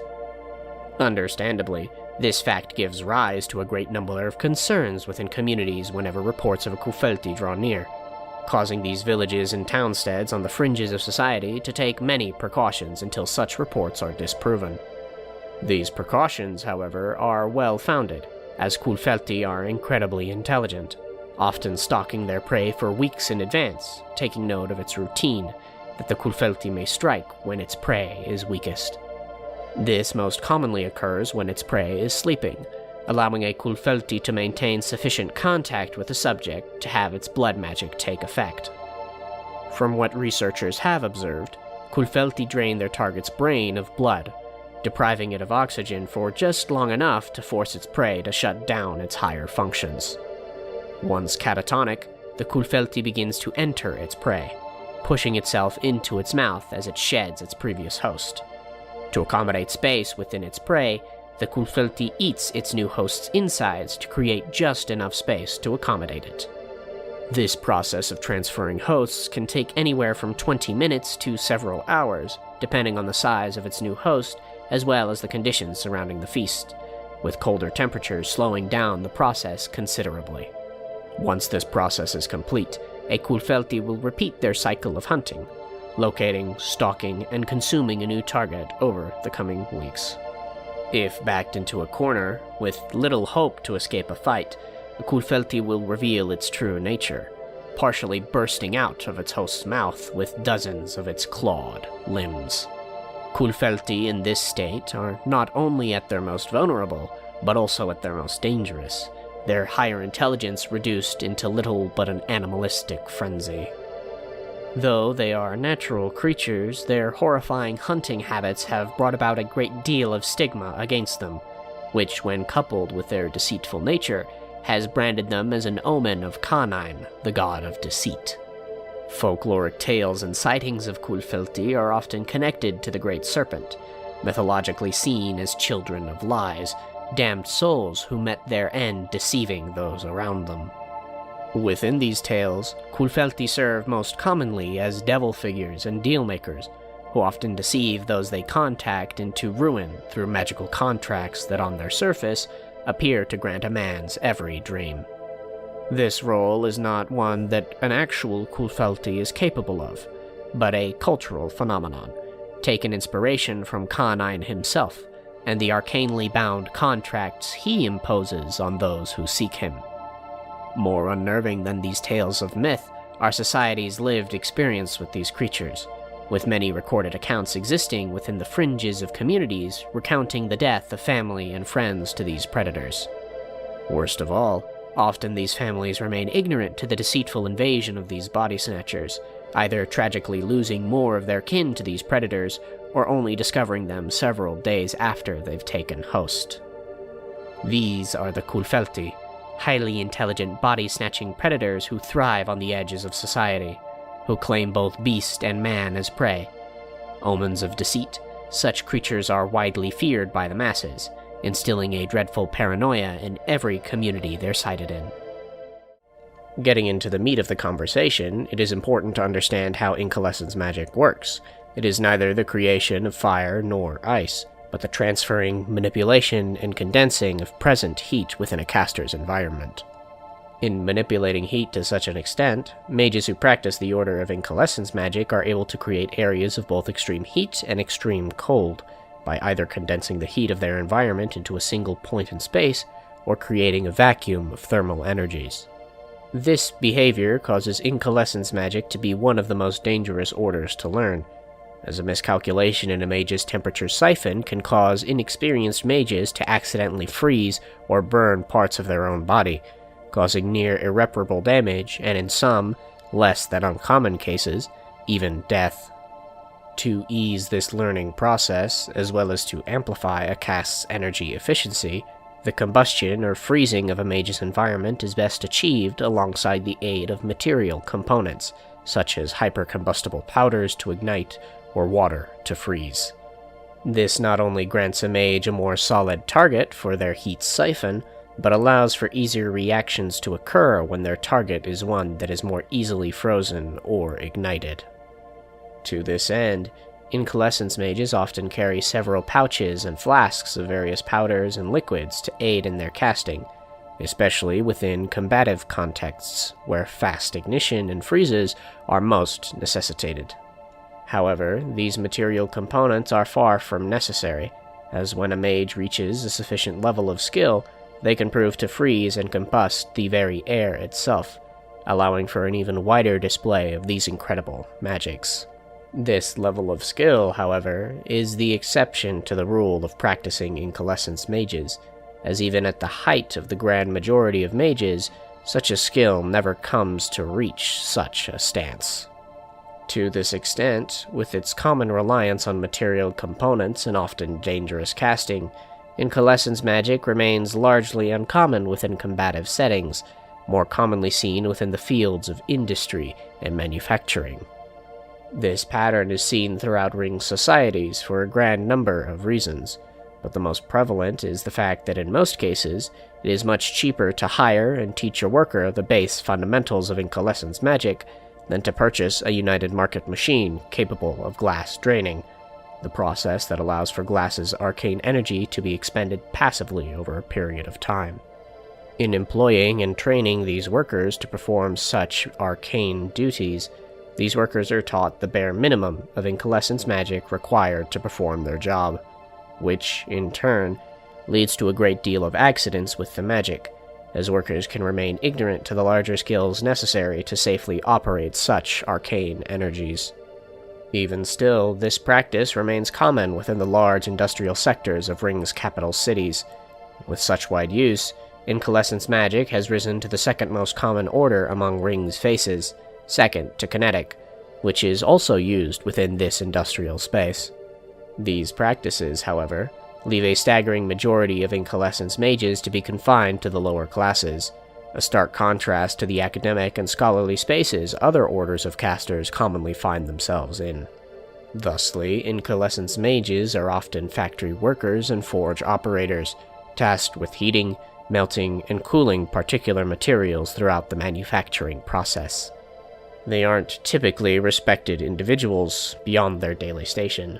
The work they do isn't seen as elegant, and they are compensated as such. Those who work these dangerous jobs, at constant risk of self-mutilation, are generally of these lower classes, those with little place to go, often resorting to these long hours out of necessity rather than want. Thanks to this desperation, these workers often remain within these lower classes, not granted the rights nor protections afforded to what are commonly considered to be higher-class jobs. Of course, each employer has their own practices, both under and outside of the law, but most commonly, those with the most political power tend to have the greatest amount of leniency when it comes to the practices of the law. The United Market, Ryng's intercircular trade regulator, employs the heavy use of these forge mages within their factories and airships, even when having access to the incredible arcane technologies that can power such structures on their own.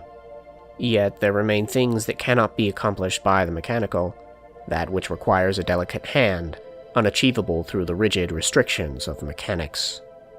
This class of worker, those under the United Market, find themselves in a higher position than others of a similar station, gifted with the perks of being employed by a Ryng-wide organization rather than a more private business endeavor.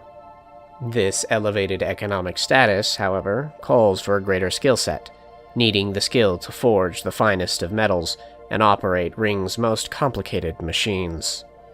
Joined with this boost to one's economic station comes the opportunity to rise amongst the market's ranks, an elevation void within other, smaller businesses.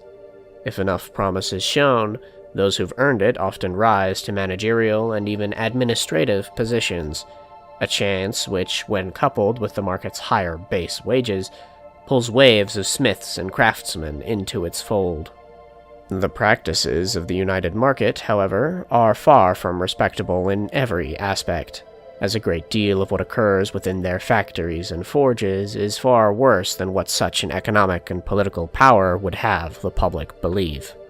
Having such a chokehold on the trading of goods, thanks to their sole access to the technologies behind airships, the United Market thrives on every type of commerce, illicit and otherwise.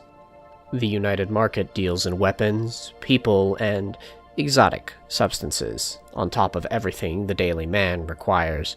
They profit off of war, famine, and plague, manipulating kings and counselors into ruin, while supplying them all the way with the very cause of their downfall, so long as it remains within the market's interest. Yet the good of the market cannot be denied either, as prosperity breeds success just as well, lest we forget that everything has a price. The United Market, however, is far from the only intercircular organization to employ those practiced in Incalescence magics, as the Brass Lotus dedicates many resources to their research of the Order, with most mages among their ranks at least possessing a foundational understanding of its casting. Man, however, is far from the only creature to come to harness the arcane energies of Incalescence magic, as a great many creatures, both large and small, have developed these arcane abilities in order to survive. One such creature is a being of wisp and flame, one whose existence on the fringes of Ryng's societies has been pushed even farther into obscurity. This creature is known simply as the Kindling. But before we get into that, here's a moment to shill my ongoing projects. I'm currently working on developing a TTRPG rule set for the world of Ryng, looking to be released when we as a community can hit 10,000 subscribers. If you've liked the video thus far and would like to support us in reaching that goal, you can subscribe to the channel here or on Patreon to help me get this done. That'll be all. Let's get back to it. The Kindling, creatures of flame and ice that roam the plains and woods of Ryng, are an incredibly social creature, one whose trills and chirps ring loud within the woods they make home. Physically, they each consist of a frozen stone within their chest, an icy heart of condensed cold that fuels the flames of the Kindling's body. Humanoid in shape, but only growing to a height of around 15 centimeters, their limbs are wisps of yellow-orange flame, a flame that grows brighter as it grows closer to their heart, with 2 specks of white-hot light within their eyes, set within their bulbous heads. Asexual in nature, the Kindling reproduce by splitting off a fragment of their heart and igniting it with their flame, giving life to another of themselves, just as fire itself spreads. They are incredibly curious creatures, whose curiosity for humanity is only matched by their mischievous behavior and reputation as notorious pranksters. Being creatures of flame, though not malicious in intent, the pranks of the Kindling, most commonly made against man, tend to involve practices surrounding arson, often starting small fires that commonly grow into greater threats. Due to the damage these pranks can cause, joined with the many other invasive behaviors of these creatures, humanity have largely labeled the Kindling as pests. Treated as such, the Kindling have been pushed further and further into the isolated wilds between societies, their human neighboring communities having been largely destroyed with the continued expansion of Ryng's cities and villages. This extermination has forced the Kindling into hiding, being a much rarer sight within the modern era, especially when faced with the past stories of previous encounters with these creatures. This forced hiding has only been further amplified by humanity's furthering need of Incalescence essence, present within the Kindling's frozen hearts. A Kindling's essence, however, is not the only thing of use humanity has come to exploit, as the Kindling's very heat is a commodity very much sought after within the ranks of learned artificers and machinists, aware that the Kindling's heat is very fuel efficient. To this end, Kindling are often captured by these industrial groups, trapped and used to heat and fuel their machines of manufacture, a practice that, though widespread among manufacturers that can afford it, has recently come under heavy scrutiny by the larger populace. This controversy stems from the Kindling's intelligence, which upon closer study has been estimated by scholars to be comparable to that of young children, certainly a cause for moral concern. It has been further speculated that the Kindling have complex societies within their wooded seclusion, and a language consisting of their chirps and trills so commonly associated with them. Even so, these concerned movements have been met with apathy from the higher industrial and political minds of Ryng, who remain unwilling to forego the centuries of industrial progress that have risen Ryng's cities into the grand economic powers they are today. This, altogether, outlines the industrial world of Ryng, one fueled by the arcane energies of Incalescence in its many forms, that of glass, mage, and creature. Abstract magic, as briefly outlined in a previous discussion on the channel, is a manipulation of the immaterial, a conjuring of manipulative illusions and charms used to force a target to perceive something that isn't inherently true. This manifestation of continuous manipulation means that abstract imbued glass functions a little differently than the other orders of magic. With most other orders, energy is expelled in short bursts in order to produce arcane effects. With abstract magic, however, these manipulative energies flow much more slowly, draining a glass stone of its magic over a period of time rather than all at once. This allows for abstract illusions to persist for periods of time, upwards of several minutes, rather than in simple short bursts. Still, this order of magic isn't limited to simple visual illusions, as with enough skill it can be used to accurately recreate any sensation of the human experience, even things such as taste and pain. Such feats are only possible due to the nature of abstract magic, which, to better understand, should be compared to other examples of illusion magic within media. Within a great deal of popular culture, illusions are often presented as sort of holograms, images that take form within a 3D space, but that simply cannot be interacted with. This is not how abstract magic works, as abstract magic involves the manipulation of perception, meaning that a conjured illusion only exists within the mind of a target. As such, in order for a mage to effectively manipulate a target, they must be able to gain access to a target's subconscious mind, possible only through the forming of a mental link. To do this, a mage must expend a great deal of intense focus, producing almost a mental bridge between their own thoughts and those of a target. Once established, this link proves to be much more easily maintained over a period of time. There are, however, a few things that can be done in order to increase the ease and efficiency of forming a mental link. Namely, a mage can initiate physical contact with a target, foregoing the need for a more mental link in favor of a physical one. It is in this nature of abstract magic that its notion of being one of magic's weakest orders is founded, as there are a great many things that can get in the way of effectively manipulating a target. In order to produce a convincing illusion or sensation, a caster must not only be able to make mental or physical contact with a target, but must first learn to effectively reproduce their desired illusion within their own minds.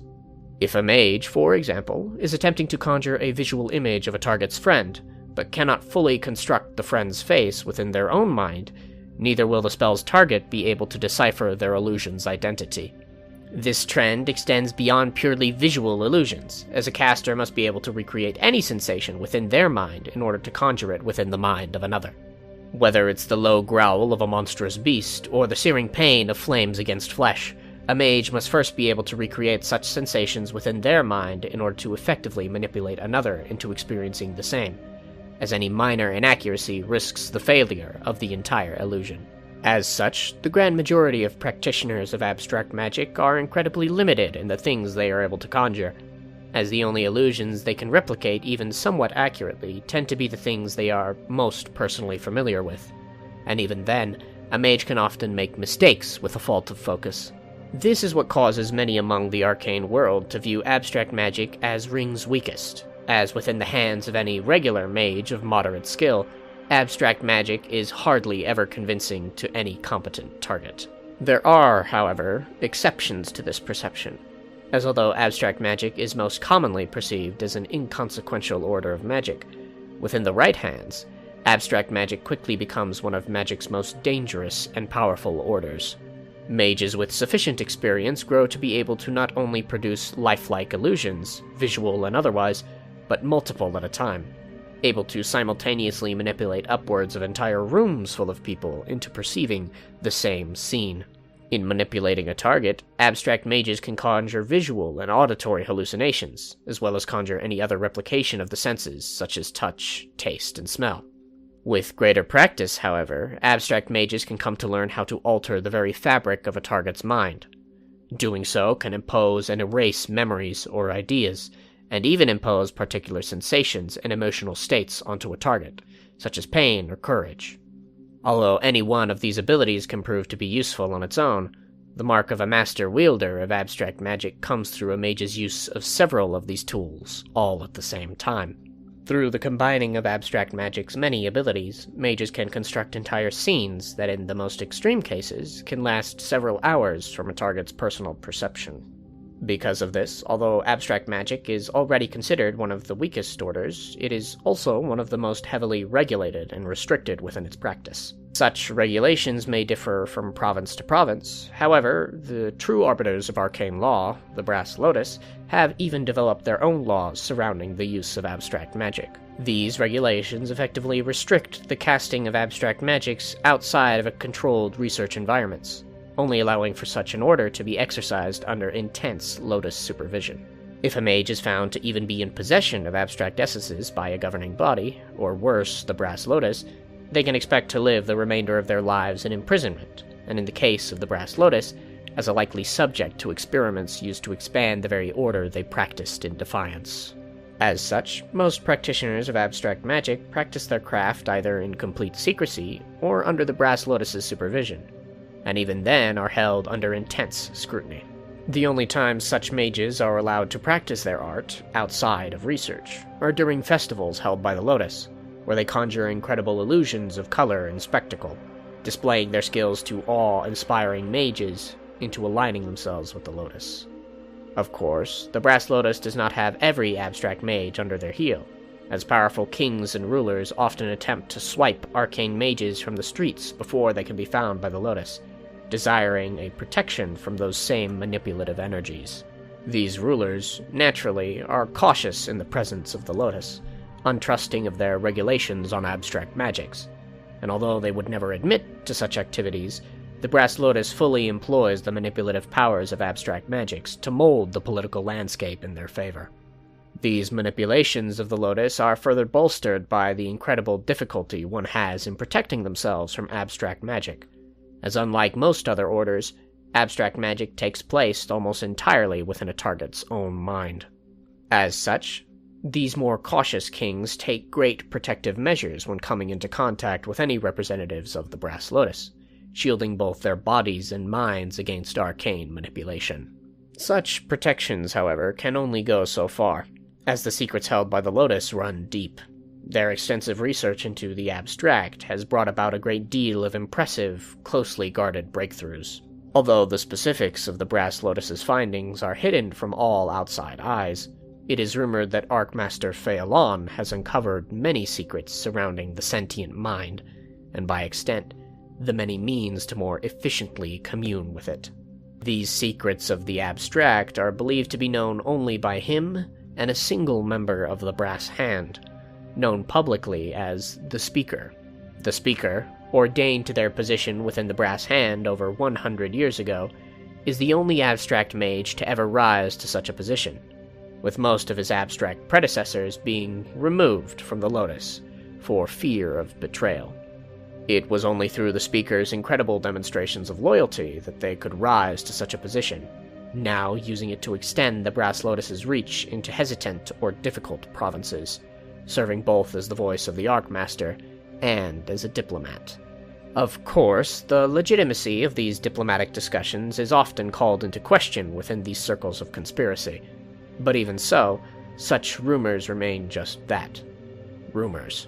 No truthful evidence has ever arisen from such claims, leaving such controversial ideas beneath any intense scrutiny from the Lotus itself. By extent, leaving them firmly within their position of influence over Ryng's provinces and peoples. Hello everyone, this is Trackpad Artist, and welcome back to our continued exploration of Ryng. Last week, we returned our focus onto the specifics of Ryng's magic system, looking into one of its most polarizing orders, the Abstract. In doing so, we explored abstract magic's abilities and limitations, as well as its relationship with the larger world, looking into society's views and regulations imposed upon it. This week, however, we'll be looking into another magical aspect of Ryng, which, as decided by you, will be our first of many explorations into Ryng's magical wildlife. Over these next few minutes, we'll look into two specific species of creature, the Mosker and the Skordali. But before we get into that, let's talk about how creatures came to use magic in the first place. Unlike humans and other sentient races, the beasts and creatures of Ryng have no need of glass within their casting, suffering no noticeable effects to utilizing magic. This is because, unlike humanity, these beasts' bodies have evolved since Ryng's beginning to utilize the Arcane, developing many unique traits in order to allow for the efficient casting of magics. This efficient casting, however, often leads beasts of Ryng to be limited to a single order of magic, as rather than casting through a cognitive intent, as humanity does, these beasts cast through generational instinct. Such a habit prevents most creatures from being able to use the magics they have access to in unique ways, often limited by their low intelligence when compared with mankind. The Feilgrún, an animal previously discussed on this channel in our video, The Story of Calnaer, is one such example. A creature of magic and muscle, horn and hoof, strength and awe, the Feilgrún, commonly referred to as the Tree Fellers, are large quadrupedal mammals, which scale their mountainous habitats with great hooves upon their feet. Similar to moose in their size and stature, these bovines sport great horns upon their thickly plated skulls, evolved to sustain the great impacts that earned these creatures their shorthand name. In order to sustain themselves within the harsh cold of Ryng's mountain peaks, the Feilgrún topple the great coniferous trees of their habitat, feasting on their nutrient-dense sap within the trees' upper branches. Toppling such trees, however, is impossible, even with the Feilgrún's impressive strength. As such, the Feilgrún's straight horns, which run up their heads, are laden in near-microscopic grooves and patterns, which absorb and convert the energies of kinetic impacts into potential energies. These potential energies, stored within the horns, are then released when the Feilgrún next strikes, releasing a mighty blow of kinetic power, one strong enough to topple these primordial trees. Such a relationship with its habitat, where the Feilgrún's toppling of trees not only feeds itself, but spreads the cones of these great trees to sprout in new places, allows for their habitat to remain rich and full of life. In taking this creature as one of many examples, the Feilgrún utilize kinetic magic. However, in developing the traits necessary to cast such magics, they have no features allowing for the casting of any other orders. This is a phenomenon present within almost all of Ryng's magical species, which, rather than develop a versatile proclivity to the differing orders of magic, will instead specialize in a single order, to be used within a specific context. Another creature that does a great deal for its habitat are the Skordali, large insectoid creatures that, when fully mature, can grow to be upwards of 3 feet long from head to abdomen. In addition to their impressive size, the Skordali sport a thick, chitinous exoskeleton, greatly increasing their defensive capabilities. This, coupled with their mantis-like heads and mandibles, allows the Skordali to fend for itself in an offensive stance as well. Rather than the traditional 6-legged body structure of most insects, the Skordali bear 2 pairs of long legs, used for locomotion, while a smaller pair of limbs at their midsection are used to manipulate their surroundings, akin to primitive hands. These features, however, are generally limited to Skordali drones, the most abundant of their species, leaving Skordali males and queens to grow upwards of 5 feet in length. This strict division between a Skordali's sex has led them to develop a strict hierarchy, with each division among their species being tasked with a specific purpose. Functioning similar to ants, bees, and termites, the Skordali communicate with each other through the release of hormones, coupled with what is theorized to be a primitive spoken language, derived from the clicking of their mandibles. As stated previously, the Skordali are divided into 3 classes: drones, males, and queens. Drones are akin to the common worker, and as such, have no capabilities to reproduce. Their contributions to the hive include its construction and its defense. In order to do this, Skordali drones, in addition to their digestive stomach, have a secondary organ used for storing ingested material. This organ, however, isn't used to create energy, but rather alchemically change ingested biomass into a viscous black bile. This alchemical bile, formed within this secondary stomach, is excreted through the mouth, where, when still viscous, a Skordali drone may shape and mold it with its tertiary limbs. This bile, which after a few minutes exposed to open air comes to oxidize and harden, forms a fragment of the massive hive structures of a Skordali colony. Instinctual masters of engineering, Skordali colonies can grow to consist of hundreds of square meters of complex structures, with an even larger and more complex tunnel system beneath the surface. When not expanding their colonies, Skordali drones use their bile in both offensive and defensive situations, spitting it at predators and prey alike to trap them once it hardens, as well as coating their exoskeletons in trace amounts of bile to provide further protection. Skordali queens, which can grow to be upwards of 5 feet long, serve only to multiply and rear a colony's young. After reaching maturity, Skordali males will pin a queen to the ground and encase her legs in bile, sealing her to the colony's throne room. In doing so, the queen can then mate, coming to lay upwards of 5 eggs a day. This constant reproduction, however, requires constant nourishment, at first provided by the queen's consort of males. These males, which have spent their lives consuming as much nutritious material as possible, are then cannibalized by the queen, giving their lives for the queen's and the colony's health. In doing so, however, a queen begins to produce a secondary bile, laced with dense nutrients and vitamins, used to feed both herself and her young. As such, Skordali bile, as well as the organ that produces it, are both widely coveted by the mercantile and arcane world, for the bile's great lightness and durability, as well as the organ's use as alchemical essence. Furthermore, a queen's bile's dense vitamins and nutrients can be cured to make salves and medicines of incredible effectiveness, which does nothing but bolster the worth of Skordali resources to an even greater extent. Confronting a Skordali colony, however, is no easy feat, as Skordali drones can grow to number in the thousands, and with each of them being fiercely territorial, a heads-on approach becomes near impossible. To this end, Skordali colonies are typically harvested through the use of fire, as although their bile is incredibly resilient to physical impact, it has a relatively low melting point.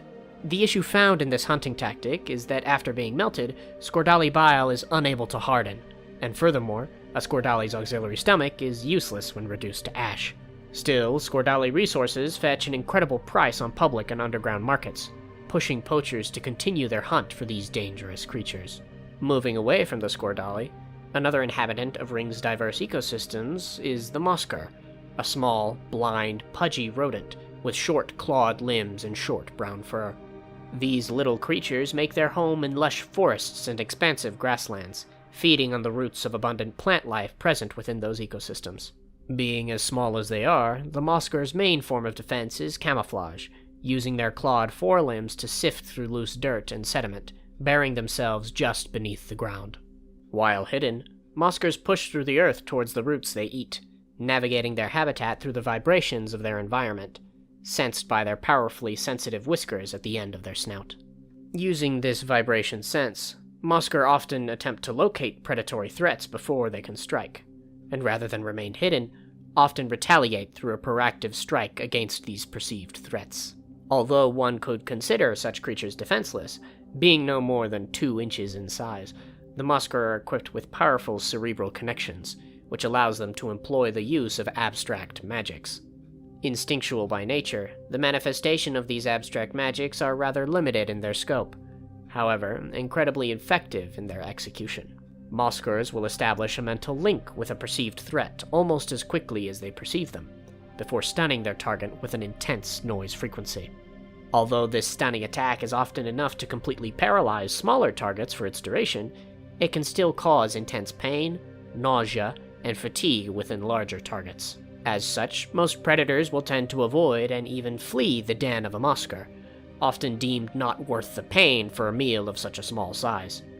Likewise, arcane poachers often avoid these creatures for similar reasons, as although a Mosker's brain has the capability to be made into abstract essence, their small size often makes such effort not worth the potential profit. Because of this, the Musker are a generally populous species, even with their physical defenselessness, having very few natural predators, aside from a select few with natural defenses against arcane attacks. Still, these select predators aren't enough to pose any real threat to the Musker population, even with their solitary nature and slow breeding periods, taking upwards of a year to produce a litter of at most 3 pups. These pups, raised by their mother for the following months, then leave to survive on their own, continuing the Musker's solitary life cycle. Alchemical magics are by far the most dangerous and volatile of all orders, a fact which effectively reserves them for only the most gifted of the arcane community. In short, alchemical magic has the ability to manipulate the molecular and atomic structure of matter, allowing mages to shift the chemical composition of anything within their reach. These molecular changes, however, cannot in and of themselves create matter, and thus any molecular changes made to an object must be fed by both a mage's arcane ability as well as the necessary chemical components in order to enact such a change. This large-scale molecular change, however, is incredibly difficult and taxing to perform, and as such is not used very often. Rather, the most common manifestation of alchemical magic comes in the form of lightning, through a molecular change in the air's electrical charge and current. This form of alchemical casting is most often the first a mage comes to learn when exploring the realm of magic's alchemical order, as this type of atomic manipulation is much simpler to achieve than a total atomic reconstruction, while still remaining incredibly powerful. The nature of the alchemical is in its supposed limitless possibilities. As with the ability to change the atomic structure of your surroundings, almost anything becomes possible. However, as mentioned briefly before, there are some caveats to such incredible power. Alchemical magics carry an incredibly heavy toll on their users, and dire consequences for their misuse. This toll exceeds even the capacity of glass, being the only order of magic that surpasses glass's arcane barrier almost completely. As such, deep glass, glass's much rarer and potent sister mineral, is the only material capable of protecting a mage from this order of magic. As discussed previously in our video exploring the Ringgard, humanity's only known source of deep glass is found within Ringgard hearts, powerful, magic-negating constructs which fiercely guard their territories of the Underring. Without deep glass, the casting of alchemical magics is devastating to the human body, accelerating the mutative energies of magic by an exceptional degree, as in the nature of changing matter, so too does a caster's body become more susceptible to change. This toll, however, provides mages access to near limitless possibilities, allowing them to alter even matter itself, shifting the subatomic particles at a mage's fingertips to produce devastating and awesome effects. Even these effects, however, have their limits, the most known of them being the material requirements needed for atomic manipulation. As much as alchemical magic can do, one thing beyond it is the law of conservation of mass, which states that matter, in any capacity, cannot be created or inherently destroyed. This barrier prevents alchemical magic from manifesting elements and matter from nothing, and thus requires material components necessary to enact the chemical change a mage seeks. For example, if a mage wishes to create water after many days of thirst, they must expend not only their alchemical essence in order to cast their magic, exposing their body to magic's volatile energies, but must also expend a source of hydrogen and oxygen. In this instance, the mage can simply extract these elements from the air around them, as both components are present. However, this example still illustrates the costly principle of alchemical magic, making it the only order of magic which costs additional components beyond simple essences in order to cast. Because of this cost, a great deal of molecular and chemical knowledge is necessary in order to properly cast, and thus, a grand majority of alchemical mages have extensive backgrounds in academics and the sciences.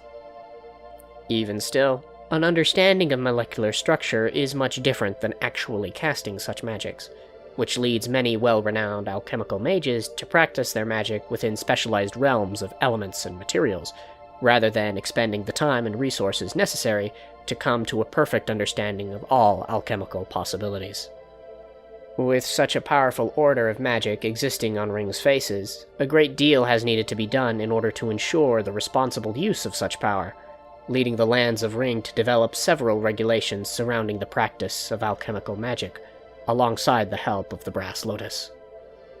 Although not as extreme as the outright illegality of abstract magic, alchemical magic is heavily regulated, with dire consequences imposed on those seen to circumvent or break these arcane laws. The highest of these laws deals with the manipulation of living creatures, as in a similar vein to the banning of blood magic's suborder of biomancy, the manipulation of organic matter is seen as unethical by the wider population. Furthermore, the manipulation of valuable materials and stones, such as gold and gemstones, as well as artwork and tomes, are forbidden by law, to protect against the destruction of such important things. Another point of contention surrounds the counterfeiting of currency, a point emphasized greatly by the United Market, who serves as the minter for Ryng's universal currency, called bands. These coins, given their name, are flat discs, with large holes drilled into their center.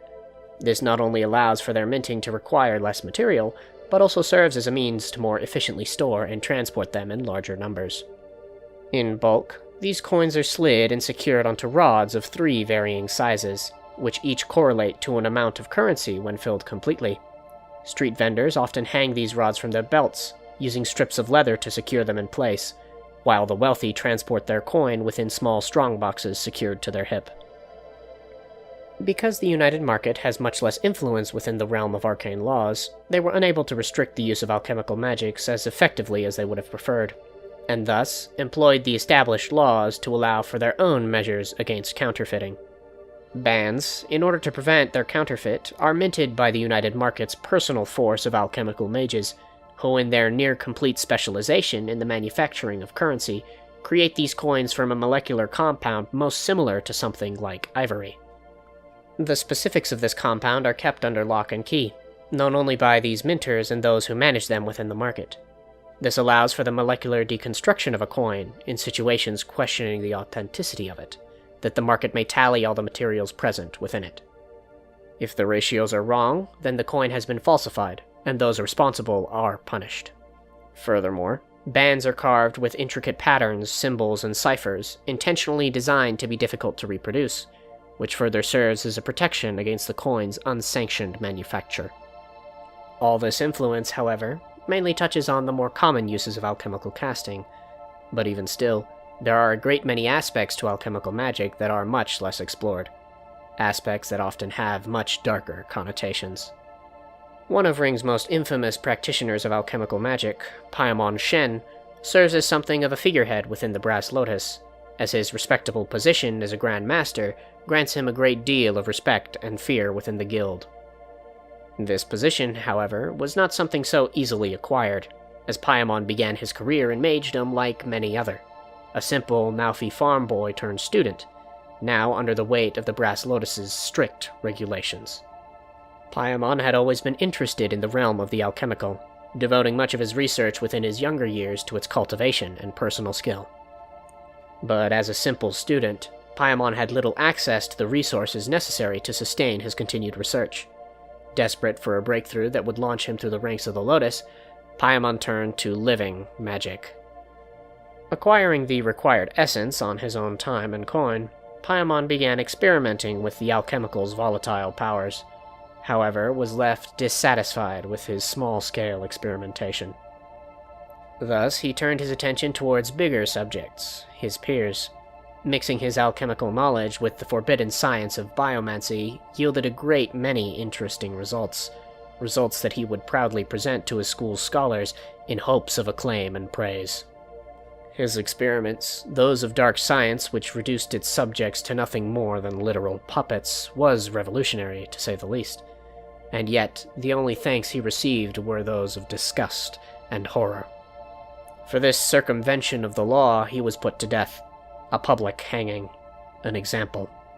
But regardless of the wider populace, Paimon's studies did come to intrigue someone high within the rankings of the Lotus. This benefactor released Paimon from his prison, and orchestrated an illusion of his execution to satiate the nerve of the public, all the while granting Paimon his every desire for prestige and recognition. Receiving the rank of Grand Master, Paimon now had every resource available to him, but by this point, his extended exposure to living magic had very well run its course within his body. His body and mind would no longer survive without its fill of alchemical essence, and thus his transformation was complete. His body had molded into an organic conduit for the alchemical, as his blackened flesh, spindly limbs, and uncanny build came to tower over his peers. Fearing a stain to his image, Paimon shed his name and face, masking himself in the ornately carved face of an owl, while abandoning his name in favor of a title, Grand Master of Puppets. This title reflects the nature of Paimon's research, as in his now decades of study, he has come to develop a formula to convert flesh into wood, and the ability to manifest celestial strings to puppet these creations. His benefactor is as of yet a mystery, but one with great influence and power within the Lotus, theorized to be one of the Brass Hand themselves, although the truth of this claim has yet to be validated in any capacity. Paimon serves as an example as to the extreme limits and influence of alchemical magic, which, in the manipulation of the molecular, has given rise to a new and terrifying science.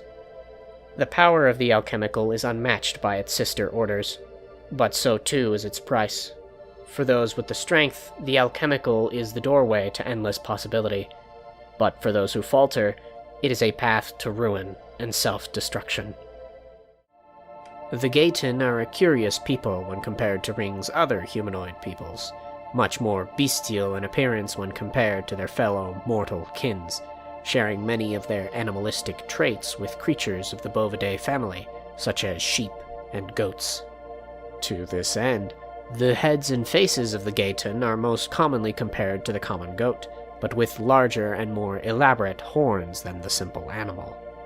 A Geitten's horns often spiral into ornate shapes and structures, pointing up and back behind their heads, though these more ornate horns are sometimes absent, instead curling around a Geitten's ears, much like the hearty ram. Between males and females, the horns of a male Geitten are much larger, though they remain present on both sexes. Joint with their heads and horns, the Geitten are completely covered in a full coat of fur, which changes in thickness and coloration depending on a Geitten's ancestral background. With coats ranging from sandy tans and oaky browns to deep blacks and stony grays, the Geitten are seen to be a people of incredible physical variety, comparable even to mankind. This variety is further bolstered by the many lengths and thicknesses of a Geitten's coat, coupled with their unique horns and faces. Though there remains one commonality between all Geitten: their ungilligrade legs, capped in a set of cloven, hoofed feet. This leg structure, along with many of the Geitten's evolutionary traits, was brought about by the Geitten's original habitat, that being Ryng's frigid mountain peaks, glacial wastes, and frozen plains. In antiquity, when the Geitten were still a lonely, isolated people, their population was nothing beyond a scattered collection of distinct villages and towns, barred from one another by the harsh environment they were set within. To combat these conditions, the Geitten mind was forced to develop a unique ingenuity for problem-solving, leading them to overcome their challenges with logic and reason. They designed structures capable of sheltering themselves from the snow, while trapping every source of heat within them. These partially subterranean structures, whose wooden roofs peaked over several feet of snow, were far ahead of their time, allowing these communities to further settle into their homes, divulging their time to other needs and resources. This additional time would give rise to a wave of intellectual growth among these communities, where each and every day a new problem would come to be solved by the Geitten's heightened intellect. However, once the immediate problems of the Geitten and their survival were solved, there remained their natural inquisition, pushing the Geitten to discover new realms of thought, philosophy, and theory. To this end, the Geitten began intermingling with other kins and peoples of Ryng, searching for the unanswerable. Questions that could provide endless discussion and inquisition, questions that begged an answer, yet remained impossible. The most intriguing question discovered throughout this philosophical boom? Death, and what lies beyond. This question, since its inception, is one that has plagued yet thrilled the Geitinian people, to the point that such curiosities are seen as innate within them. The Geitten of today are born with this natural philosophical curiosity, which has led these populations further and further into other communities in search of these answers. Because of this generational integration with these other societies, the Geitten have integrated themselves almost completely within human society, being the second most populous people of Ryng. Though homogenized with humanity and their culture in many ways, the Geitten retain their own traditions and beliefs, many of which stem from their intelligent, inquisitive minds. This natural intellect and curiosity places knowledge at the forefront of Geitinian society, though the most attractive forms of knowledge are not often the practical, as the Geitten's fascination with the philosophical places theology and philosophy at the highest order of importance. To this end, Geitten children are homeschooled from birth, with the rigorous academic structures formed over generations of a Geitinian family. In large part, a Geitten's education of their children is their legacy, to be passed on to further and further generations. This intellectual indoctrination into the world of philosophy often leads children to aspire to even greater forms of education, even when no longer under the care of their parents. To this end, a Geitten child often places their life goals in the enrollment into prestigious academies and monasteries, that they may further hone and expand their knowledge, to one day pass on to their offspring. Once these children are in a position to enroll in such an academy, their parents will distance themselves from their child's journey, allowing them to discover for themselves what they believe to be the most important fonts of knowledge, a journey that often takes a great deal of their century-long lives. This, however, isn't to say that Geitten parents abandon their child at this point in their lives, as they will continue to remain an involved part of their child's life, only less so. This is that a child may learn to become both physically and intellectually independent from their parents, that they may expand their own mind in their own way, no longer confined by the regulations and beliefs of their fathers. In developing their own ideas, they will pass on their knowledge to their own children and their children's children, a cycle of intellectual deepening and growth, unprecedented within other communities of Ryng. When it comes to the structure of these intellectual households, they are traditionally patriarchal within the realms of a child's education. Just as a human father traditionally passes their family name onto their child, a Geitten father passes on the education of his family. This, however, does not mean a mother has no influence on a child's education, as the uniting ritual of marriage between Geitten can have a profound effect on this patriarchal figure. This ritual involves the intimate sharing of knowledge between both conjoining families, wherein a wife shares her education with her spouse, and vice versa. Here the couple discusses their future, and the family that will spring from it. They explore their ideas of educating their young, and the methods they wish to employ in doing so. This is a sacred ritual, the conjoining of untold generations of knowledge within a single conversation, one that can last upwards of days on end. But once complete, the couple are wed, set on a path they created together. These traditions, however, aren't so commonly practiced within the modern day, as Geitinian integration into other societies has pushed much of this tradition aside, as the Geitten continue to adopt more of humanity's culture.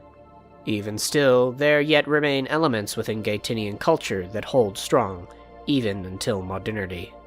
Firstly, a sign of great prestige among the Geitinian people is the grooming and adornment of their horns, which, among those of higher class, are often draped in fine chains and silks in intricate and ornate styles. Even among the Commonwealth, the Geitten will take great care of their horns, and will go to great lengths to ensure their proper preservation and presentation.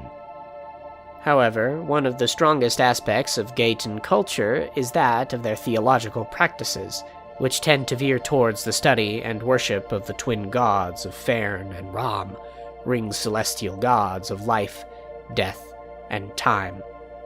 In worshipping these cyclical gods, many of the Geitten population are raised professing their faith to the disciples of the cycle, an unorthodox cult that worships Father as their creator, but holds Ram and Faern to a higher level of worship. Disciples of the cycle believe in the sanctity of cycles, especially those formed through the harmony between fathers' eldest sons, believing that their cycle of time is infinitely repeating, destined to extend past the veil of the end and beginning of times, to give birth to a new father. Such beliefs are seen by Orthodox churches as heretical, but not necessarily wicked, as such beliefs would suggest an extension of time from before the Creator. Those who profess this faith hold all life to be sacred, so long as it does not attempt to break its divine cycle of life and death, as believers claim that only Ram and Fern can live outside of the cycle they form. These cyclistic beliefs give birth to a doctrine of salvation bound in reincarnation, as with the end of one cycle is born another. For this, it is considered taboo to not only prematurely end the life of a creature, but to artificially extend such a creature's lifespan. Because of this, disciples of the cycle are almost exclusively vegetarian, although some justify the consumption of meat as a cycle in its own right, with the flow of energies from one being to another. In professing such a faith of cycles, death is not seen as an end, but a new beginning, leaving funerals to twist from an occasion of grief into one of complete celebration. These celebratory funerals, as is their custom, can extend upward of days on end, where those in attendance will feast, sing, dance, and remember the life of those who passed. In having such a distinct cultural identity, even after extensive time amidst the cultures of men, one would assume that a divide would come to present itself between these two communities. However, such a belief would be much contrary to the truth. In fact, the union of these cultures is so extreme that it extends beyond the simple culture, as these two populations of man and Geitten have begun to intermix, giving rise to an entirely new race of half-bred people, the Geiter. These children of mixed descent, the Geiter, take on many traits from both sides of their family, being born with the horns, tails, and legs of the Geitten, but the faces, bodies, and arms of man. Though controversial in antiquity, a boon upon such a child's parents, such a union is one that has come to be respected within the modern era, leaving the Geiter to be seen in equal respect to their fathers in all forms, both physically and intellectually, becoming a normal occurrence within Ryng's populations. With such a commonality of both Geitten and Geitur, their presence within human communities is completely expected within the current era, with the Geitten's natural intellect drawing them to academic and philosophical realms of society. To this end, Geitten most commonly search for employment within positions of government, mercantile, and brass lotus organizations, which, with their incredible intellect, are most often attained. Because of this, a disproportionate number of scholars, nobles, and government officials are of the Geittinian people, which at times can come to stir some discomfort within certain groups and peoples, untrusting of such a widespread influence. However, the Geitten do not view themselves as superior to their fellow kins of Ryng, recognizing that each man, beast, and creature holds fast to its own crucial talents and abilities that contribute to Ryng's cyclical harmony. In this vein, the Geitten are an inquisitive, philosophical people, molded by the harsh lives of their ancestral fathers, which pushed them to explore all manners of intellect in good and righteous faith. This inquisitiveness is a trait that extends even to today, pushing the Geitten into grand positions of educational and economic privilege, while remaining true to their better selves. Though, of course, there always exist exceptions to this good-natured rule. Getting into the discussion proper, we begin with the Stortine's physiology, physically large, muscular humanoids completely devoid of hair. A Stortine's stature is the first thing one will notice of them, as these incredible people grow to be between 6 and 7.5 feet in height, making them the largest humanoid race upon Ryng's faces. This height, however, as opposed to the slender, lanky builds of the Nalfi, is paired with intense musculature, as the Stortinian body excels at converting food into the necessary proteins to produce and build muscle. These muscle-building bodies also excel in burning energy-dense fats, leaving the Stortinians to be visually incredibly fit, regardless of their practices and routines. Their complexion is often pale and almost sickly gray, further desaturated to be cold in coloration, holding little undertones of the warmness of flesh and blood within its pigmentation. This pale, desaturated color is often paired with dark, piercing eyes, used to pierce the intense light of Yetri's desert skies, most commonly seen in pigmentations of navy blue, deep maroon, or voidly purples. Coupled with these unique shades of eyes, the Stortine's most prominent feature is the stony material that grows upon their skin, primarily taking form on their forearms, legs, and chests. In these concentrated areas, this material, akin to a deep, black, polished stone, not only provides protection from the sun, but also from more physical dangers, proving to be particularly resistant to the flesh-carving winds of Yetri's arcane storms. This material, however, finds no place on a Stortine's head, aside from a male's ability to grow stony beards on their faces, which they chisel and carve into elaborate shapes and styles, often with great cultural significance. These beards, which only begin to grow after a male Stortine reaches maturity at 16 years of age, will continue to grow for their entire lives, which extend to upwards of 200 years. This, coupled with the intense living conditions of Yetri's deserts greatly lowering a Stortine's average lifespan, means that a great deal of respect is given to the oldest of Stortinian communities, which usually are those with the largest and longest beards. Alongside this respect, age brings a physical power as well. As opposed to other races, which begin to falter in their strength as they reach past a certain age, a Stortine only grows stronger with age.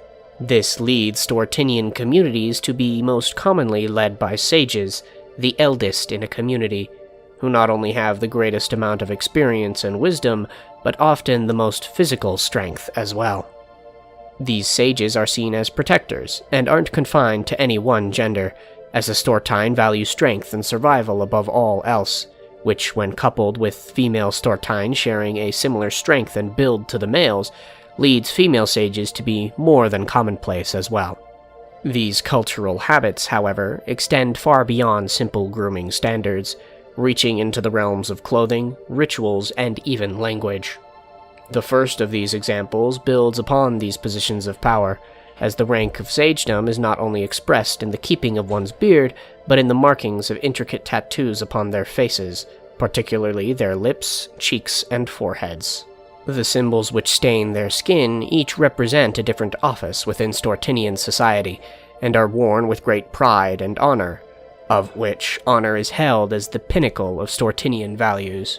Life within the desert is hard enough without the added complications of conspiracy and deceit. To this end, dishonor and treachery are seen as a Stortine's greatest sin.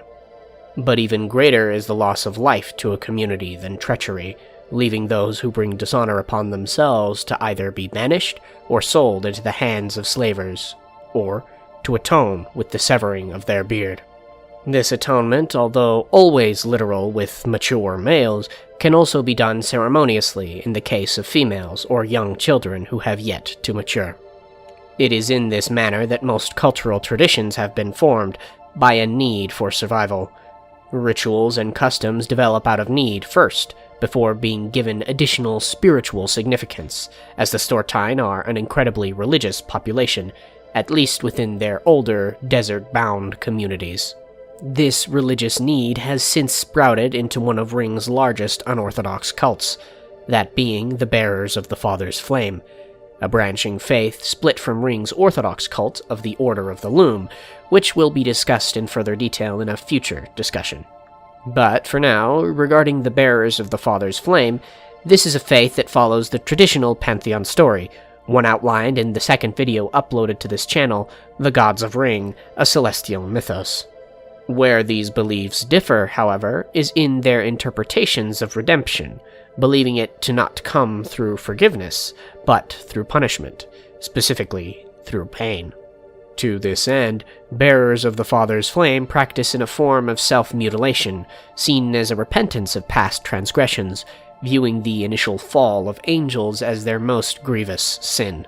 This process of repentance involves the scarring of one's flesh, searing symbols onto their bodies that mark their past mistakes, and in doing so, becoming free of them. As such, these scars aren't a cause for shame, but pride.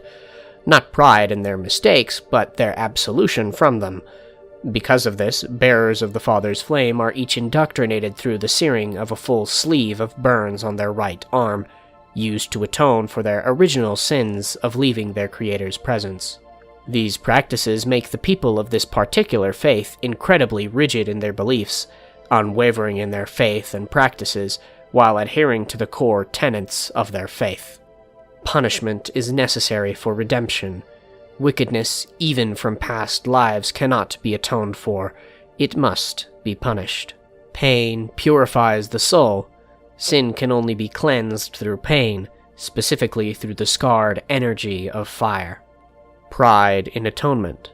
Branding oneself with scars is not shameful, but an act of pride, demonstrating a willingness to acknowledge and atone for mistakes and transgressions. In adhering to these three tenets, bearers of the Father's Flame are still incredibly respectful to differing faiths, being taught to adhere to all celestial and terrestrial laws of kindness and understanding towards anyone they meet. Although a faith originally belonging to none other than the oldest communities of Stortinian peoples, their continued faith and mingling with larger communities has allowed the faith to find footing upon all of Ryng's faces, growing to become one of Ryng's most populous faiths, behind only the Orthodox faith of the Order of the Loom and the Brass Lotus. This expansion of the faith, however, has also brought with it an expansion of the Stortinian culture, which over many centuries has evolved to encompass two schools of practice, one of original tradition and another of newfound purpose. It is unknown where the Stortinian first came to settle, as their ancestral homes, deep within the deserts of Yetri, are sites that have long since been lost to time and sand. Even still, their desert origins are far from disputed, with continued tribes of their people continuing to brave their harsh environment, even to this day. In order to survive such a place, Stortinian communities are usually rather small, comprising upwards of 10 families, all settled into minuscule settlements concealed by sand and rock. These settlements, constructed of condensed and packed bricks crafted from the same iron-laden sands they inhabit, are clustered domes, with sunken entrances and passageways built and designed to keep the heat of the day at bay.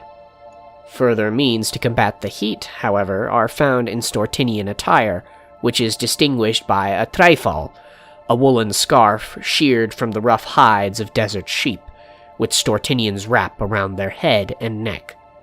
Women, for means of modesty, will tend to have longer scarves that drape down past their shoulders and chests. However, either style of scarf is not exclusive to either sex, and is worn as preferred. These scarves are then often adorned in jewelry, with chains of silver and gold woven between points of the fabric in order to exude a sense of worth within a community. Upon their bodies, both male and female Stortinians commonly wear wraps and layered shin-length skirts, shielding themselves from the sun's rays, while the intricately woven styles of layers push and pull airflow to better cool and accommodate its wearer. These articles of clothing, in fact, are so successful in their combating of the heat that their style has long since been adopted by a great many other desert communities, both rural and urban. Yet even still, none match the technique and quality of these original designs. To this end, Stortinian goods, which always strive for function over fashion, are incredibly sought after, and after many centuries of their craft, they have even grown to become both functional and fashionable, becoming both items of commonality and luxury. Because of this, Stortinians thrive on trade, but their isolated desert homes make such a thing rather difficult. To combat this, however, isolated communities of Stortinians embark on a biannual pilgrimage out of the desert, packing a great many goods to sell and trade within Yetri's more urban markets. These pilgrimages, which differ with every unique settlement of Stortine, are causes of great excitement for the communities which they visit, which will often hold market festivals to celebrate their arrival. This relationship has placed the Stortinian people in an incredibly positive light within the outer circle of Yethri, but it is this relationship that often leads to them being taken advantage of.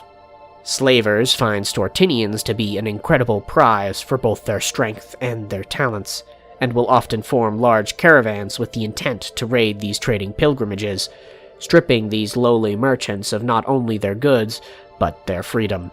These enslaved peoples are then often sold to the highest bidder, independent merchants and nobility alike, and in some less than uncommon cases, even directly to the united market. This life, however, isn't reserved for all Stortinian peoples, as there are a great many who have long since abandoned their desert roots in favor of integrating themselves with larger society. These kins, now found on all of Ryng's faces, often retain their religious vigor, but lose their desert identity, usually having no trouble integrating themselves into the customs and traditions of their surroundings, making them like any other member of their community, aside from their incredible stature. These integrated communities of Stortines are thus viewed in a generally positive light, even amidst some rather unsavory stereotypes, often placed upon them as being dumb and brutish, unrefined and savage. These ideas, however, are incredibly far from the truth, as the elegance of Stortinian culture, craftsmanship, and ingenuity continue to disprove such harmful assumptions, often only held by the ignorant or hateful members of Ryng's communities. All this is to show the underlying depth and intelligence of the Stortinian community, which, rather than academics, favors experience and craftsmanship, a community of power and self-sufficiency, able to survive and thrive within Ryng's most hostile environments. To this end, in crafting and writing the Stortine, I wished to create a race of incredible strength without falling into the common pitfalls of such an idea. I wished for them to be an intelligent and faithful community with repentance and kindness at the center of their focus, rather than something more commonly seen, such as a community of barbaric nomads bent on blood and savagery. The Naufi were the first sentient peoples to settle on Ryng. Rumored by Ryng's religious communities to be the direct descendants of the first fallen angels, the Naufi are seen as remnants of Ryng's most ancient cultures. Even so, the Naufi have adjusted themselves rather well to Ryng's modern cultural climate, often integrating themselves into Ryng's many communities to the point that they have become a Ryng-wide people. Tall and slender in their physique, the Naufi stand between 6 and 7 feet tall when fully grown. Human-esque in appearance, the Naufi are distinguished from humanity by the feathers that grow on their bodies, which run along their forearms and shins, as well as up their sides, backs, and necks, and even the sides of their faces. Additionally, the Naufi's feather-lined, pointed ears that run up the sides of their heads further pull them away from humanity's guise. This is all absent of the fact that the Naufi have no wings to speak of, their feathers being nothing more than remnants of their supposed celestial lineage, granting them an air of grace about them, no matter their situation. When it comes to distinguishing between male and female, Naufi are generally distinguished from one another much like humans, with a few key differences. Male Naufi do not grow facial hair, and are typically smaller than the females, standing at the lower end of 6 feet tall when grown, while females stand closer to 7.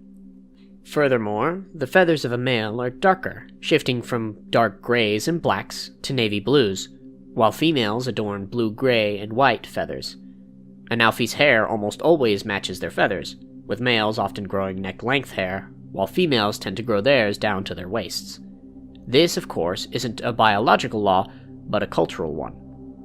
The Naufi take great pride in their hair and its maintenance, in some spaces even using its style and accessories as a symbol of status and wealth.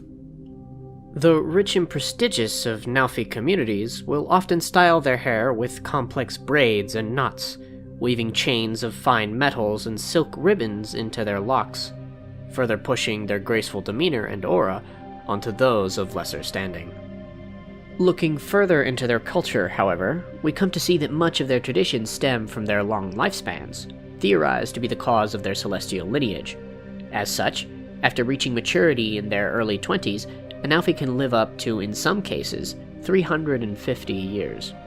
This long lifespan has brought about a culture of varied experience, focused on intaking as many experiences as possible throughout one's life.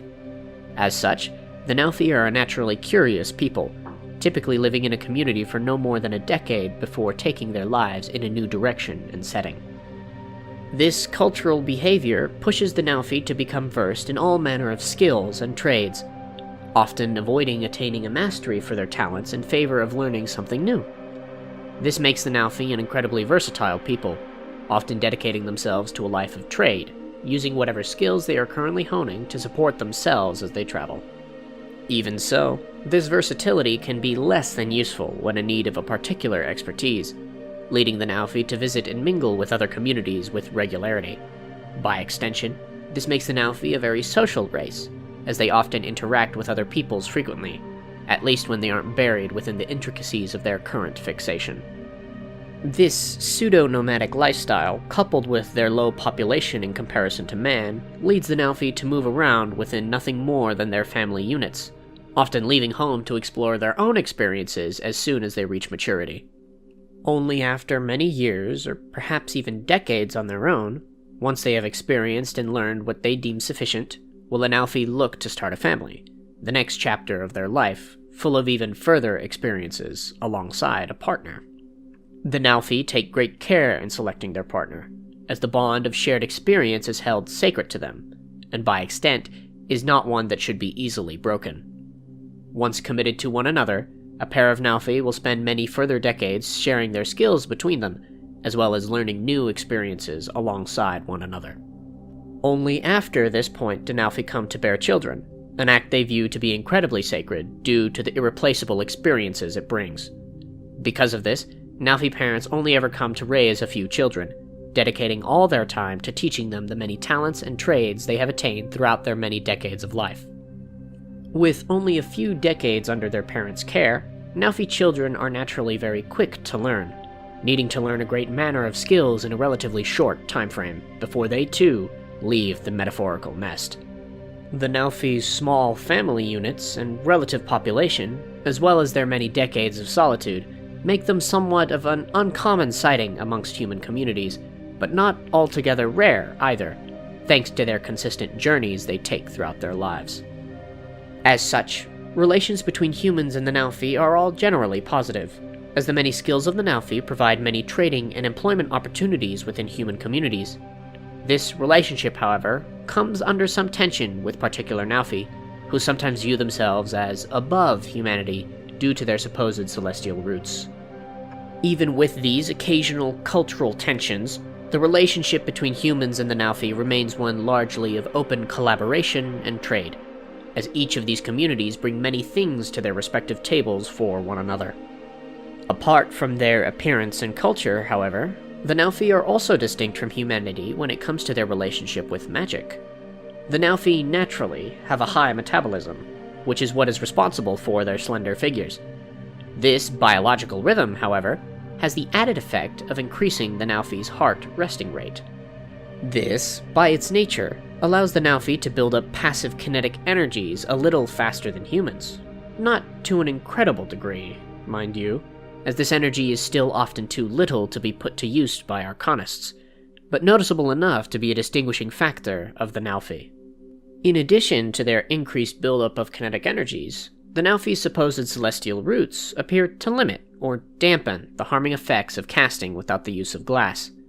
In a similar vein to their buildup of kinetic energies, this resistance to casting-imposed injuries is minimal, but noticeable, leaving most Nalfi mages to continue to employ glass within their casting, for the sake of a more secure defense against magic-induced injury. These are all attributes of the Nalfi people, a widespread race of many trades and skills, raised from birth to develop and expand their skill set to live life to the fullest. A race of craftsmen, scholars, and merchants that calls Ryng its home. Based on the family of mustelids, the Frethi are small, furry humanoids with small heads, stout snouts, and long bodies. Generally bipedal, the Frethi can grow to stand between 3 and 4.5 feet tall, though the Frethi retain the ability to sprint for short distances on all 4 of their limbs. In reference to their size and height, Male Frethi are larger than their female counterparts, often reaching towards the higher limits of their height spectrum, while females generally fall to its lower ends. Unlike most mustelids of reality, the Frethi are omnivorous in their diet, eating a vast variety of meats, fruits, and vegetables with their highly evolved teeth and jaws, which allow for such a variety in diet. Frethian fur is generally short, no longer than an inch in its coat, though there exist genetic exceptions to this norm, with puffier variants of the Frethi being present within their many populations, though typically concentrated within Ryng's colder climates. This fur varies in its coloration, ranging from blacks and browns to creams and whites, with a spectrum of color in between. Typically, a Frethi's coat isn't one single color, but laden in patterning, with lighter colors on their chests, stomachs, and snouts, as well as the undersides of their front paws. These frontal paws, which are highly dexterous, mimic the complexities of the human hand. Most akin to the paws of reality's otters, they are simply void of an otter's webbing. Such a biological construction allows for the intricate manipulation of objects within a Frethi's reach, allowing them to lift, turn, and operate objects and mechanisms in the same fashion as humanity. Even still, it must still be recognized that the Frethi share no common ancestry with humanity, being an entirely separate species of people. This, as one could imagine, brings into question a great deal of elements surrounding Ryng's predominant faith, which claims that all of humanity and its kins share a common ancestry with Father's first angels. To this extent, the Frethi developed their faith in a different vision of their creator, pushing them to worship the bright and dark sons of Ryng, rather than a personified creator deity. This faith, Stjarnism, which worships both the distant star of Eadrum and the star of Dion, is a cult of balance, believing that creation was brought about by a balance of light and dark, good and evil. Members of the faith believe in three core tenets. Opposition. There cannot exist good without evil to balance it, nor can evil exist without good. Unity. All creatures are joined in the bands of light and dark. And peace. Though evil exists, remain of good cheer, and focus on the good you can do for yourself and others. Joint with these tenets and focus of worship, the most distinguishing element of Stjarnism is its stark disbelief in the afterlife, at least in comparison to other schools of faith upon Ryng.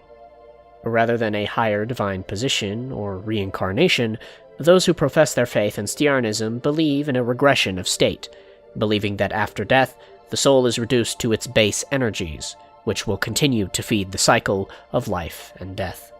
This belief, rather than bringing about an air of despair and existentialism, instead brings great joy to the Frethian people, pushing them not to dwell on the passage of death, but instead celebrate everyday life, a celebration all the more coveted with their relatively short lifespans of roughly 60 years.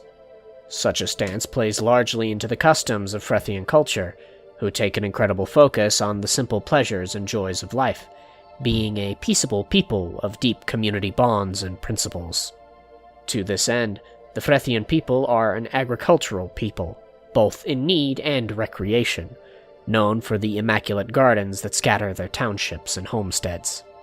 This emphasis on guarding flows into their culinary habits, which are further bolstered by the wide reaches of their diets, which, rather than keeping to themselves, are often shared in weekly communal feasts, accompanied by music, games, and other means of entertainment. Though full of activities, these weekly celebrations of community are centralized on the prospect of oral storytelling, the intergenerational passing of tales and proverbs from family to family, seen as a way to preserve the energies of their ancestors. This weekly practice leads the Frethi to be considered immaculate storytellers among the high societies of Ryng, the best of them often rising to the stations of kingly courts and poets and bards, writing all manner of tale and epic surrounding their kingly sponsor. However, this isn't the only place you'll find a Frethi within human society, as the many other cultural talents of the Frethi lend them to any number of professions within the wide spectrum of agriculture and the culinary arts. Though with this, the Frethi are not as common to see in Ryng cities of man as one would expect. As though scattered populations exist within the communities of humanity, the grand majority of Frethians remain within their communities of birth, known as burrows. These burrows, small villages and townships found within the hilly plains of Ryng's vast lands, are collections of subterranean homes, dug into the earth before being furnished in all manner of glossed woods and stones. Most commonly, these homes sit just beneath the hill's surface, leaving open walls and windows to peek above the earth, granting unobstructed views of the fields and gardens which scatter the wider plains surrounding a Frethian homestead. Alternatively, when conditions permit, burrows have been seen to extend into the canopies of ancient forests, their homes carved into the hollowed roots of massive trees, leaving the Frethi to be incredibly populous across all of Ryng's circles, their communities able to reside in almost any environment, being one of the few peoples to be able to function completely independently of Ryng's gate cities. This independence has largely led Frethian communities to develop a sort of taboo amongst them, often coming to frown upon the act of leaving one's own burrow, an additional cultural pressure that often confines the more adventurous of their kin. However, the Frethi are not the only people of their kin to call Ryng their home, as their cousins, the Uthi, also lay claim to the wilds of Ryng's faces. But before we look into Ryng's goblins, the Uthi, I'd like to take a moment to thank you all for making it this far into the video. If you've liked the video thus far, and would like to join us as we continue to explore the wider world of Ryng, you can subscribe to the channel here. And if you'd like to further support me and this world, consider supporting me on Patreon. That'll be all, let's get back to it. The Uthi are, akin to their cousins, based on the Mustelidae family of animals, though, more specifically, the more aggressive species of the family, namely drawing inspiration from sources such as the wolverine and honey badger. This, as one can imagine, places the Uthi on the opposite end of the spectrum from the joyous, peaceable people of the Frethi, instead being an aggressive, territorial people who feast primarily on scavenged corpses. Of course, such dietary habits do little to paint the Uthi in a societally attractive manner, as even outside of the practice of eating scavenged meat, the scent of rot lingers around each Uthi, remnants of their many years of feasting. They are larger than their cousins, typically growing between 3.5 and 5 feet in height, with the males being larger than the females. Their bodies are almost much denser and heavier than their cousins, with thick muscle to support their thick claws and bone-crushing jaws, which allows them to access the bountiful marrow left behind in most corpses. Their coats of fur are thick and matted, predominantly composed of dark browns which grow lighter towards their head and back. This coating can begin as a light beige, but grows darker over an Uthi's life, which can extend up to some, on average, 50 years. The skin that lies beneath their coat is loose and rubbery, a protection against all manner of claws or bites, even proving to be rather resilient against the blades of man. Such protection, however, is necessary to survive the wilds of Ryng, an environment filled with all manner of dangerous monsters and beasts, arcane and otherwise, an environment that stands as a testament to the Uthi's resilience. This resilience, however, is much more than physical, as the Uthi are an incredibly intelligent people, much more than would be initially gleaned from a surface-level analysis. Their culture and behaviors are complex, and often prove to be at odds with the other populations of Ryng's faces. Nevertheless, the Uthi remain a prominent population themselves. The Uthi are a socially solitary people, with each family laying claim to the territories surrounding them, being incredibly territorial against any foreign body. A collection of these families is referred to as a brood, the greater societal construct that makes up Uthian society. This brood is headed by a patriarch, a right earned through combative challenge. The patriarch serves as a brood's head and religious leader, with the Uthi seeming to have a faith of their own, a branch of Stiarnism, though one foreign to the scholars of humanity, who have thus far been unable to decode the Uthi's language of chirps, barks, and growls. Additionally, a patriarch serves as a master of the hunt, claiming charge over the males of the brood every morning to scavenge their territories for food. These hunting parties, known as troops, can consist of anywhere from 5 to dozens of Uthi, who scour their environment for corpses to claim, traveling in troops to fight off any other scavengers they may come across, including fellow Uthi. Under times of extreme distress, troops have been known to reach beyond their territories, often attacking isolated villages and townships in order to raid their morgues and graveyards, a practice further seen during times of plague and famine, where corpses prove abundant in their number. Such attacks have labeled the Uthi as primitive, opportunistic hunters within the eyes of humanity, which, although largely the case, is an assumption which fails to recognize the understated complexities of such a people.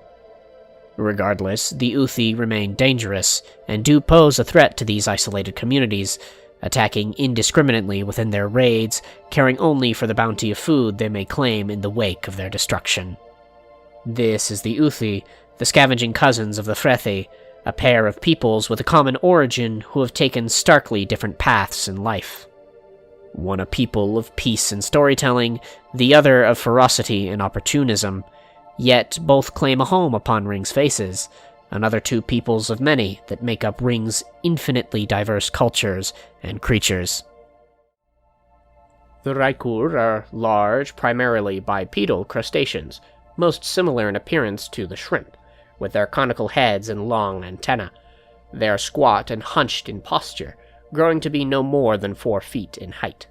Their small bodies are held up by slender, digitigrade legs, which when coupled with their lanky arms, allow the Raekur to travel comfortably both bipedally and quadrupedally, depending on the harshness of their environment.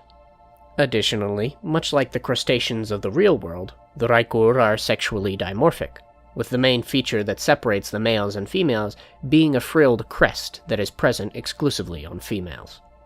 Being crustaceans, the Raekur require water in order to breathe. However, their extended evolution to a life on land has allowed them to live the majority of their lives outside of these bodies of water, needing only to keep their gills moist in order to breathe on land. As such, the Raekur must remain in close proximity to bodies of water at all times, needing to have access to lakes and rivers in order to keep themselves from suffocating. Because of this, the grand majority of Raekur communities live within subterranean river systems and underground lakes, building their villages and cities along their stony banks, slowly spreading their reach further and further from the waterfront. Over hundreds of years, as Raekur society has continued to grow and develop beyond the shoreline, so too did their technical minds expand into what they are today. Raekur villages began to be constructed with complex piping systems, allowing for the transportation of water throughout an entire settlement. This development allowed for the Raekur to further their reach, and in having larger settlements, they were able to grow greatly in number and population. These piping systems came to serve as a great inspiration to surface-dwelling communities, as they too continued to expand their settlements, developing their own piping and plumbing systems with the help of Raekur ingenuity. Within the modern era, the Raekur are renowned for their impressive skills and metalwork, as they are born with an innate fascination with metals and minerals. With the complex piping networks of their settlements, Raekur forges are built with these same networks, allowing for the mass transport, casting, and molding of molten metal, making Raekur blacksmiths incredibly efficient in their work. This efficiency has led a great many Raekurian smiths to place a greater emphasis on the art of their craft, rather than its simple manufacturing, pushing the Raekur to develop a society that hinges on the artful manipulation of metal. The Raekur primarily are jewelers by trade, their innate fascination with metal and gemstones often pushing them to such crafts and talents, leading the most respected of their communities to be the most skilled within such a trade. Those who have no interest or talent for such things, however, are neither shunned nor praised, as Raekurian society is still well aware of its agricultural, militant, and commercial needs. Because of this, jewelry is valued above all within Raekurian high society, as merchants and nobles will adorn themselves in dozens of intricate piercings bolted to their own translucent carapaces. The wealthiest of Raekurian society will often be adorned in hundreds of these piercings, often accompanied by dozens of decorative chains of gold and silver, draped from piercing to piercing.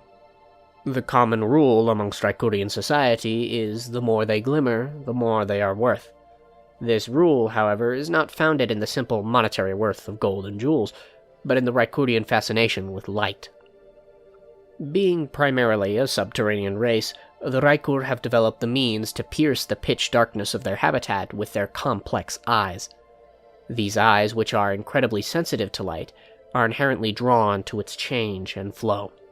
As such, the glints and glimmers of reflective surfaces and focused points of light are inherently very attractive to the Raekurian eye, which is what causes them to have such a fascination with these gems and metals.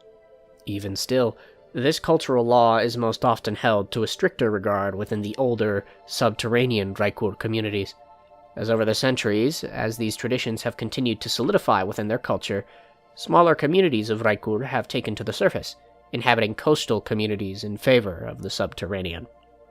The differences between these two communities of Raekur, however, go beyond the simple culture, as centuries of adaptation have led the coastal Raekur to evolutionarily split off from their subterranean ancestors. Coastal Raekur are larger by comparison, standing a few inches taller than their counterparts. Additionally, they have shed their translucent shells in favor of vibrant colors, most commonly being found in shades of royal blues, sea greens, and deep violets. Even still, there remains little limit as to a coastal Raekur's coloration. All these developments, however, have cost the coastal Raekur their dark, piercing vision, needing their eyes to grow more accustomed to a life on the surface. This life on the surface, however, has not yet allowed the Raekur to move past their need of moisture, as in the long expanses of travel away from water, the Raekur were in need of a solution to this necessity. As such, Raekur that take their travels away from bodies of water will most commonly be seen with large tanks of water on their backs, often equipped with a hose that feeds into a Raekur's gills, keeping them sufficiently wetted when outside the reach of water. Aside from their physical difference, coastal Raekur are much more sociable than their cousins, having grown accustomed to the constant exposure to other societies and cultures. Furthermore, although still fascinated with metal, coastal Raekur take greater pleasure in finding trinkets of value, rather than creating them. Even still, a great many of these coastal Raekur remain prominent metalworkers, who continue to enjoy their ancestral traditions even beyond the forge-centric structure of their subterranean civilizations. This forge-centric focus on subterranean communities, however, was not brought about by the Raekur alone, as their relationship with another creature native to the subterranean rivers of Ryng, the Badir, did a great deal to push for this focus on industry. The Badir, a giant crustacean over 12 feet in length, is another of Ryng's many magical creatures. Built with large, crushing claws, a thick, bulky carapace, and a powerful tail, the Badir are one of many magical creatures that employ the use of kinetic magics, but not in the way one would generally expect. You see, the Badir is a creature of incredible strength, even without the aid of kinetic magics, using its great claws to crush loose stone and debris within its habitat. These creatures, however, are burrowers, who dig out tunnels alongside the banks of subterranean rivers, using these manufactured outcroppings to hide themselves before leaping for their prey of choice, the lindur, a large, blind fish that thrives within these same subterranean river systems, growing to its impressive 4-foot length throughout its near-constant feeding on smaller fish and algae. To hide, however, the Badir cannot carve these outcroppings with sheer strength alone, and thus have developed an incredible ability that allows them to carve away the stone walls of their subterranean habitats. This ability stems from a hollow pocket present within the Badir's frontal claws, which it uses to store excess water that it intakes from its gills. Using kinetic magic, this pocket, with the help of a magical organ within it, compresses any water in the pocket, pressurizing it before releasing it in a powerful stream, which, when mixed with fragments of stone crushed and grinded down by the Badir, produces a stream powerful enough to cut and carve through stone. This projectile water stream, in addition to being used as a burrowing tool, is also used as a powerful weapon of attack in both offensive and defensive manners, able to cut through the flesh of soft-bodied organisms with great ease. This compressing kinetic organ, which allows for such abilities, is what mages can harvest in order to produce kinetic essence, as it is what stores such energies within such a creature.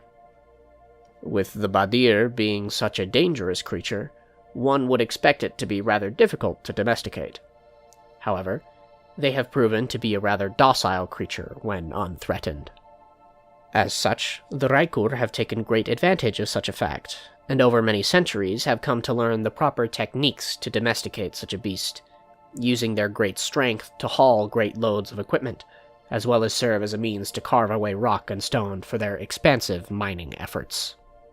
This treatment leads the Badir to be treated most as beasts of labor, as their slow speed and timid nature don't lend well to other environments, especially on the surface, as much like the subterranean Raekur, the Badir have an incredible sensitivity to light, and struggle when exposed to direct sunlight.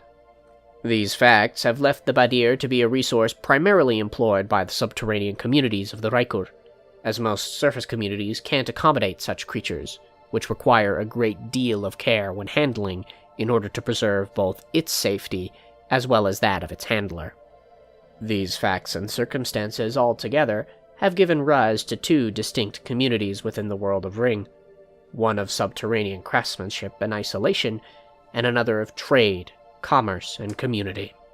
These characteristics have long since come to identify the Raekur, which have, over the centuries, come to develop many stereotypes surrounding their nature as greedy, selfish shellfish who view treasure as their greatest prize. These stereotypes, however, are far from the truth, as although there are prominent figures within Raekurian communities that exhibit these traits, their general culture is much different, revolving primarily around tradition and family, rather than treasure. Raekurian families are very closely knit to one another, often remaining close to one another throughout their entire lives, which can last upwards of a century. These lifespans, coupled with a Raekur reaching adulthood after only 15 years of life, leads many generations of families to all be knit together within a single household. Furthermore, this close-knittedness often leads the Raekur to organize marriages for their young, favoring compatibility over the whims of simple love. Even so, the Raekur are taught to love and respect their spouse, and as such, often come to form these bonds of love, regardless of their marriage's origins. With these many generations present, tradition is passed like a torch from a family's elders, down the line to the youngest generations who cling onto these ideas from birth. Because of this, the many techniques and talents of the Raekur are under near constant development, with improvements arising with each generation of smiths and forgers. However, it is this same root of tradition that often comes to halt the Raekur's industrial progress, as their societal norms often look down upon innovation too far outside the scope of tradition, favoring a slow and steady progress, rather than an exponential one. These norms, as stated previously, however, aren't nearly as rooted within the coastal Raekurian communities, who, in mingling with many other cultures present within these coastal cities, often come to live their lives much like the people that they are surrounded by. Because of this, the stricter structures of the Raekurian culture are much looser on the surface, with traditions such as arranged marriages and multi-generational households being largely absent from these coastal communities. Still, this isn't to say that such communities completely abandon their roots, as even coastal Raekur look to spend a great deal of time within their family units, passing down the knowledge of their trade through each coming generation. This is what comes to form the Raekurian people, a closely knit community of smiths and craftsmen, jewelers and merchants, shaped by their physiological need of water into the expansive community of tradition that they are today.